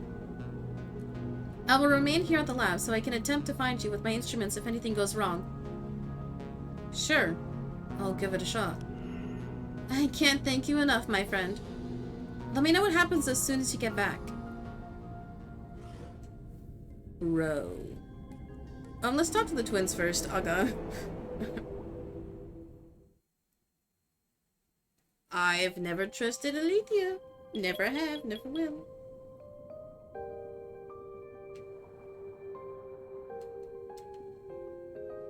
Oh, he has a... Oh my goodness. We have an audience.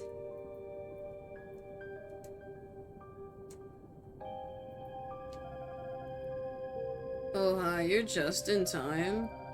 I know you've already heard my song before, but it's been a while. Want to hear it again? Sure, go for it. Cool, let's do it. These ashen remains into the distance fade. A ball of long-lost memories, their bones may break, and the sea may quake. My fury never wavers. Thanks for listening, everyone. Hope you liked it. Heart poison! I love them.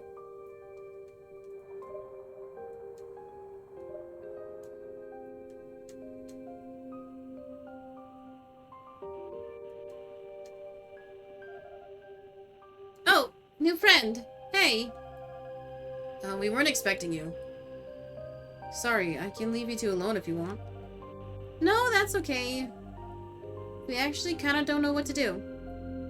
What do you mean? Is something wrong? So, you know this glowing portal thing behind us? Well, I mean, it's not really a portal. But you saw it before, we just... didn't want to talk about it back then. Yeah, sorry about that. That's okay, so what is the glowing thing, if it's not a portal? The glowing thing comes from this crystal we have.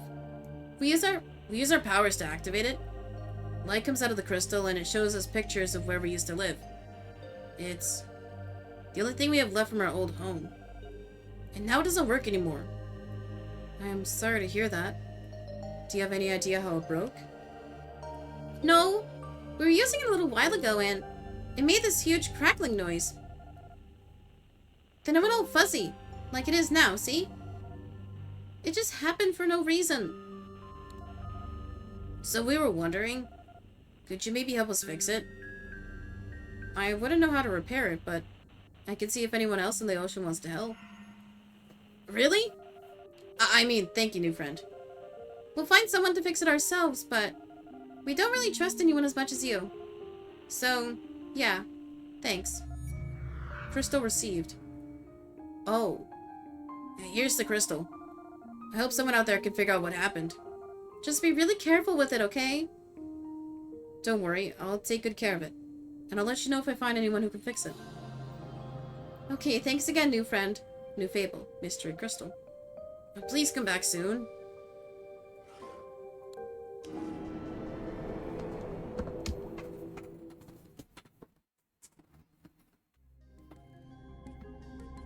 Alethea!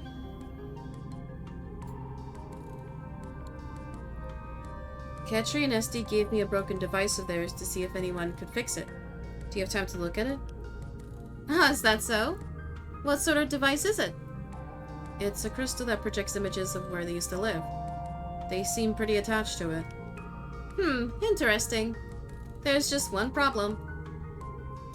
Those two still haven't paid me back for the favor I did them ages ago.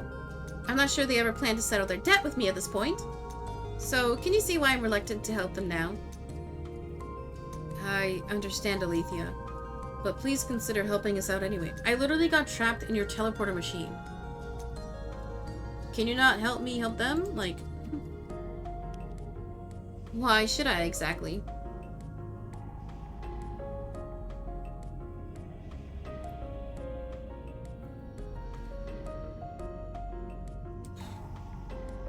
Alethea is not empathetic.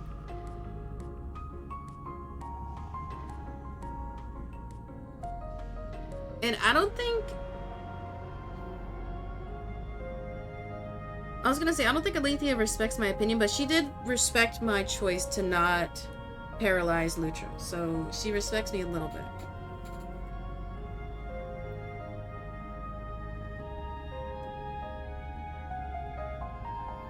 I'm gonna go option 2. I don't like any of these.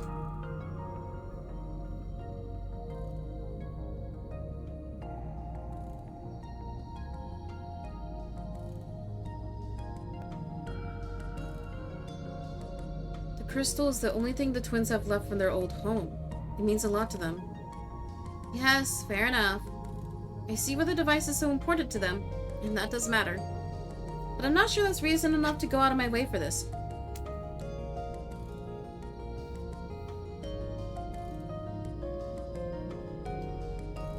Think of it as a favor for me, not the twins. I'll repay the debt even if they don't.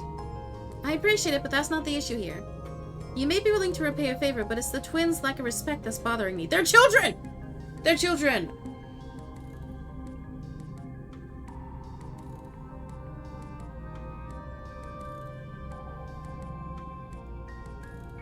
The crystal is an impressive device. Maybe figuring out how to fix it would be useful for your other projects. That's certainly quite possible. It's a rare chance for me to study some unfamiliar technology after all. Yep, you're not going to appeal to her emotions. She needs to practically gain something. She's too transactional. I think I don't like Alethea. She like, was zapping people. Like, Alethea has objectively done the most harm to people. Alright. These are some good points, my friend.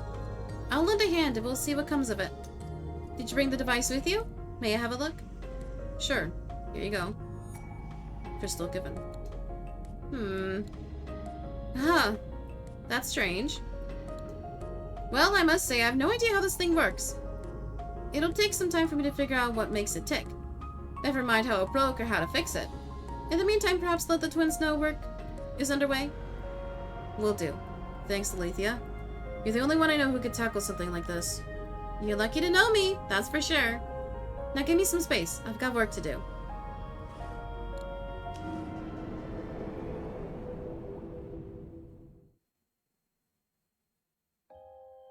Hello. Hey, new friend. Did you find anyone to fix our crystal yet? Yep, my friend Alethea is having a look at it even as we speak. Oh, Alethea? Cool. That's good. So, did she say how long it's gonna take? Sorry, she isn't sure yet. She's never seen anything like the crystal before. Oh. Did you... tell her to hurry, please? We really miss having the crystal here.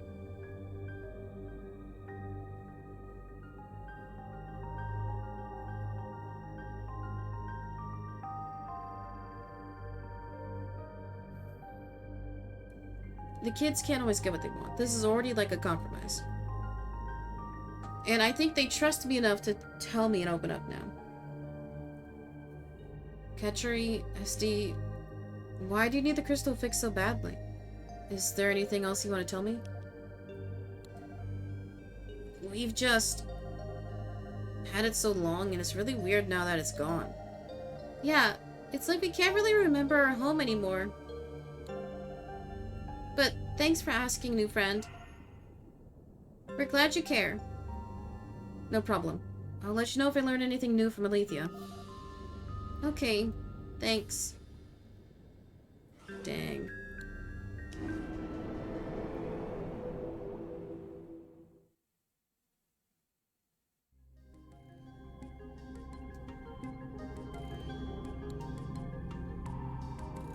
The twins are getting a little anxious. How goes your work on the crystal? Well, turns out it stopped working due to a misalignment of its lenses. It might have been hit with something, or maybe natural wear and tear on the parts it did it in. Progress came swiftly once I figured that out. Great. Is it almost ready then? Yes, the repairs are nearly complete. But I made some discoveries that might surprise you. Namely, the crystal is not simply a projector of stored images. It's a one-way communication device. Oh. This thing is getting signals from somewhere very, very far away. It is translating those signals into pictures and sounds. It can't send a response, though. I'm not certain it ever could. Ooh, no, we're not gonna pick option 2. Wow, you weren't kidding. I had no idea. Indeed. It's quite a finding, isn't it? Anyway, it seems to me that the twins must be using the crystal to observe their old home in real time. Ketri and Esty are ill-behaved, but they've been haunted by something ever since I met them. I don't know all the details, only that they were exiled from their home for some reason. Now that I've seen this thing, I think I understand their predicament better.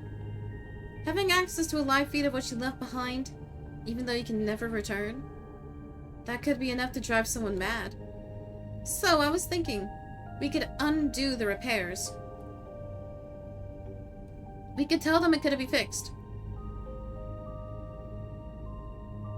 Yeah, we're not gonna lie to them. They're children. I don't know about this, Alethea. I want to help the twins, but I don't want to do it by lying to them. I know. It's not how I normally do things either. But I fear there's no other way to protect them. This might be our only opportunity to help them move on. No. Alethea, no. I still think we should fix it. Maybe I can talk to the twins and find out more about how it's affecting them? Talking to the twins about anything tends to be tricky, but you're the one most likely to get through to them, I think. Let me just put the finishing touches on the repairs, then. Yeah, Alethea is all about, like, being deceitful. Crystal received. There. The crystal should now function just as it once did. Good luck speaking with Ketri and Esty. I hope you're able to make some headway. Me too. Thanks for everything, Alethea. Happy to help, my friend. I really don't like her.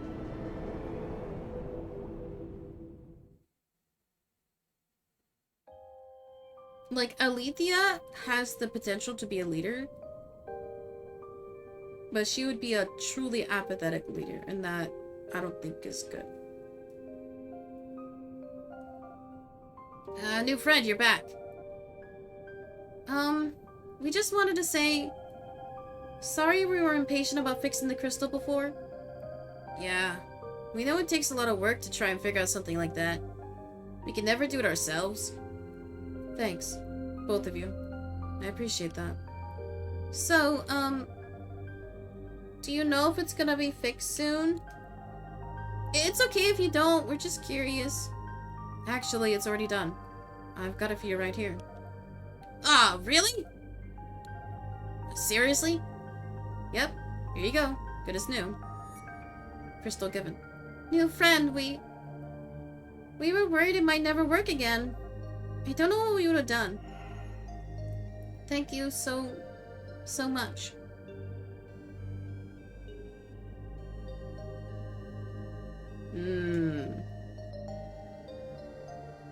Let's kind of confront it now. Ketri, Esty, I'm a little worried about how much this situation scared you. I'm here if you want to talk, you know? Thanks, new friend. And, actually, we had something we maybe wanted to tell you about the crystal. Ketri? Is it okay? Yeah, it's fine. New friend, the crystal, doesn't just show us old pictures. It's all stuff that's happening in our old home right now. We use it a lot because it's the only way we can see anyone or anything from back there. We really need it. That's how come we wanted it back so bad. Sorry we didn't tell you before. That's alright. I understand. I'm just glad you let me know the truth. Okay, cool. For now, I think we need some time alone. We need to just make sure the crystal's working like it used to and stuff. Yeah, of course. I'll give you two some space. Thanks. We can talk more later. Fable complete. Mystery crystal. They're just kids, man.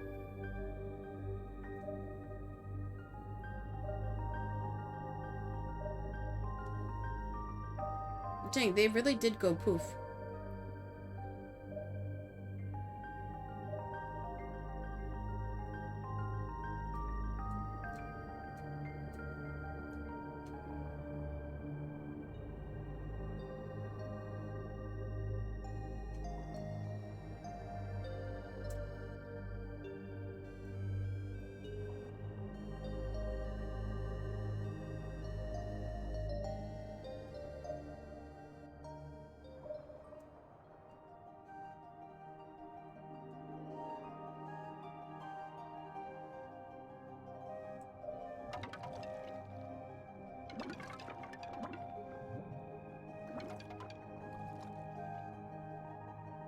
Tough. I am so buff. Look at that shadow. I'm the biggest crab there ever was. Okay.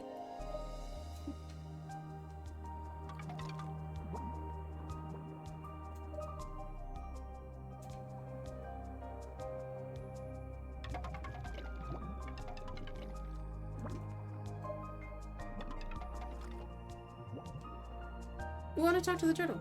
Nope.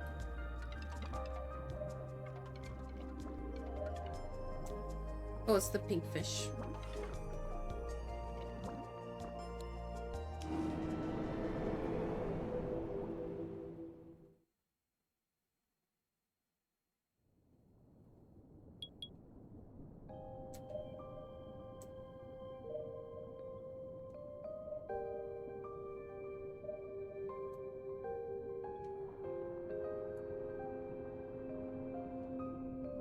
Mm. Oh, a new friend? We didn't know you were coming by. Did you need something? I just wanted to talk for a bit. Okay, let's go with us.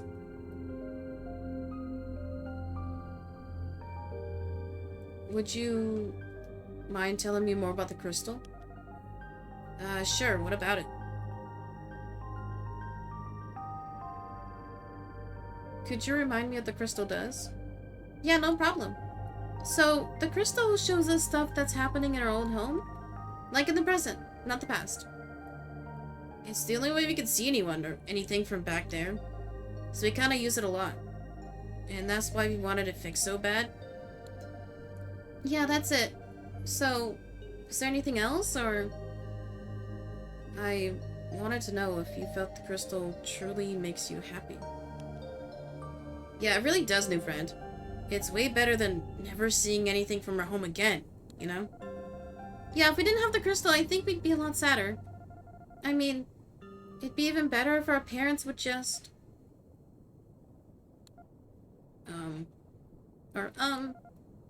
Never mind.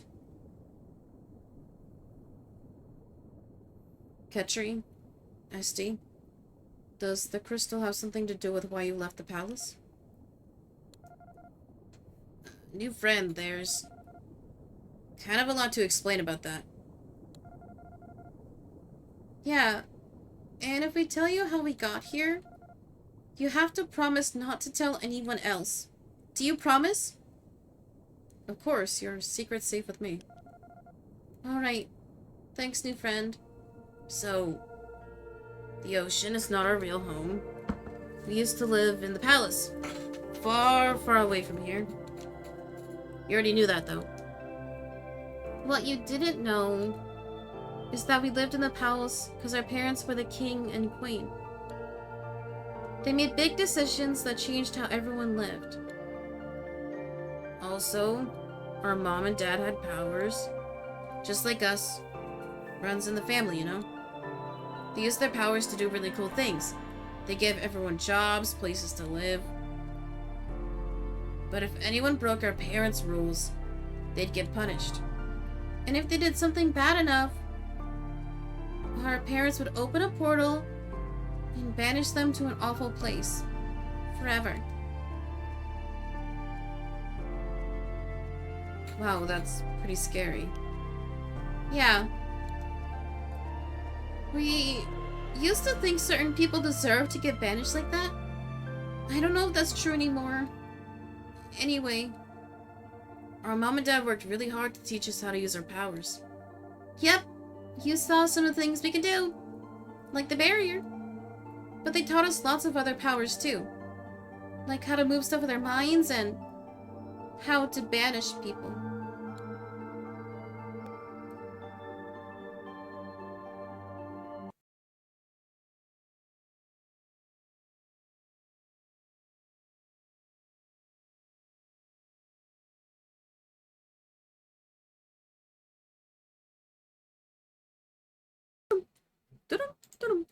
I'm back. Don't worry, I'll never leave y'all.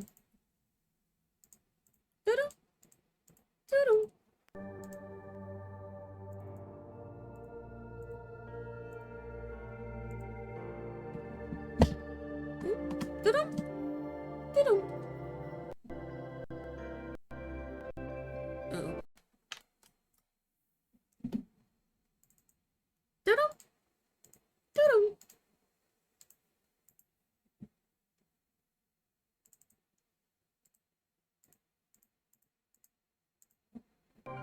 We're back.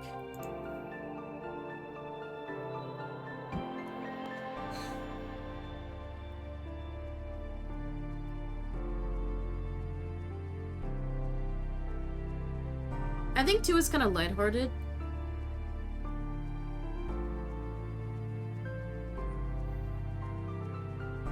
But right now, they're talking about their parents, so let's stay on their parents, not on me. Did they expect you to use those powers on anyone else? Yeah. Oh, that's ST. Yeah, they did. Our mom and dad used to say we had to use our powers to keep the peace. Like it was our duty to make sure everyone followed the rules and to keep big wars from happening. Mom and dad said the people outside the palace were dangerous. And, well, that was true sometimes. Our parents banished people for killing each other or hurting workers at the palace. Mom and dad said if anyone needed to be punished, we had to do it no matter what. We'd be putting everyone in danger if we didn't. So eventually, they started making us banish people too. And usually... Oh, wait, that's Ketching. And usually we were okay with that. But one time it was different. What happened? A bunch of people decided to protest. In the streets. Outside the palace. They were really loud. And saying they didn't want our parents to make decisions for them anymore. But nobody was hurting anyone else or making threats or anything. Our parents, though. They rounded up all the people who were protesting. They brought them to the palace and called for Ketri and me. They said... we had to banish them. All of them. Even though they didn't hurt anyone. We couldn't do it. It wasn't fair. All the people wanted was something different. When we refused, Mom and Dad said they still had to be punished. So, our parents made us watch. As they opened the biggest portal we'd ever seen. And banished all of them anyway. They really hated us for that. They said we were failures, and that all the time they spent raising us was a waste. Teaching us to use our powers only for us to turn out too weak to do what had to be done. So they banished us next. We were so scared because we had no idea where we'd end up. But before they banished us, They gave us the crystal. And said they might let us come back someday. If they felt like we deserved it. So that's how we got here. And that's why we have the crystal. We need it so we'll know if our parents want us back.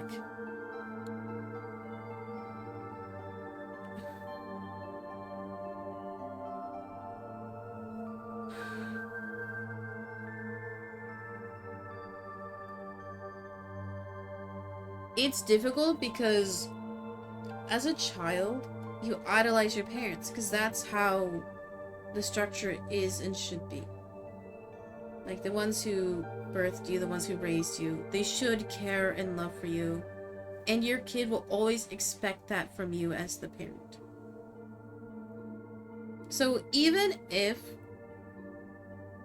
like, a child experiences neglect or abuse, they will always still want validation from the parent or caretaker. Because that is what is expected of a caretaker. So why would a kid stop wanting that? So option 2 is denying that almost like a psychological want that a kid would have. And especially since they're still kids. Maybe they're teenagers, but still kids.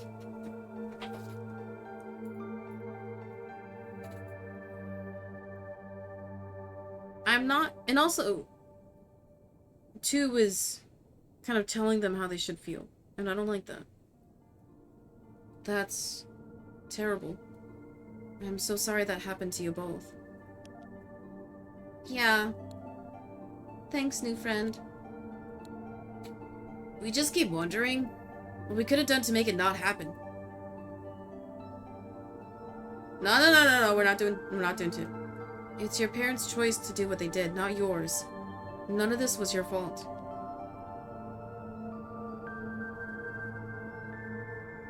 Well, look at Esty grimacing.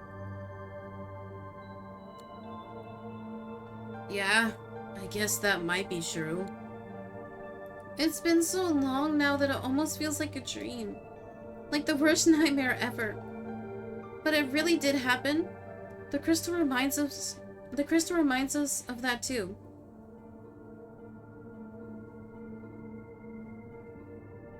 Ugh.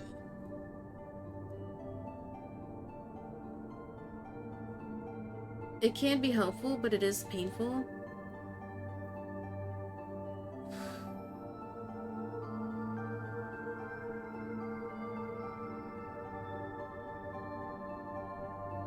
But, like, reliving a trauma is not helpful. Because they're kids.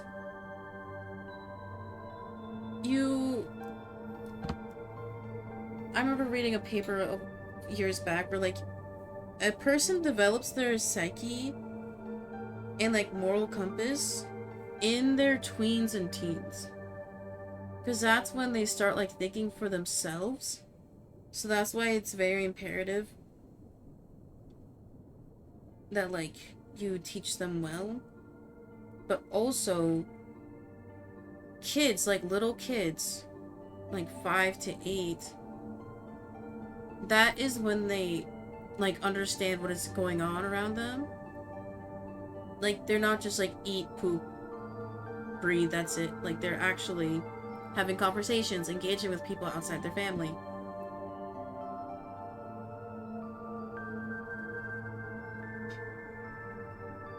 So if they are going to constantly be reminded of a trauma where they objectively did the right thing, like democratically they did the right thing, like they stood up for people who were advocating for what they believe in a peaceful way.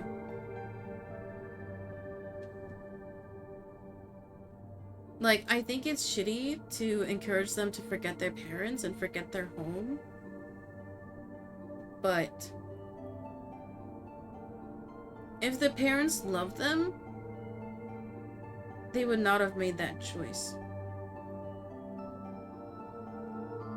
I do think it would be considered, like, favoritism if they didn't get punished, but It's not the kid's responsibility to be disciplinary. I'm gonna pick option 1. I don't think you two should keep the crystal.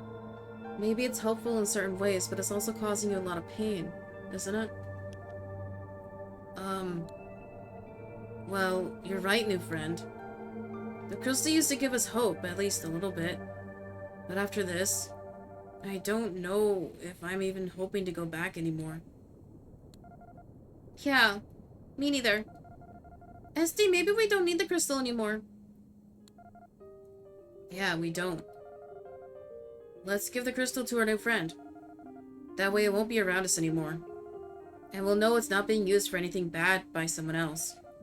Yeah. Okay, I agree.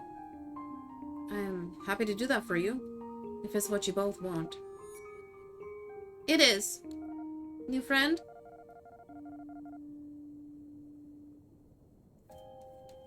My headphone's crackling. You're good.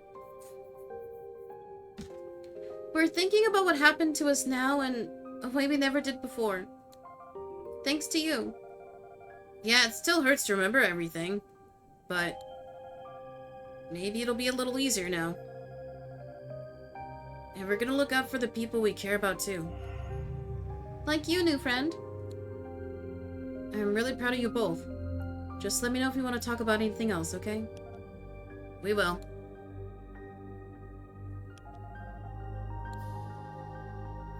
Poor babies. Okay, it's Gnosis time.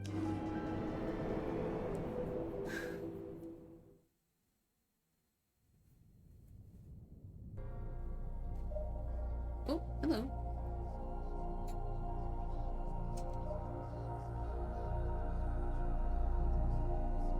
Welcome back. What would you like to discuss? My teleporter took me to a strange place last time I was here. I wanted to see if you knew anything about that. Ah, yes. You speak of the breach, a shadowy space between our world and the void beyond. You have seen it for yourself, and now you know the consequences of Alethea's research. What are your thoughts? Why do you wish to return to that place?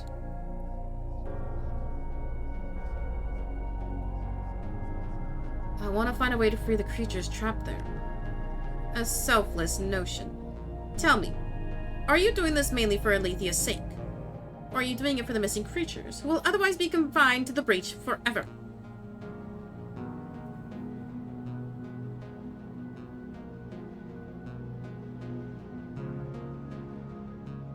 For all of them. Yeah, all of them. I'm doing it for all of them. Nobody meant for this to happen, and I don't want anyone to suffer for it. No one wanted this to happen. That is true. And of course Alethea informed her subjects of the risks. But still, she knew she could not promise them their safety, and went through with the experiments regardless. In the end, it is not a simple matter. But let us return to the topic at hand. Whatever your reasons may be, you wish to free the creatures trapped in the breach. I cannot force your teleporter to send you there again. I know nothing more about what happened. I know nothing more about why that happened than you or Alethea. That said, I am capable of creating portals that link two places as long as I can see the starting point and the destination. And both Midseas and Breach lie within the range of my sight.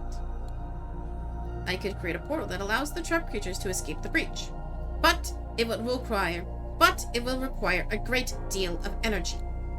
Perhaps in your travels you have found your way to the Library of Antiquity.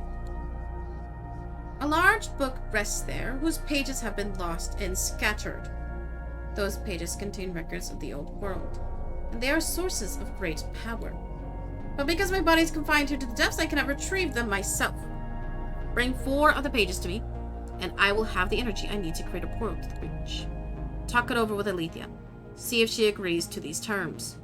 If you are both in agreement, we will proceed. Alright. I'll discuss this with her, and let you know when we've decided. Good. I will await your decision.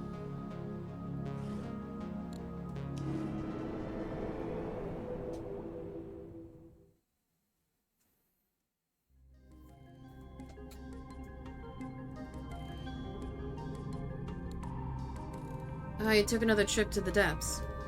Wow, that's a relief! Thank you again for giving it a go. Were you able to access the breach? No, unfortunately. And Gnosis said they didn't know what caused the teleporter malfunction either. Alright, that's discouraging. Anything else? Yes. Gnosis offered to help us free the creatures trapped in the breach. What? Excuse me, that's just very unexpected. Do you know why they plan to help? Or not why, sorry. Do you know how they plan to help? Gnosis can create portals that link two places. They're offering to open one of the breach so the creatures can escape. Remarkable. Is there any sort of catch? Are they asking us for anything in return? Gnosis can draw power from the pages of the book in the Library of Antiquity. They need 4 of these pages in order to open the portal. Library of Antiquity. I've never heard of such a place. Oh.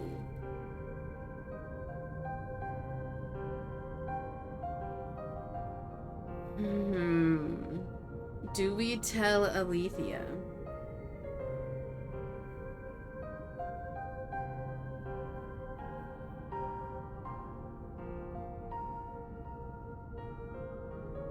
I think there's no harm in telling her, because let's be honest, Alethea is like the most likely to kill us, so let's stay on her good side. There's gateways leading to the library scattered across the ocean. You've never seen them? I haven't. This is surprising. I thought I documented almost everything in the ocean, but apparently not. I know how to get there, so don't worry. I've got this part covered. Alright, if you say so. Normally this is something I would think long and hard about, but I spent so much time and effort trying to determine whether the breach exists. It was all fruitless. I can't imagine how I'd ever get there deliberately.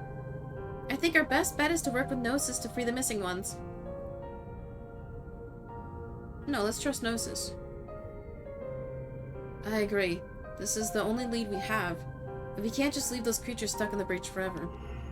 Happy to hear it! All that's left is till Gnosis we're ready to collaborate, yes? Right. I'll be back shortly. Sounds good, my friend.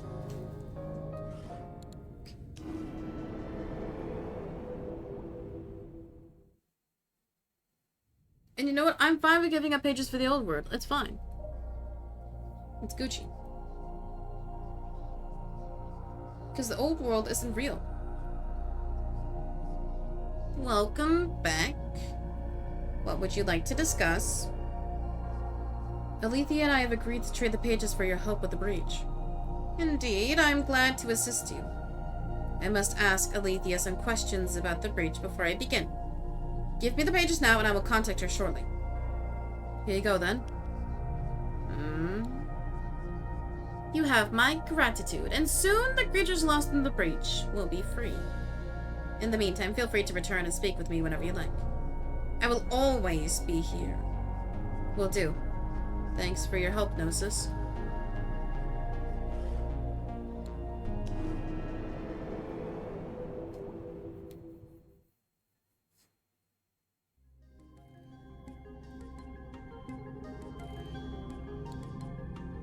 How did things go with Gnosis? Perfectly!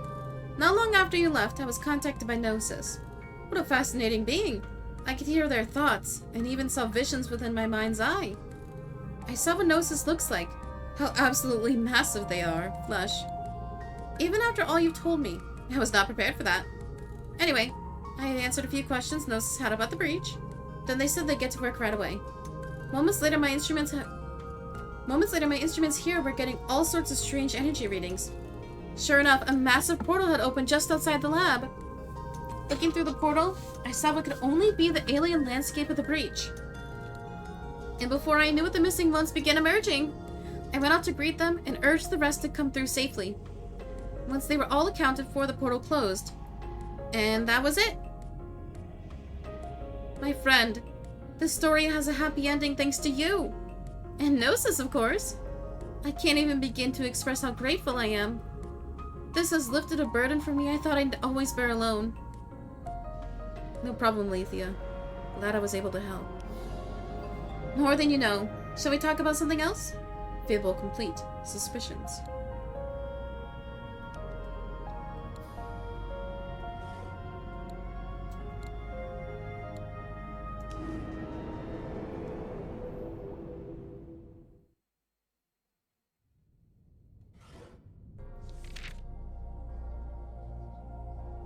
I wonder if my pages... Oh, yeah, some of my pages did get traded. I see. Huh. Okay. That's fine, I read them. It's alternate reality, so it's not like it's real. Ah, you've returned. You may recall that I spent eons trying to recover my lost memories. It is an exhausting effort that has taxed me to my limits. There is still so much locked within me, but I cannot access it without more power. When I extracted the energy of the pages from the library to create the portal, I realized I could use that same power to reassemble my memories. If you could empower me by bringing me more pages, I will make it worth your while. I know you too have memories you've lost. Surely you must wonder why you are here, and who you really are. Therefore, in exchange for pages, I will tell you what I learn about your past. Does this offer appeal to you? It does. How many pages do you need? It seems you have 4 pages now. I will need 2 of them to begin reconstructing my memories. I will share with you any information that might be relevant to your identity. Do we have a deal? Yeah, let's trade. Very good.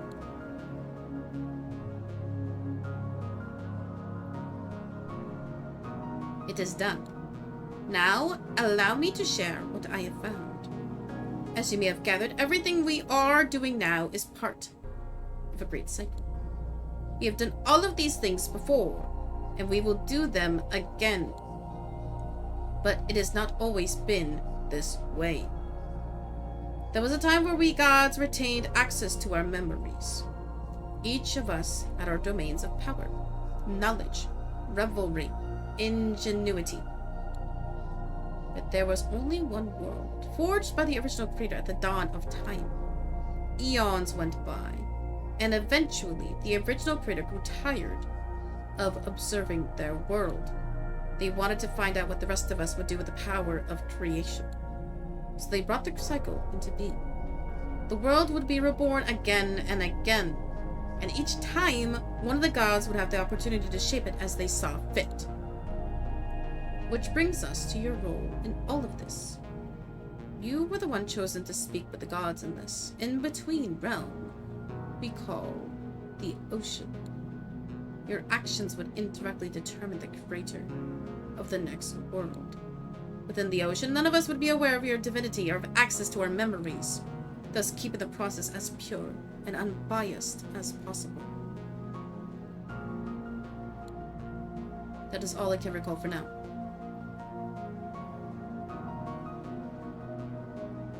What happened to the original creator? Are they still around? I believe they still exist in some form or another, yes, but I am unsure of the details. We may learn more of that when we are persistent. What would you do if you became the creator?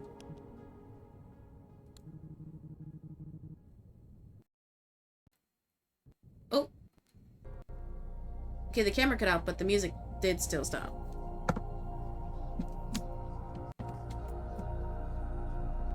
Da-dum, da-dum.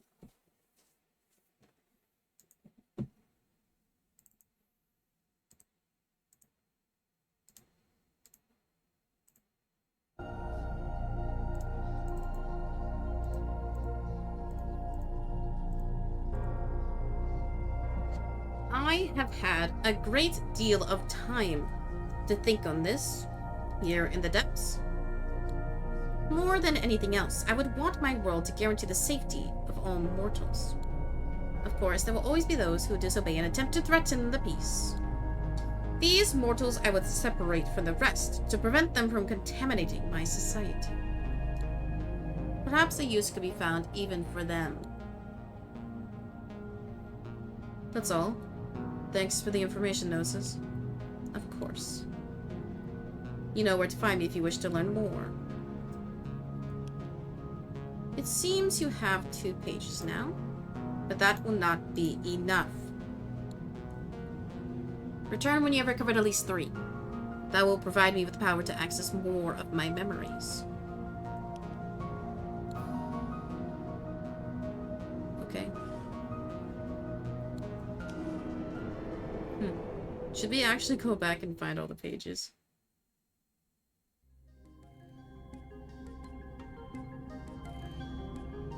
Oh, there's no pages here. Yo, where's Alethea?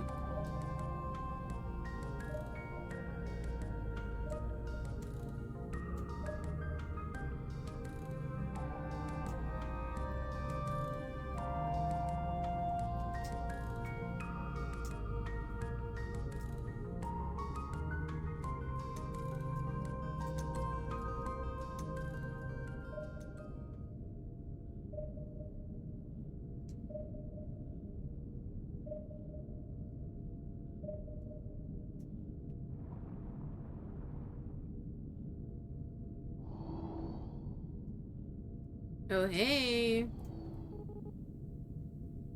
Oh, it's the rescued creatures. Oh, hey again. The one who came to see us after we went through the portal. She said I needed to stay here a while, so she can check on me and make sure I'm okay. Works for me, I guess. Mostly it's just good to be out of that place. For good. Damn.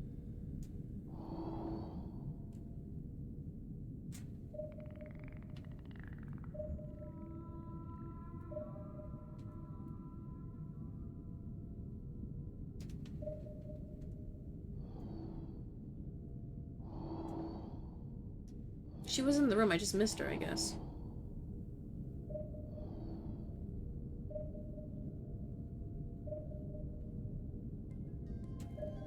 Oh no, she's up top.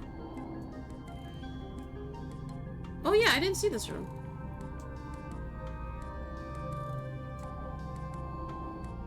Cute. Hi, Alethea. I'm glad you've returned. I wanted to get your thoughts on some concerns I've had recently. Might you have a moment? Sure, what's up? Well, it's all to do with my research and the goals of it. You'll remember my studies have always been focused on finding the truth about the ocean. I know this place has a purpose. All my research to date suggests so. The answers remain frustratingly out of reach. At least things have improved when it comes to getting assistance. You've been a great help, and Amara was unexpectedly productive as well.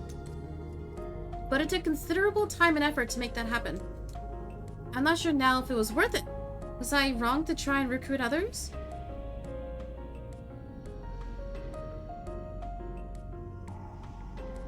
No. Friendship is good. I don't think it was a waste. Now that we've learned the basics, we'll be able to help you more efficiently, right? Well, yes, that's probably true. I suppose giving up on the effort so soon would be inadvisable. Putting that aside, you may recall that I had a number of enhancements prepared for the lab. This was, of course, before we learned that Gnosis was the source of the energy I sought for those upgrades. It's been difficult to avoid feeling discouraged since then. At this point, I have no idea how, or even if, I'll be able to upgrade the lab as planned.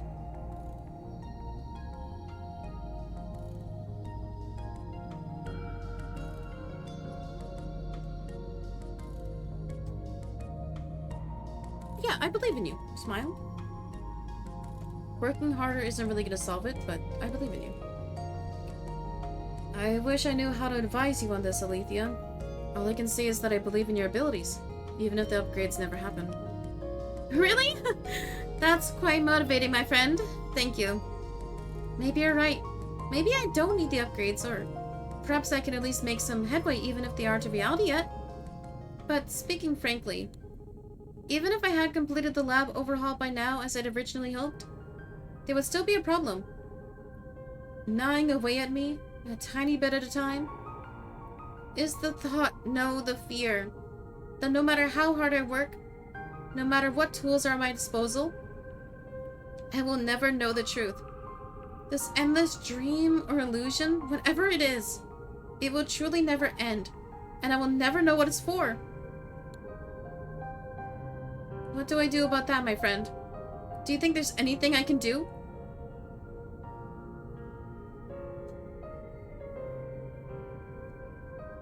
No, working harder is not going to solve this. You have to accept it.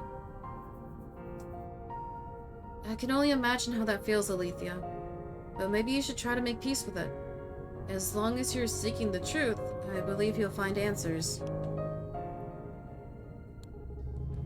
Yes, I think I'm beginning to see what you mean. There are those here who are willing to help me, who believe in me and my skills. Whether or not I find the answers I'm seeking, I'm not alone in all this, and that means a lot. Thank you so much for hearing me out, my friend. I appreciate it a great deal. Of course, always happy to help, Alethea. Yeah, sometimes your friends just need reassurance, and that's okay. I want to try and find all the pages.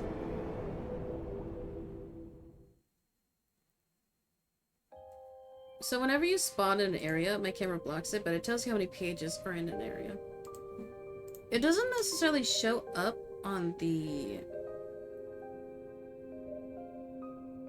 what you call it? Almost an X-ray. Echolocation. Oh, that's not. That's usually what they look like. Those orbs.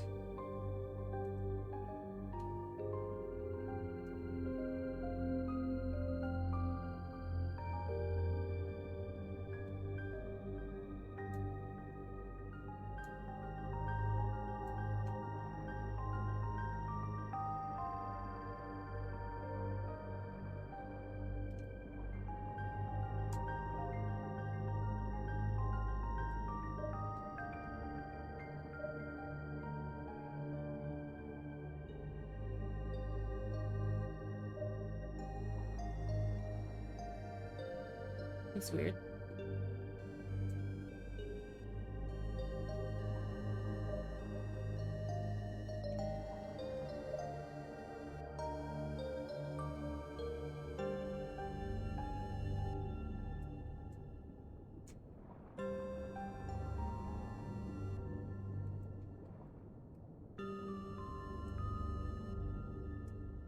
One there.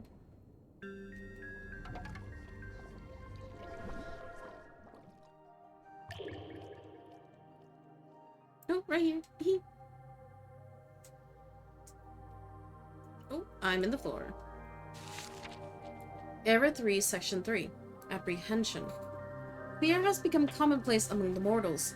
Even the most loyal of them sometimes worry they'll be spirited away for a minor infraction. I've asked the Creator whether this is a good and healthy way to live. Their response is always, this is the only way.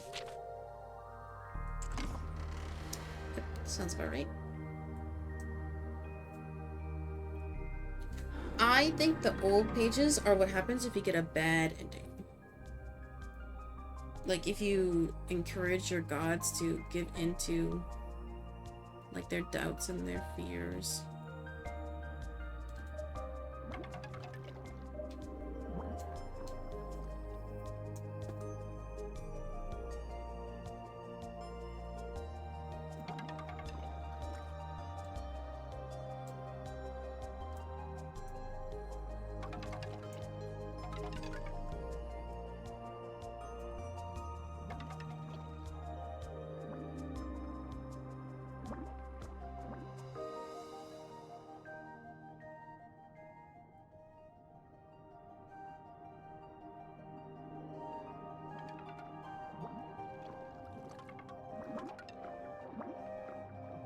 What's nice is that the maps aren't too big.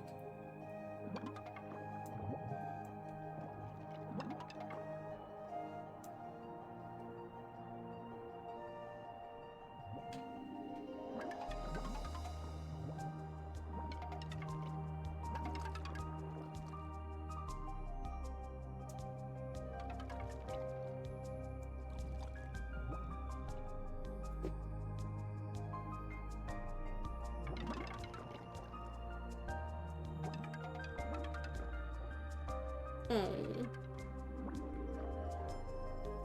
How cute. Hey, new friend. Sometimes we come here when we're feeling lonely. It doesn't always make us feel any better, but I think it's working this time. Wanna talk about something?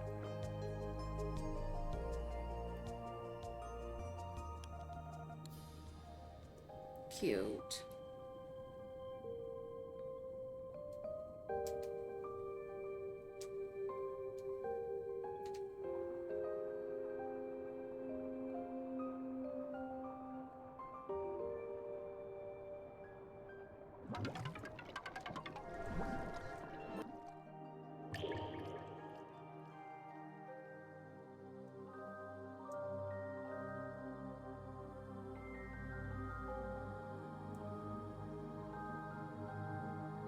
My game theory is that the pages only spawn on the lower shelves because that's what they can reach.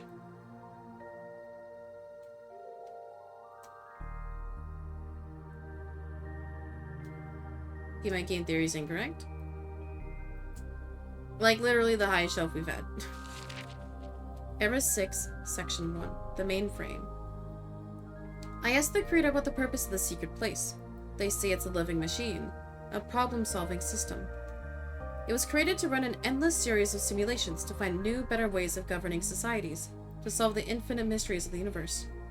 All day long, this massive network built from organic minds is calculating, researching, testing hypotheses, all in an effort to answer these questions. It could have been done with artificial brains, the creator said, but the unique perspectives each mortal brings to the system are invaluable. Wait, surveillance state!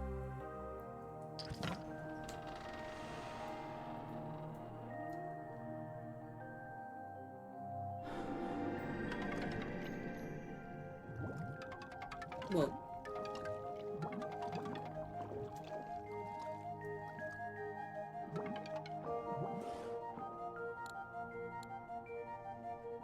I have one page left here.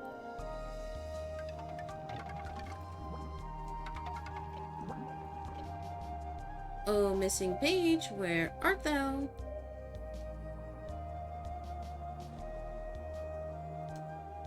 Hello. Did we just meet? Have we always known each other? Whoa, when you're connected to the whole world, it's like everything's happening all at once. I know, radical.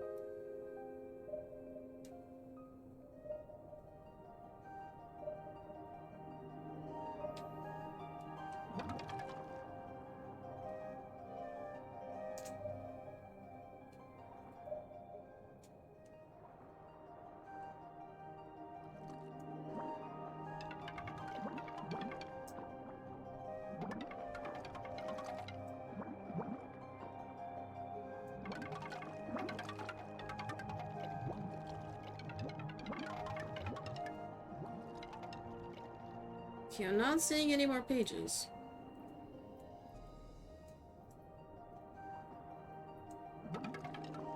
Oh, have I seen this?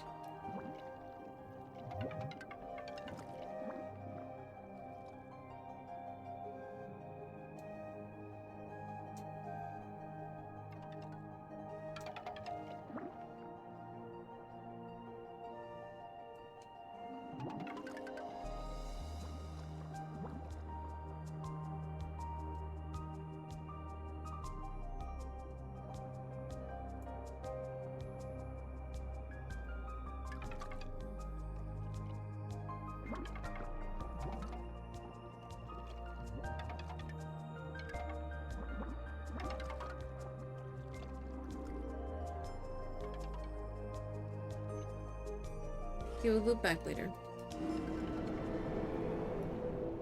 Wait, did I just see it? No, there's no way I saw it above the water. Okay, here I'm missing 2 pages.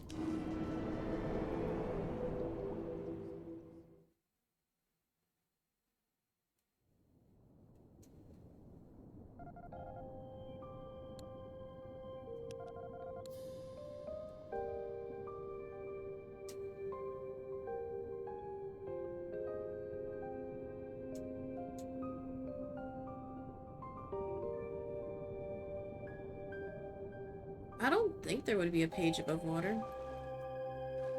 Oh, I just saw the sun. Funny. Hopefully I don't need to collect all the pages. But I probably do. Okay, page time.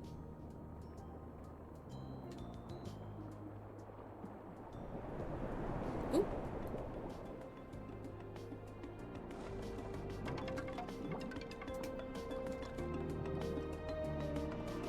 Oh my goodness, this place is huge.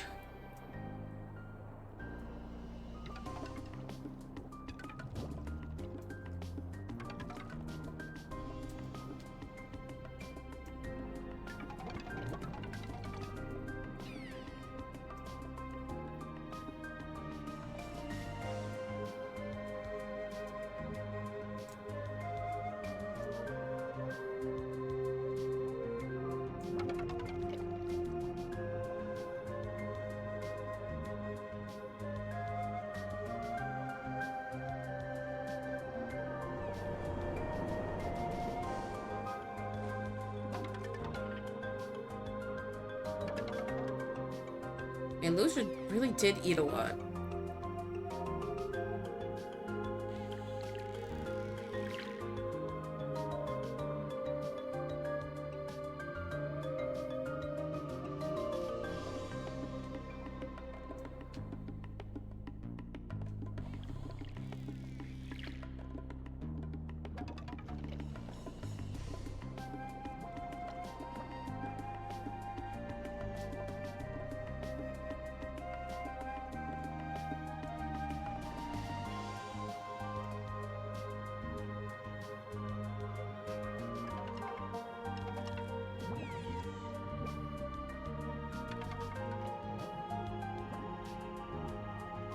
Oh!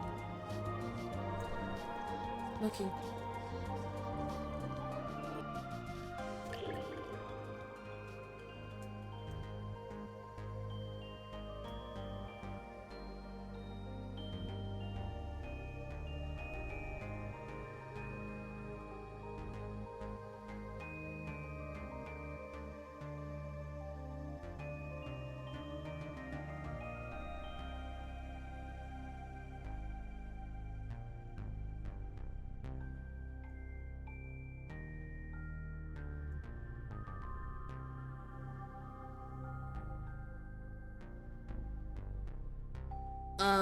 ¿Dónde está la página?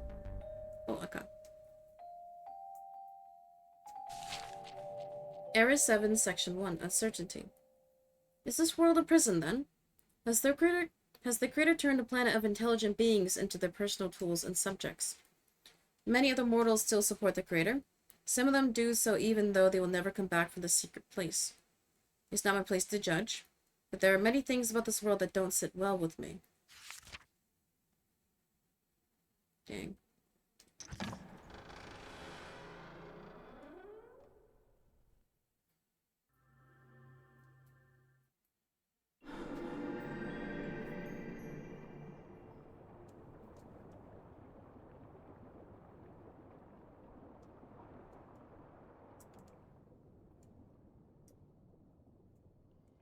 Hello. Okay, I've looped around the perimeter. Let's go around the base.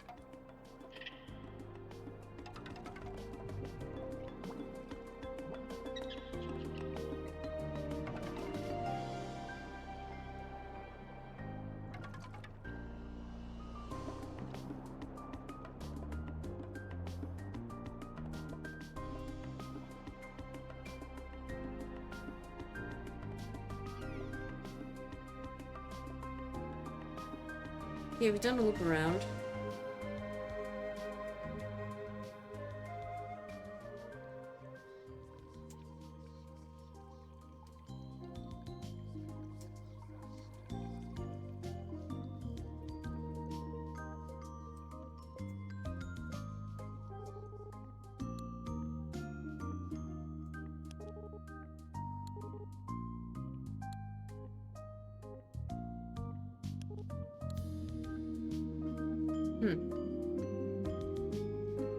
Oh, is that it?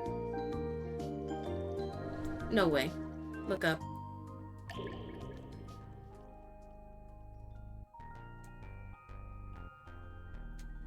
Bang. Easy. Era 4, Section 1. Panopticon. Everyone is being watched now. The creator's eyes are everywhere. Technological marvels allow the mortals to visit stunningly realistic virtual worlds. But the creator is tracking their behavior even in these simulated spaces. There's no escape from the surveillance. Whoa! Topical.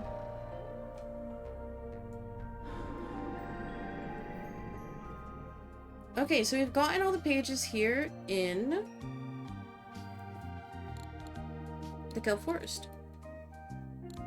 We have one page left here. Let's check one more time.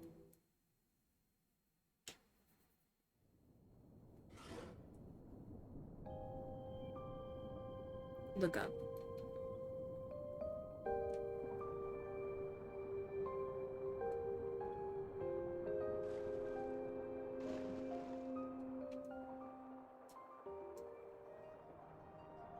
The coral reef is definitely the biggest map.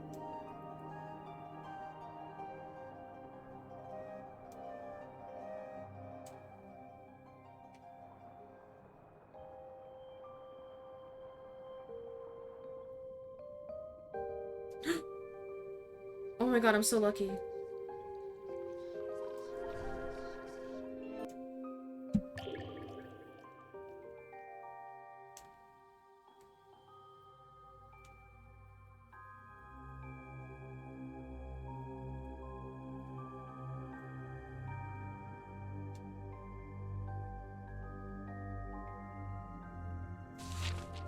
Era 6, Section 2, Aftermath. I'm still trying to process what I've discovered. I asked the creator if this all seems ethical to them. The mortals in the secret place are there because they endangered our society. I could have killed or imprisoned them, but this allows them to remain productive. Many of them are thankful. They consider their work a calling. I ponder this and realize I don't have a response. Oh. Awkward. Okay, I've gotten all the pages in the Coral Reef. Now back to the Moss Cavern.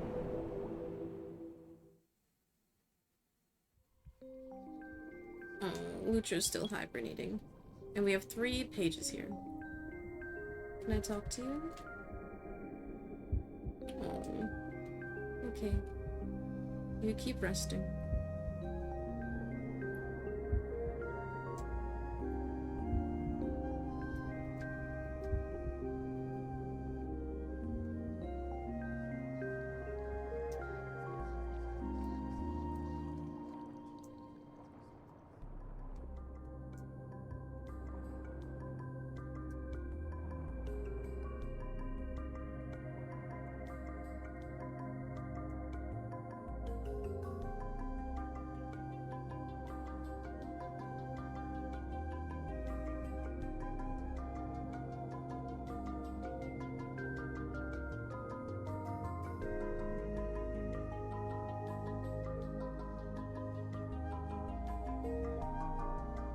Nothing there.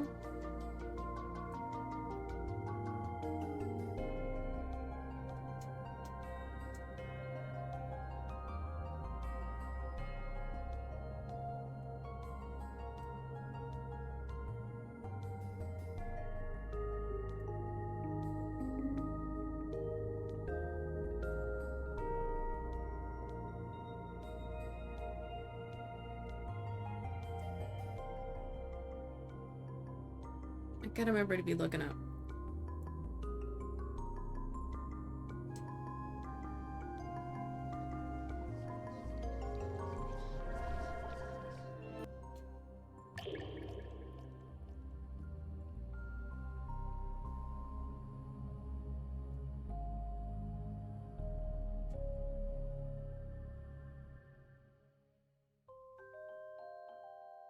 Right on the bottom here. Era 5, Section 2, Beneath the Surface. The secret place is underground. It's the size of a metropolis, with facilities to provide the needs of every mortal living there. They spend their workdays tethered to a machine that exhausts them. Some believe the work here is important. Some are apathetic. No one seems to understand the purpose of this place. Most don't remember the outside world very well, if at all.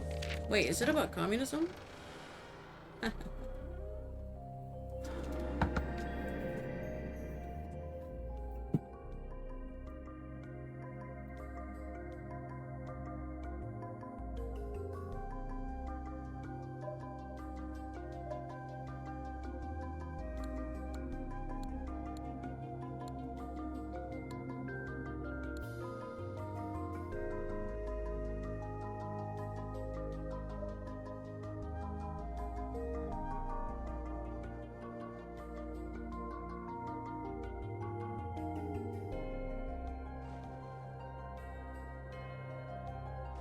Oh, it's just water.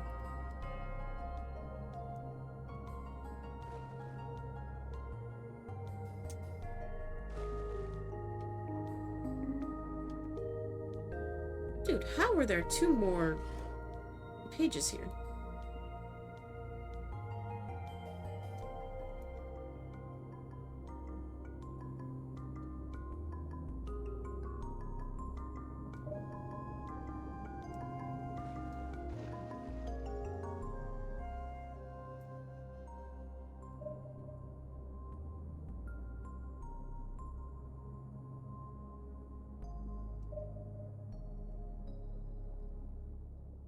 Okay, 2 more pages.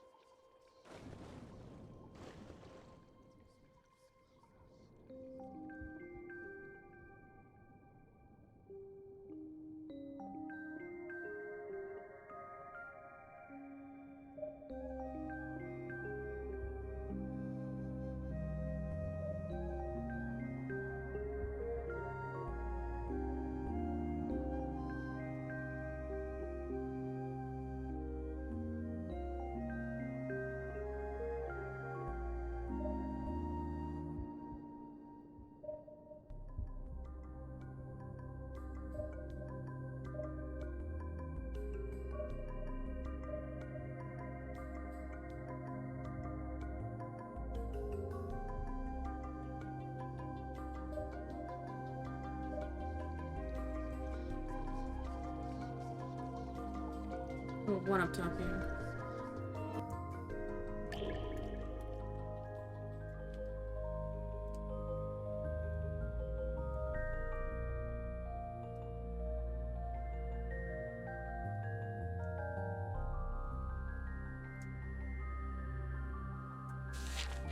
Era 2, Section 3. Predestination. Each mortal is now assigned the job by the Creator and works the same one until they retire or die. The new society is very industrious. Technology has advanced in leaps and bounds. But I know there are those who disagree with all of this. Wait, I have 3 missing pages left?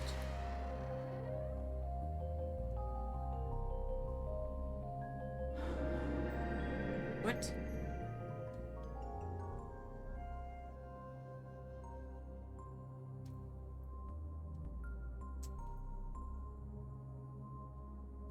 Okay.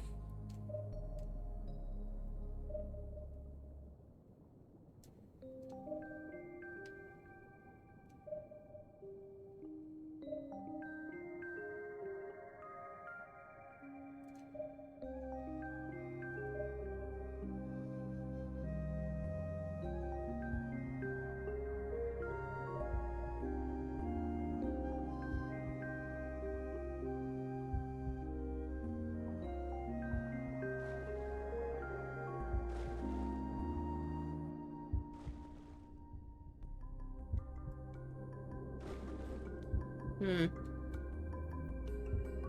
I don't know.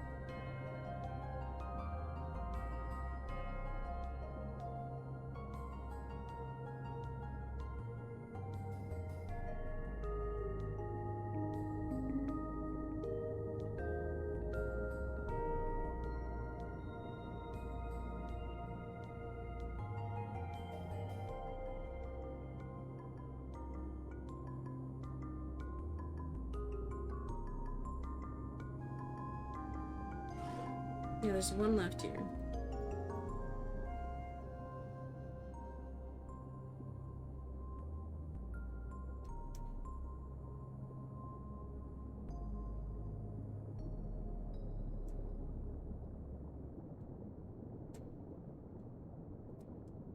Hmm.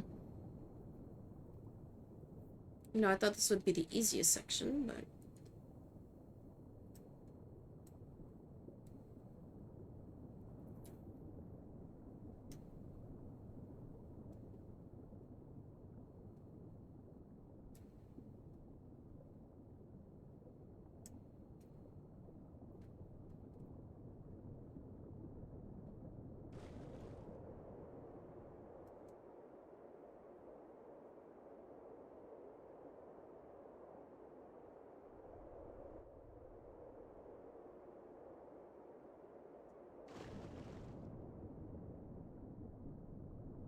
we'll come back.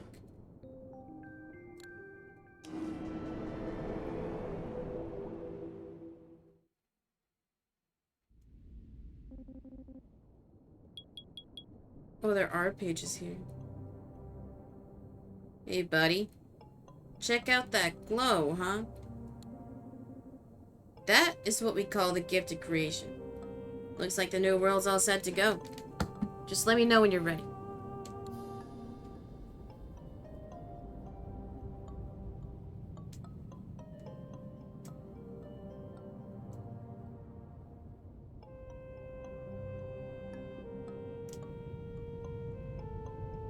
Yeah, everybody's columns are glowing equally.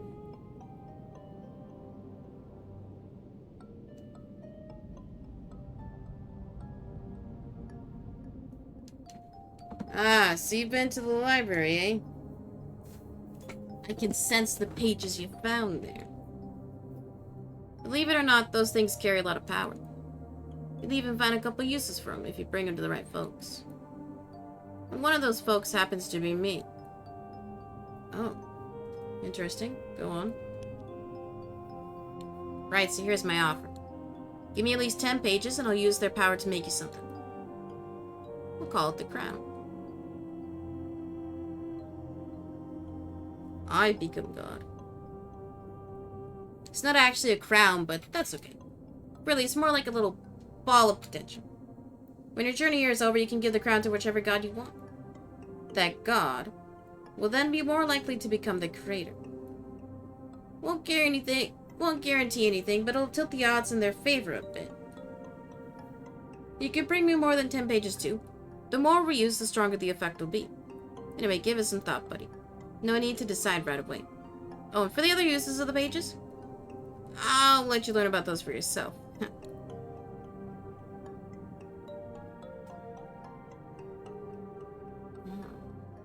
Okay.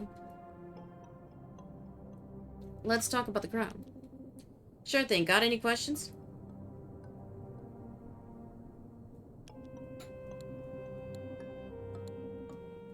No, I think... I don't want to make a crown. I had a strange vision. It looked like one of the gods appearing among the stars. Yeah, you've always gotten those. They seem to hint at what god's gonna be the next creator. Oh. Which one did you see this time? It was Lutra, I think. Ah, Lutra. Alright, that's exciting. The larva's understanding of things isn't quite the same as ours, eh? Maybe the world it creates will be a bit tough to wrap our hands around. I mean, our heads around. But hey, it's still early in the game. Someone else might pull ahead. Oh, interesting. Okay.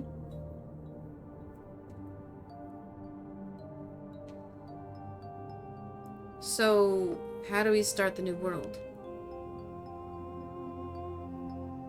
All you gotta do is pick up the gift.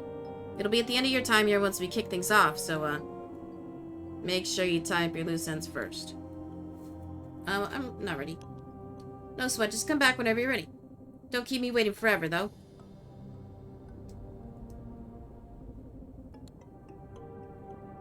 So I spoke to Omar about how to give Ketri and SD some advice. Oh yeah, how'd it go? Okay, this is all nonsense things.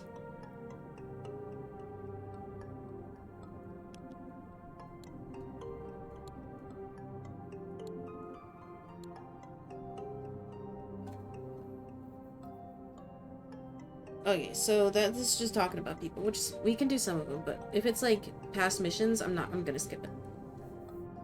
Seems like Alethea's starting to figure out how this all works. Got any thoughts on that?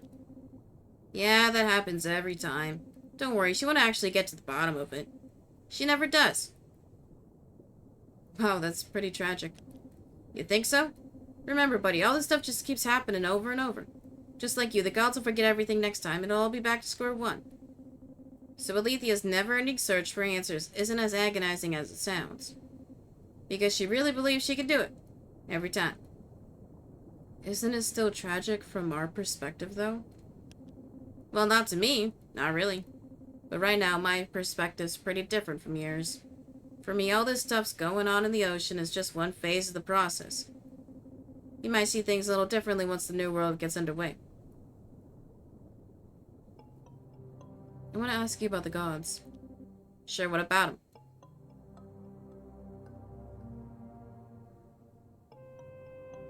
Which god do you think is going to create the new world? Let me think about that. If I were to guess, I'd put my money on Aletheia or Lutra. Anything else you want to ask about? Yeah, I figured Elil would be like where you'd go if you got stuck, so I'm kind of glad I didn't. Till next time, buddy. Okay, let's get the pages.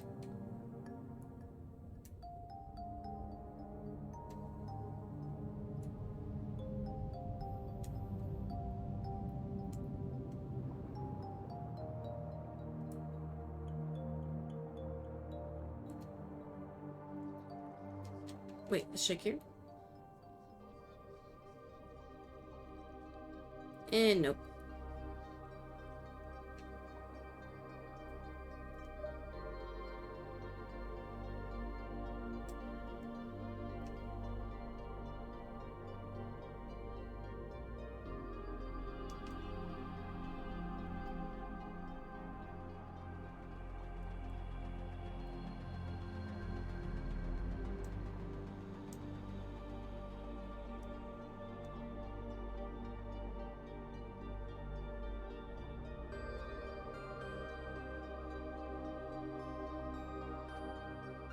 Oh my god.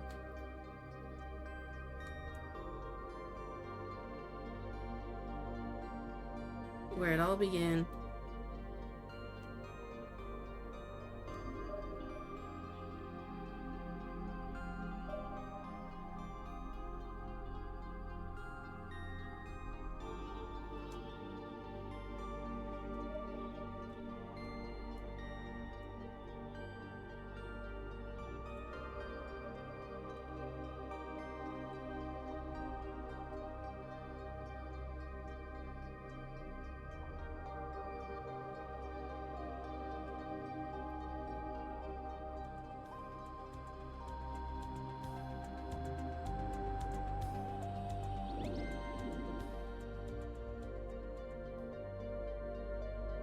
I heard a sound.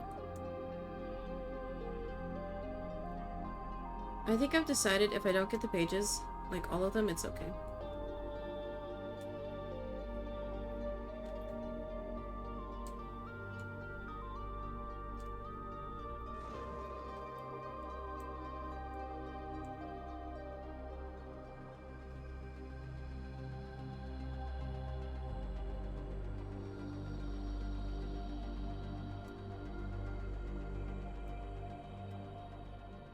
So maybe I'm not supposed to know everything that happens.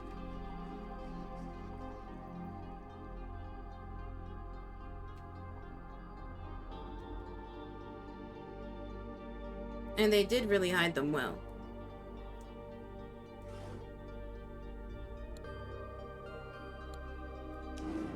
Let's turn in the pages that I found and get the show on the road.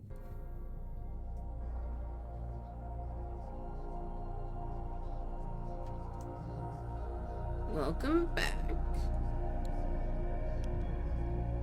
It seems you have 9 pages now. I will need 3 of them to continue reconstructing my memories.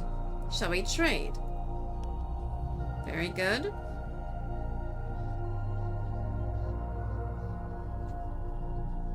It is done.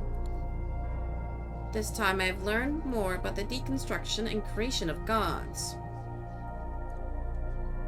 Before the cycle started, there were other gods besides those who inhabit the ocean now. My memories of these deities are hazy and indistinct. All I know for certain is that they no longer exist. For the most part, we gods are immortal. We do not perish of sickness or old age as mortals do. Nevertheless, it seems there are ways to erase even a god from existence.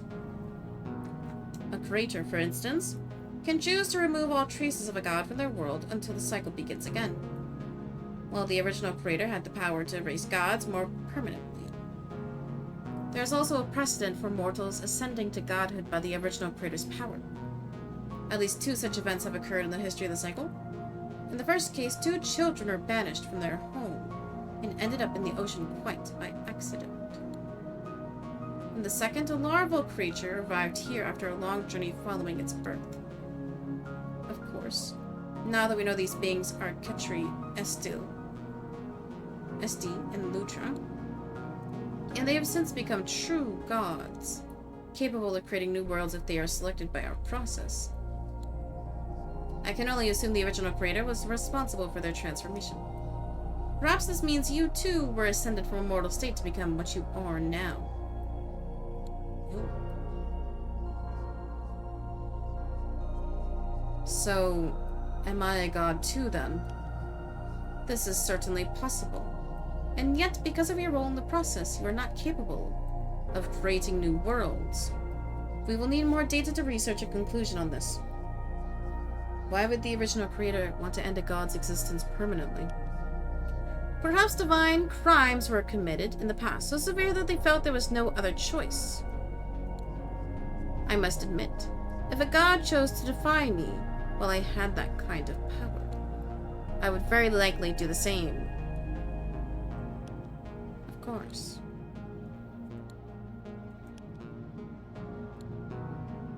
Oh, he's so rude. Yeah, I'm missing 3 pages, so... Dang, it's okay. If you guys want to see all of the page dialogue, you gotta play the game yourself. You're sponsored by Audible? No, imagine. It's like a site-wide Twitch promo, I think. But it makes sense because Audible is an Amazon company. I thought it was an ad at first and I got so annoyed. I was like, I pay good money for Twitch Turbo. Why am I getting an ad? But no, it's just a Twitch exclusive deal. It is done. I have made some discoveries about you this time that are quite intriguing. Firstly, it may surprise you to learn that you are the author of the pages you've been collecting. They were written by you during a past mortal era, as a record of the events that transpired. It would appear that once the new world has been created, your role shifts from advisor to historian. Is this something you already knew? I had a hunch. The writing was oddly familiar to me, I figured. Indeed. Perhaps hearing about my recovered memories have started to awaken your own. But there is more. As far back as my memories now reach, you have always been with us. And you've always been a god. Like Amar, Alethea, and myself, you were not ascended from a mortal state. Your divinity is inherent. Perhaps you were even capable of Perhaps you were even capable of creating worlds at one time, despite your inability to do so now. Of course, disregarding the details of your past, your role during this part of the cycle is crucial. Without you, none of us would be able to create anything.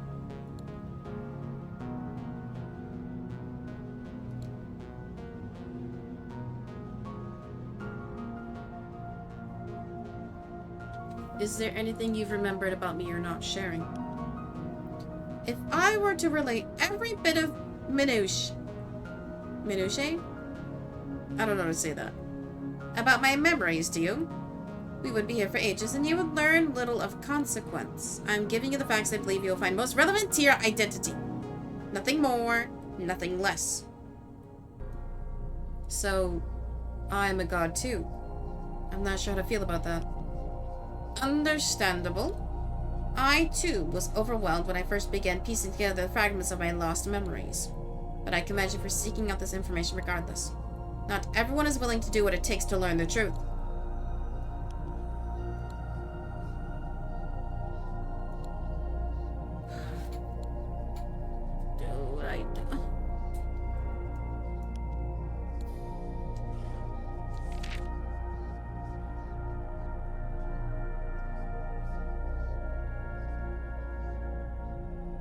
Yeah, I'm missing 3 pages! I'll be fine. Oh, I want it so bad.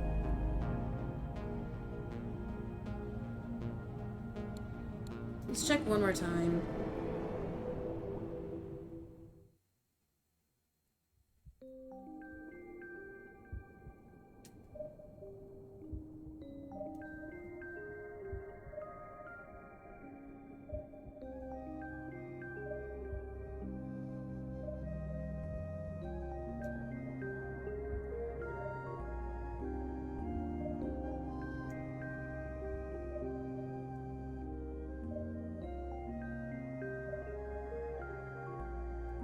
It used to show on the echolocation.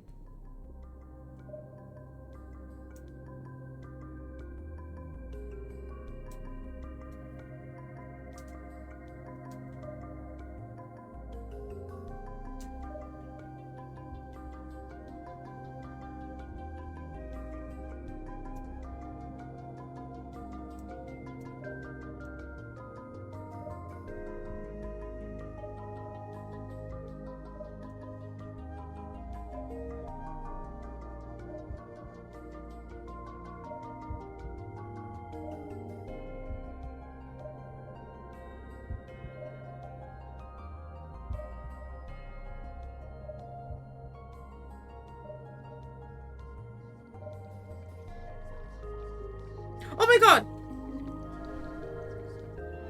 Yup. So lucky. Wait, I don't think it showed in the echolocation though. I got too excited. Arrow 5, Section 1. Legwork.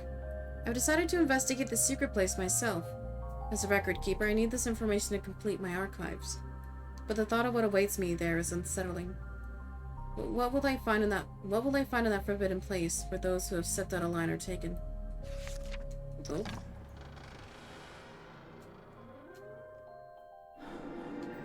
Okay, 2 pages left. I think I can do it.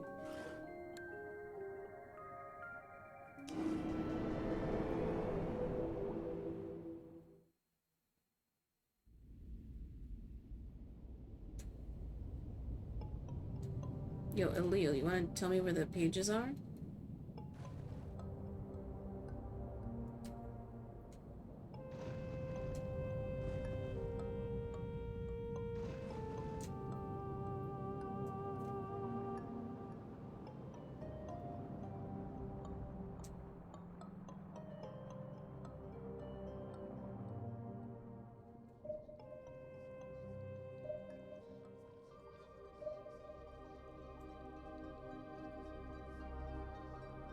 my god, there is one there.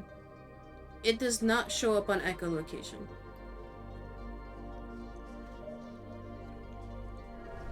That sucks. Okay, one left after this.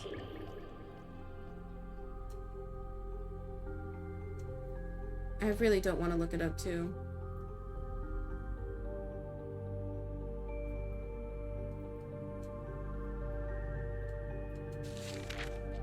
Era 1, Section 3. Turning Point. The Creator and I watched the mortals wage war. Their technology is advanced enough now that a large-scale conflict could destroy the world. When they govern themselves, this is the result, the Creator says. It's time to intervene.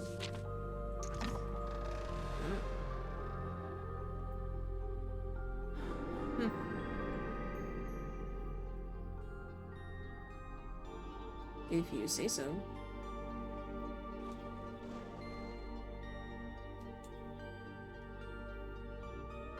Let's check back in this room. Because it is hard to see the orbs against the sky.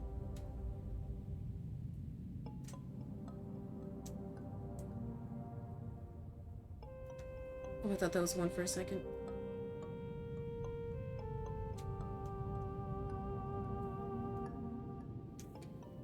Yeah, not one here.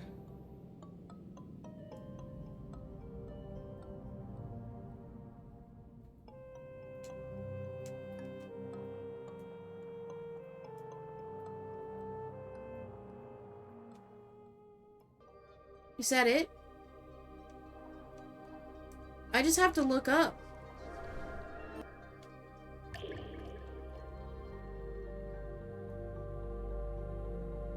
The final page. Era 1, Section 2. Mortal Concerns. A civilization is growing around us. The Creator comes to me for advice. Which is more valuable to the mortals? The freedom to do as they please, or the peace of the mind in knowing they are protected? I respond with my own question. Does providing one mean you can't offer the other? Ooh. Talking about a utopia society. I don't know if that's gonna happen, man. Yay! I found all the pages! Yay!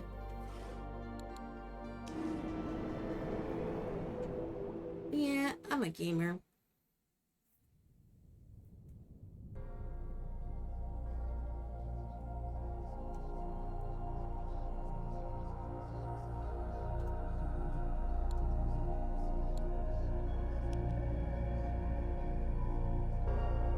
Our past trades have empowered me greatly. Thank you for that. It seems you have 5 pages now. I will need all of them to finish reconstructing my memories. And, if I am not yet powerful enough to create the new world, this final exchange should make it a certainty. Shall we proceed? Oh.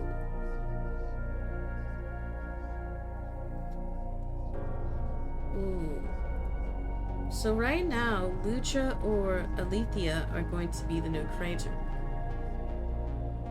But Gnosis is saying if I give him the final 5 pages, he will be the new creator. Huh. I mean, it brings up like the thought of if one has knowledge of everything, can they really make a difference? Which I guess this game is like a multiverse-esque concept. I don't necessarily believe in fate, but I don't know how much one's actions can change a reality. What if you're like the higher being? Because the problem is, you can't make everybody have the same morality, no matter what you do, no matter what authoritative legislation there is, no matter what punishments, no matter what amenities you give a populace. They will always revolt and rebel and concede, no matter what you do. So you might as well make a society where people are taken care of. Yeah, I'm having second thoughts. Why is that?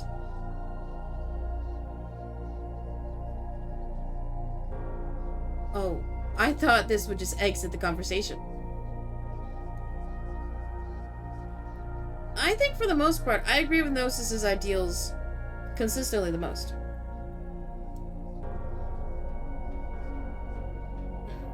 Oh no. Yeah, out of everybody, I know Gnosis the least, but he knows me the most. I don't know. I don't feel like I know you well enough to trust you. I see. This is disappointing, but I do not hold it against you. Should you change your mind, my offer still stands.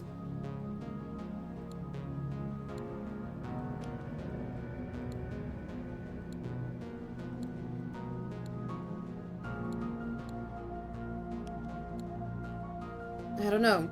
I've got a bad feeling about it. I see.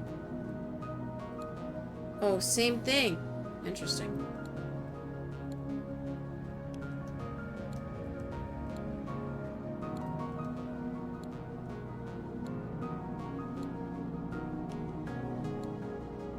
From what I've learned about you, I don't think I agree with your ideals. Oh, no matter what you pick, he says the same thing. You know what? I spent all the time getting those pages. We're gonna do it.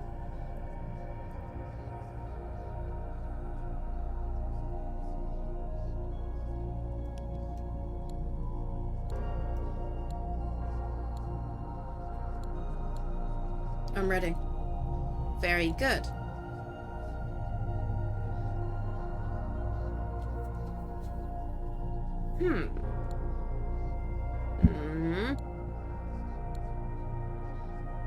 Gnosis, is everything alright? Yes? My apologies. I needed a moment to process what I had seen. I know who you are now. But before we discuss that, I will tell you something I've known since the beginning. I am the creator you wrote about within the pages. The world you described was my own, and I plan to make it that way once again. It is the best possible world for the mortals to inhabit.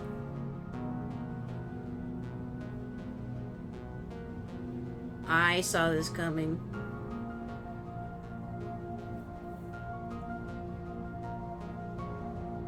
I see. But you'll only get to do that if you become the creator. If I react, how could you deceive me? He wants that reaction. Because I was his advisor in a past life, he does not fuck with me. He wants to see me squirm. I see, but you'll only get to do that if you become the creator. I am very confident that will come to pass. The god who accumulates the most power here in the ocean is the one who becomes the creator. And with your help, I have become vastly powerful indeed. Now, as promised, I will tell you who you are. When the cycle was first put into place, the original creators surrendered their powers of creation, but they didn't want to be removed from the process completely. So they locked away their memories just like the other gods, and became their advisor. Because they wouldn't remember the events of previous worlds, each one would feel fresh and unique. There would be no more boredom. So, you are the original creator. Or what's left of them, at least. Which means it is because of you that we are all consigned to this cyclical process for all of eternity. Why? Go. Why must the cycle exist? Do you even know the answer any longer?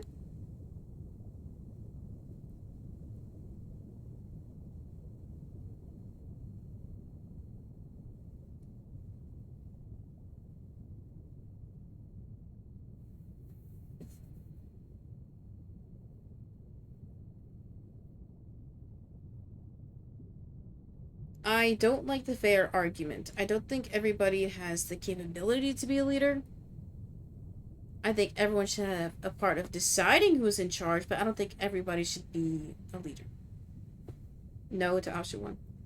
The cycle needs to exist for the sake of the universe. Stagnation sets, and when something remains the same for too long. But I am perpetuating a cycle.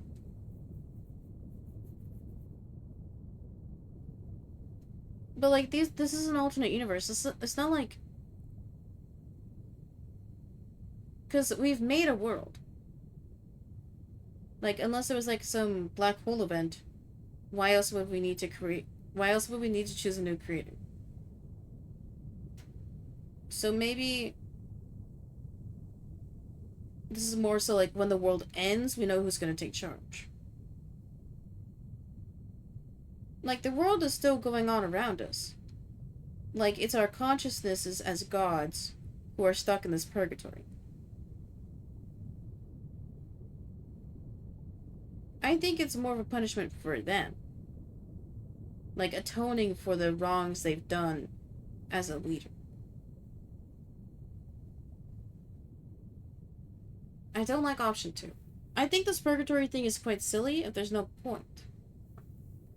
I think it's to punish me. Wait, is it to punish me? Oh. I don't really feel like it should exist anymore. I made that decision as a different person. Now I can't undo it. Cannot. Or will not. Your memories may be locked away, but how much of your original power is also restricted? Perhaps we will never know. But for now, none of that matters. I will create the new world. I will give the mortals the peace they deserve. And I will allocate what resources I can to unraveling the secrets of everything. Including the cycle itself. You created the system, so whether you agree with my methods or not, you too must abide by its rules. Oh, and thank you again for bringing me the pages. I could not have done this without your help.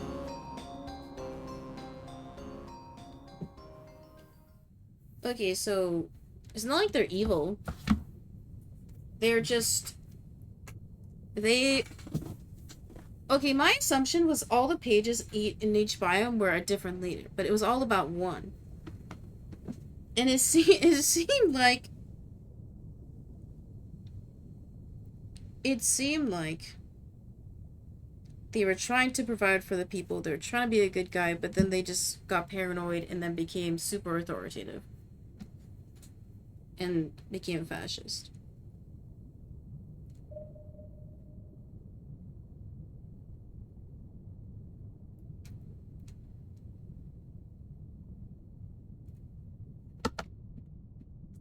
My headphones are crackling.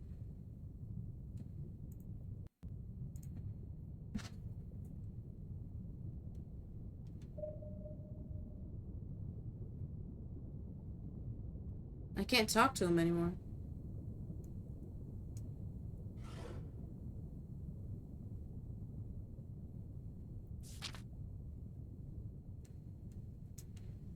Yep. Okay. Let's end this.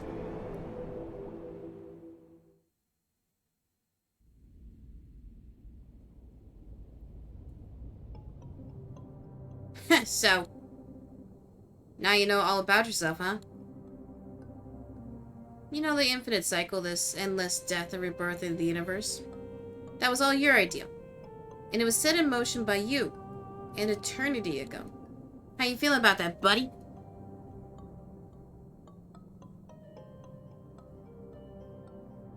I don't know. I'm not sure if my identity feels any clearer now than it did before. Well, I know that feeling too. You spend enough time at this, and it gets tough to keep a grip on who you are, no matter how much you know. Of course, you didn't get this information about yourself for free, did you? Gnosis is very powerful now, thanks to you. Practically guaranteed to become the creator. Ready to see what happens?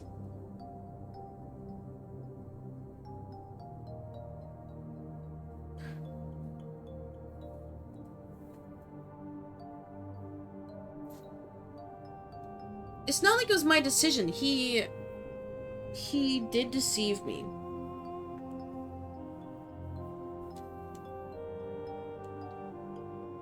I like option 2, but I think saying it was worth the trade, ew. I'm indifferent. I truly am indifferent. I'm not so sure now. The more I think about it, the more concerned I am about what Gnosis will do with the new world. Yeah, no kidding, buddy. I'd be scared if I didn't know too. But I do know. And believe me, it's gonna be interesting. Remember, we're gonna witness the birth of a real world pretty soon. Real mortal beings, real joy, real suffering. It's not just a show for our amusement. Or a simulation or whatever. That said, there's no point to the cycle if we get the same world every time, right? Gotta give all the gods a chance. Or else it might as well not exist. Anyway, you made your choice, buddy. And soon you will certainly get to see the repercussions of that choice.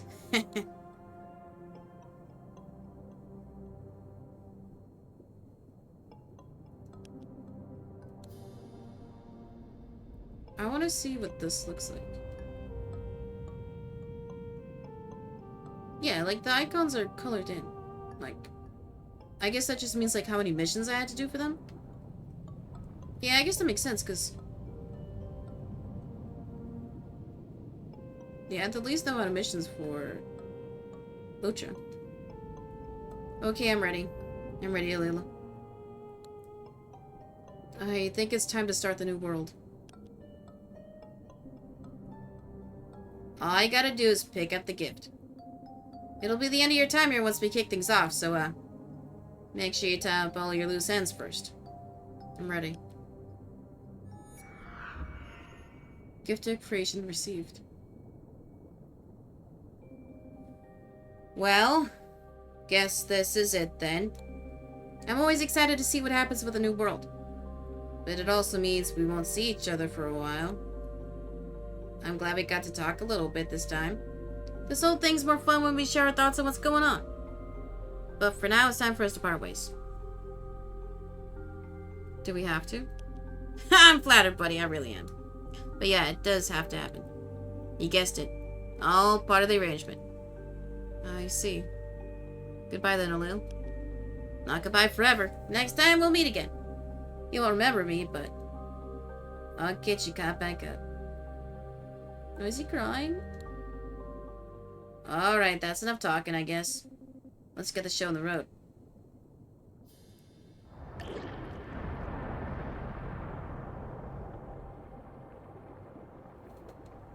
Oh, I can move.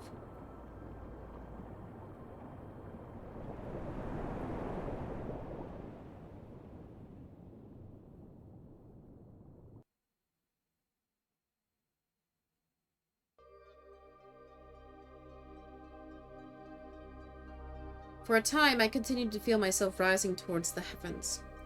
Eventually, I came to a stop, and the blinding light around me slowly faded away. Somehow, I was suspended among the stars. In that silent void, I began to reflect on what Gnosis had told me. Could it really be that I was the original creator? The one who set everything in the universe in motion, even the cycle itself? Whether or not it was true, my role was about to change. After the birth of the new world, I would become the historian, eternal observer and record keeper of every mortal age. Soon I would be starting a new book, and filling its pages with all the events to come. I could sense that the gift of creation was ready to move forward. But was I? I wished I could speak with them one last time. And to my surprise, a portal opened before me. Oh. Moments later, I saw Ketri and Esty appear on the other side of the gateway.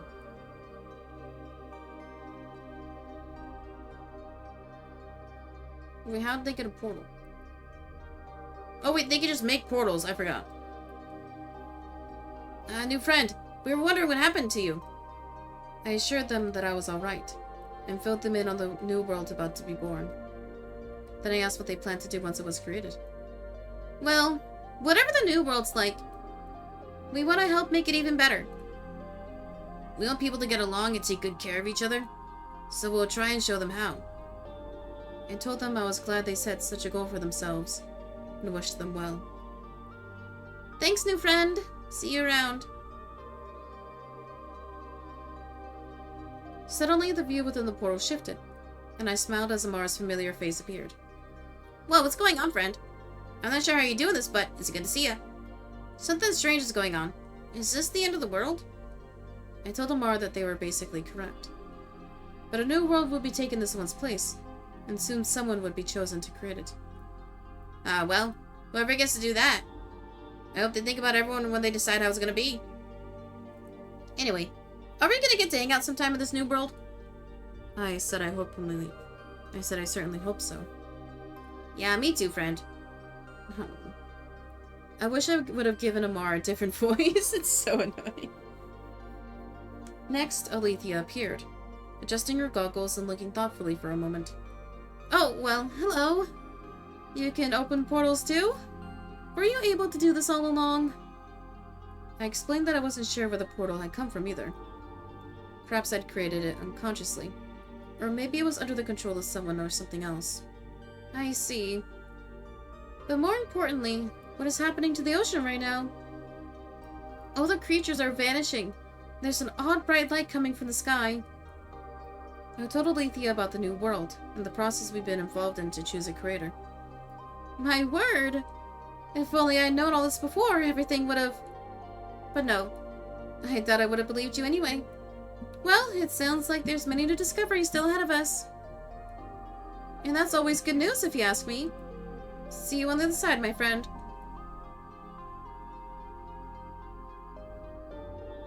Then a new image began to materialize, and for a moment I didn't understand what I was seeing.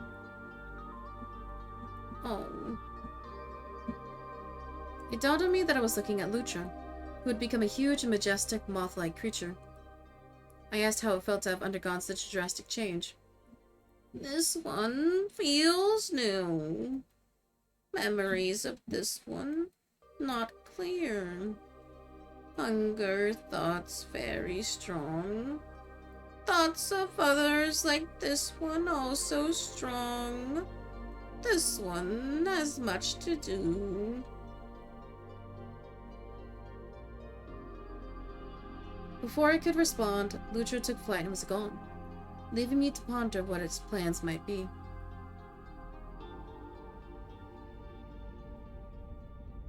Then I heard a hauntingly familiar voice in my head.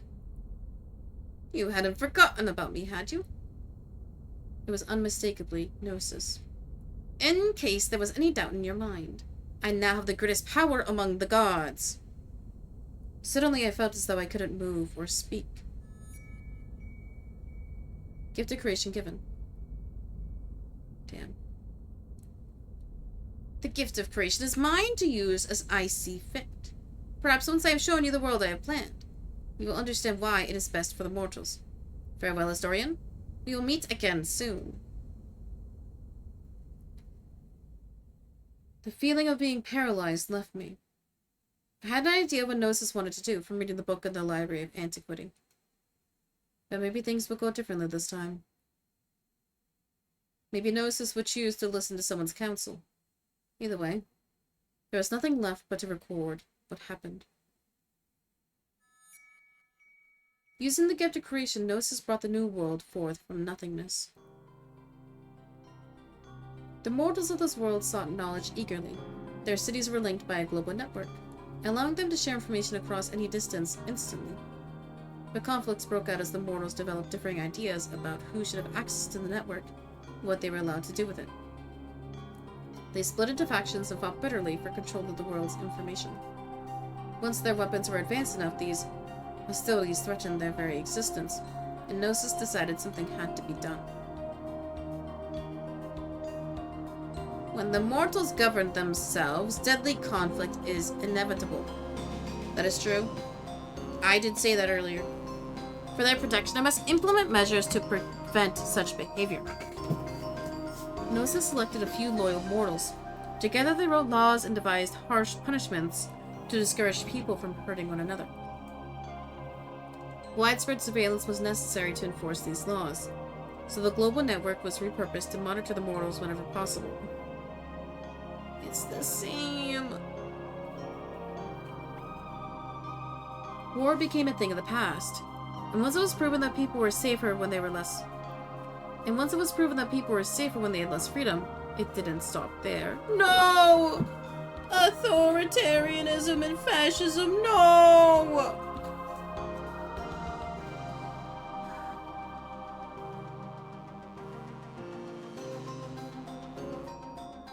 nature was subjugated next. Every available resource was harvested and exploited to support the new structures of society. Soon every mortal was assigned a job at birth, and only Gnosis and their closest associates were allowed to invent anything new. There were always those who spoke out against Gnosis' laws, but now they were beginning to vanish, quietly. Fear set in among the mortals, and rumors began to circulate of a secret place where criminals and naysayers were taken. In truth, this secret place was an underground computer mainframe the size of a city, powered by the organic minds of those who had broken the law or voiced their dissent. It was built by Gnosis to run an endless series of simulations to find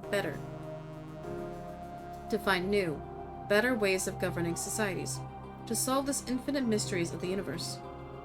If only we knew all there is to know, we could improve this world even further. Ketri and Esti were very opposed to Gnosis' methods. It's not fair to do cruel things to the mortals for even the tiniest mistakes, they said. And nobody has the freedom to follow their hearts and dreams here. We gotta stop Gnosis and free everyone. In the far reaches of space, Lutro had given birth to thousands of offspring. Driven by their limitless hunger, the moth-like creatures stripped many planets bare of vegetation. They knew Gnosis' society wouldn't allow them to continue eating as they pleased, so they decided to launch an attack on it. These ones hunger always. Freedom to devour is desired. It will be taken by force. Alethea appreciated Gnosis' goals of advancing technology and protecting the people, but she couldn't justify the means. Once I thought the mortals were safe here, but now I've seen what lurks beneath the surface. I know something must be done. She resolved to reduce Gnosis' power over the mortals in whatever way she could. I really don't like how people are being treated in this world. Doesn't seem right to be watching everyone all the time. And there's enough weird rules to drive anyone crazy. Frankly, the idea of challenging Gnosis in any way terrified Amar. The consequences of standing by while the mortals suffered seemed far worse. So they organized a rebellion. What good? A war ensued, with the goal of overthrowing Gnosis. The conflict dragged on for years and seemed it might never end, until it all culminated in a final desperate battle between Gnosis and the rebelling gods. Ketri and Esti fought in tandem, channeling lancing bolts of electricity across the battlefield. Lutra and the moths multiplied so swiftly. Yo, they multiplied! Using their sheer numbers to form a vast and intimidating army. Alethea armed herself with mighty weapons that focused the sun's power into deadly beams. Amar hated to fight. Once their survival instincts kicked in, those concerns quickly evaporated. They defended themselves with fang and claw, and used their keen senses to warn the other gods of danger. Yo! That's my team right there! With the vast amount of power they had accumulated, Gnosis was a formidable foe, even against so many opponents. They swung their massive tentacles into the ground, triggering earthquakes felt for miles. They fired searing rays of energy from their eyes, lighting whole forests aflame. They afflicted the gods with psychic illusions that were almost impossible to distinguish from reality. For the rebellion, there wasn't much hope of victory, but at that point, it was all or nothing. Devastation was wrought upon the mortal world. The earth was burned and scorched, rendering large areas of the planet inhospitable. Many people and animals perished. Gnosis considered all this a necessary sacrifice in order to prevail. But in the end, the rebellion triumphed. You will not erase what I have accomplished in this world. Gnosis, believing their defeat to be impossible, fought back fiercely even when the battle was clearly lost, in order to protect themselves and the mortals. The rebelling gods were forced to end Gnosis' existence entirely. With Gnosis overthrown, the mortals were able to begin repairing their troubled world. The people imprisoned in the secret place were released. Those who had committed crimes were given fair trials. There were still disagreements about how to use their knowledge and technology. Some mortals even believed the world would be worse without Gnosis' oversight. But they did their best to resolve their differences peacefully. They'd all suffered enough. In time, they made significant strides towards building a society both safe and just. And so the mortals will live, their destinies in their own hands once again, until the cycle begins anew. Yo, that was sick. Oh.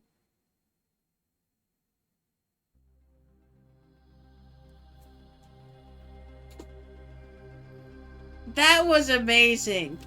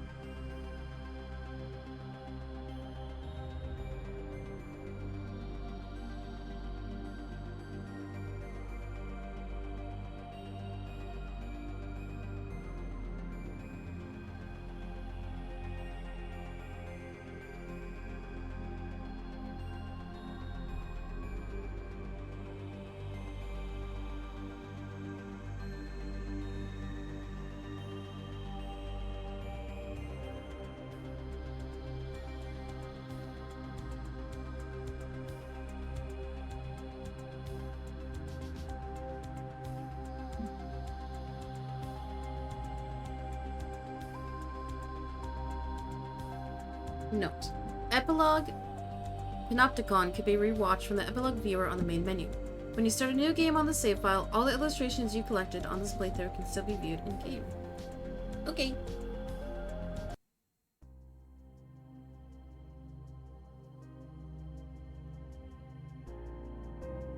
Cycle 1.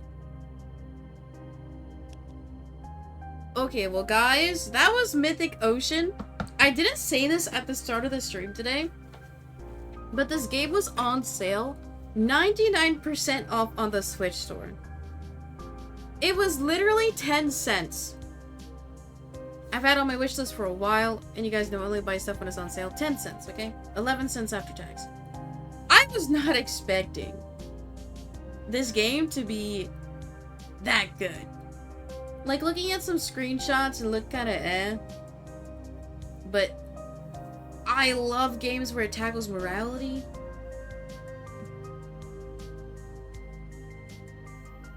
Like, it was kind of predictable that you, the player, was the fallen creator slash god figure. Like, it's pretty obvious from the start.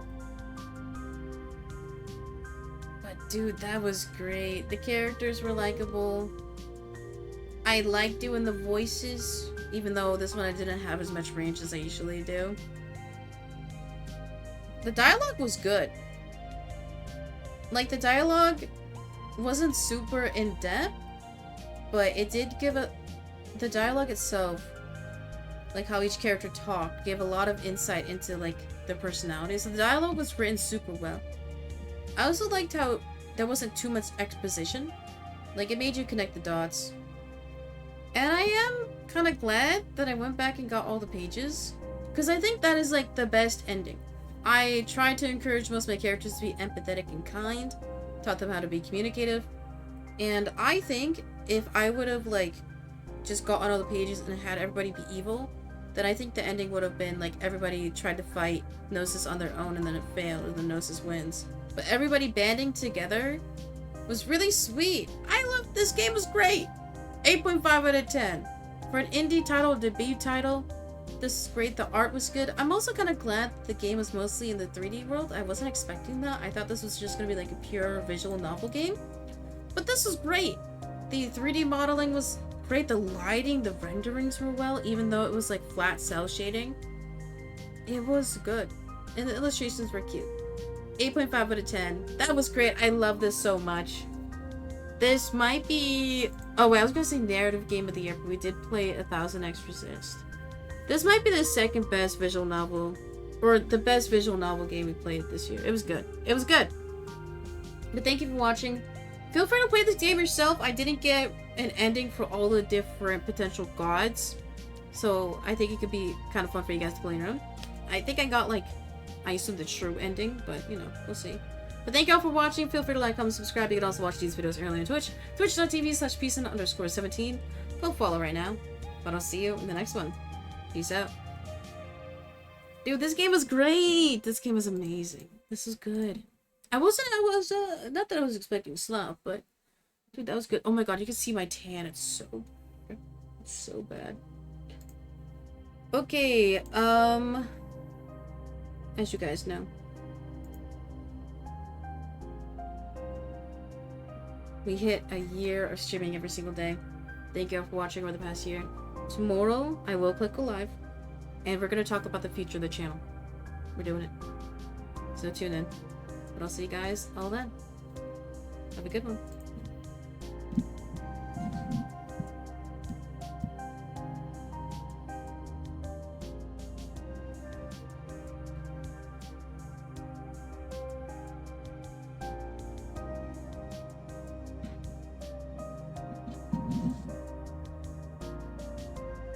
Man, that was such a good time.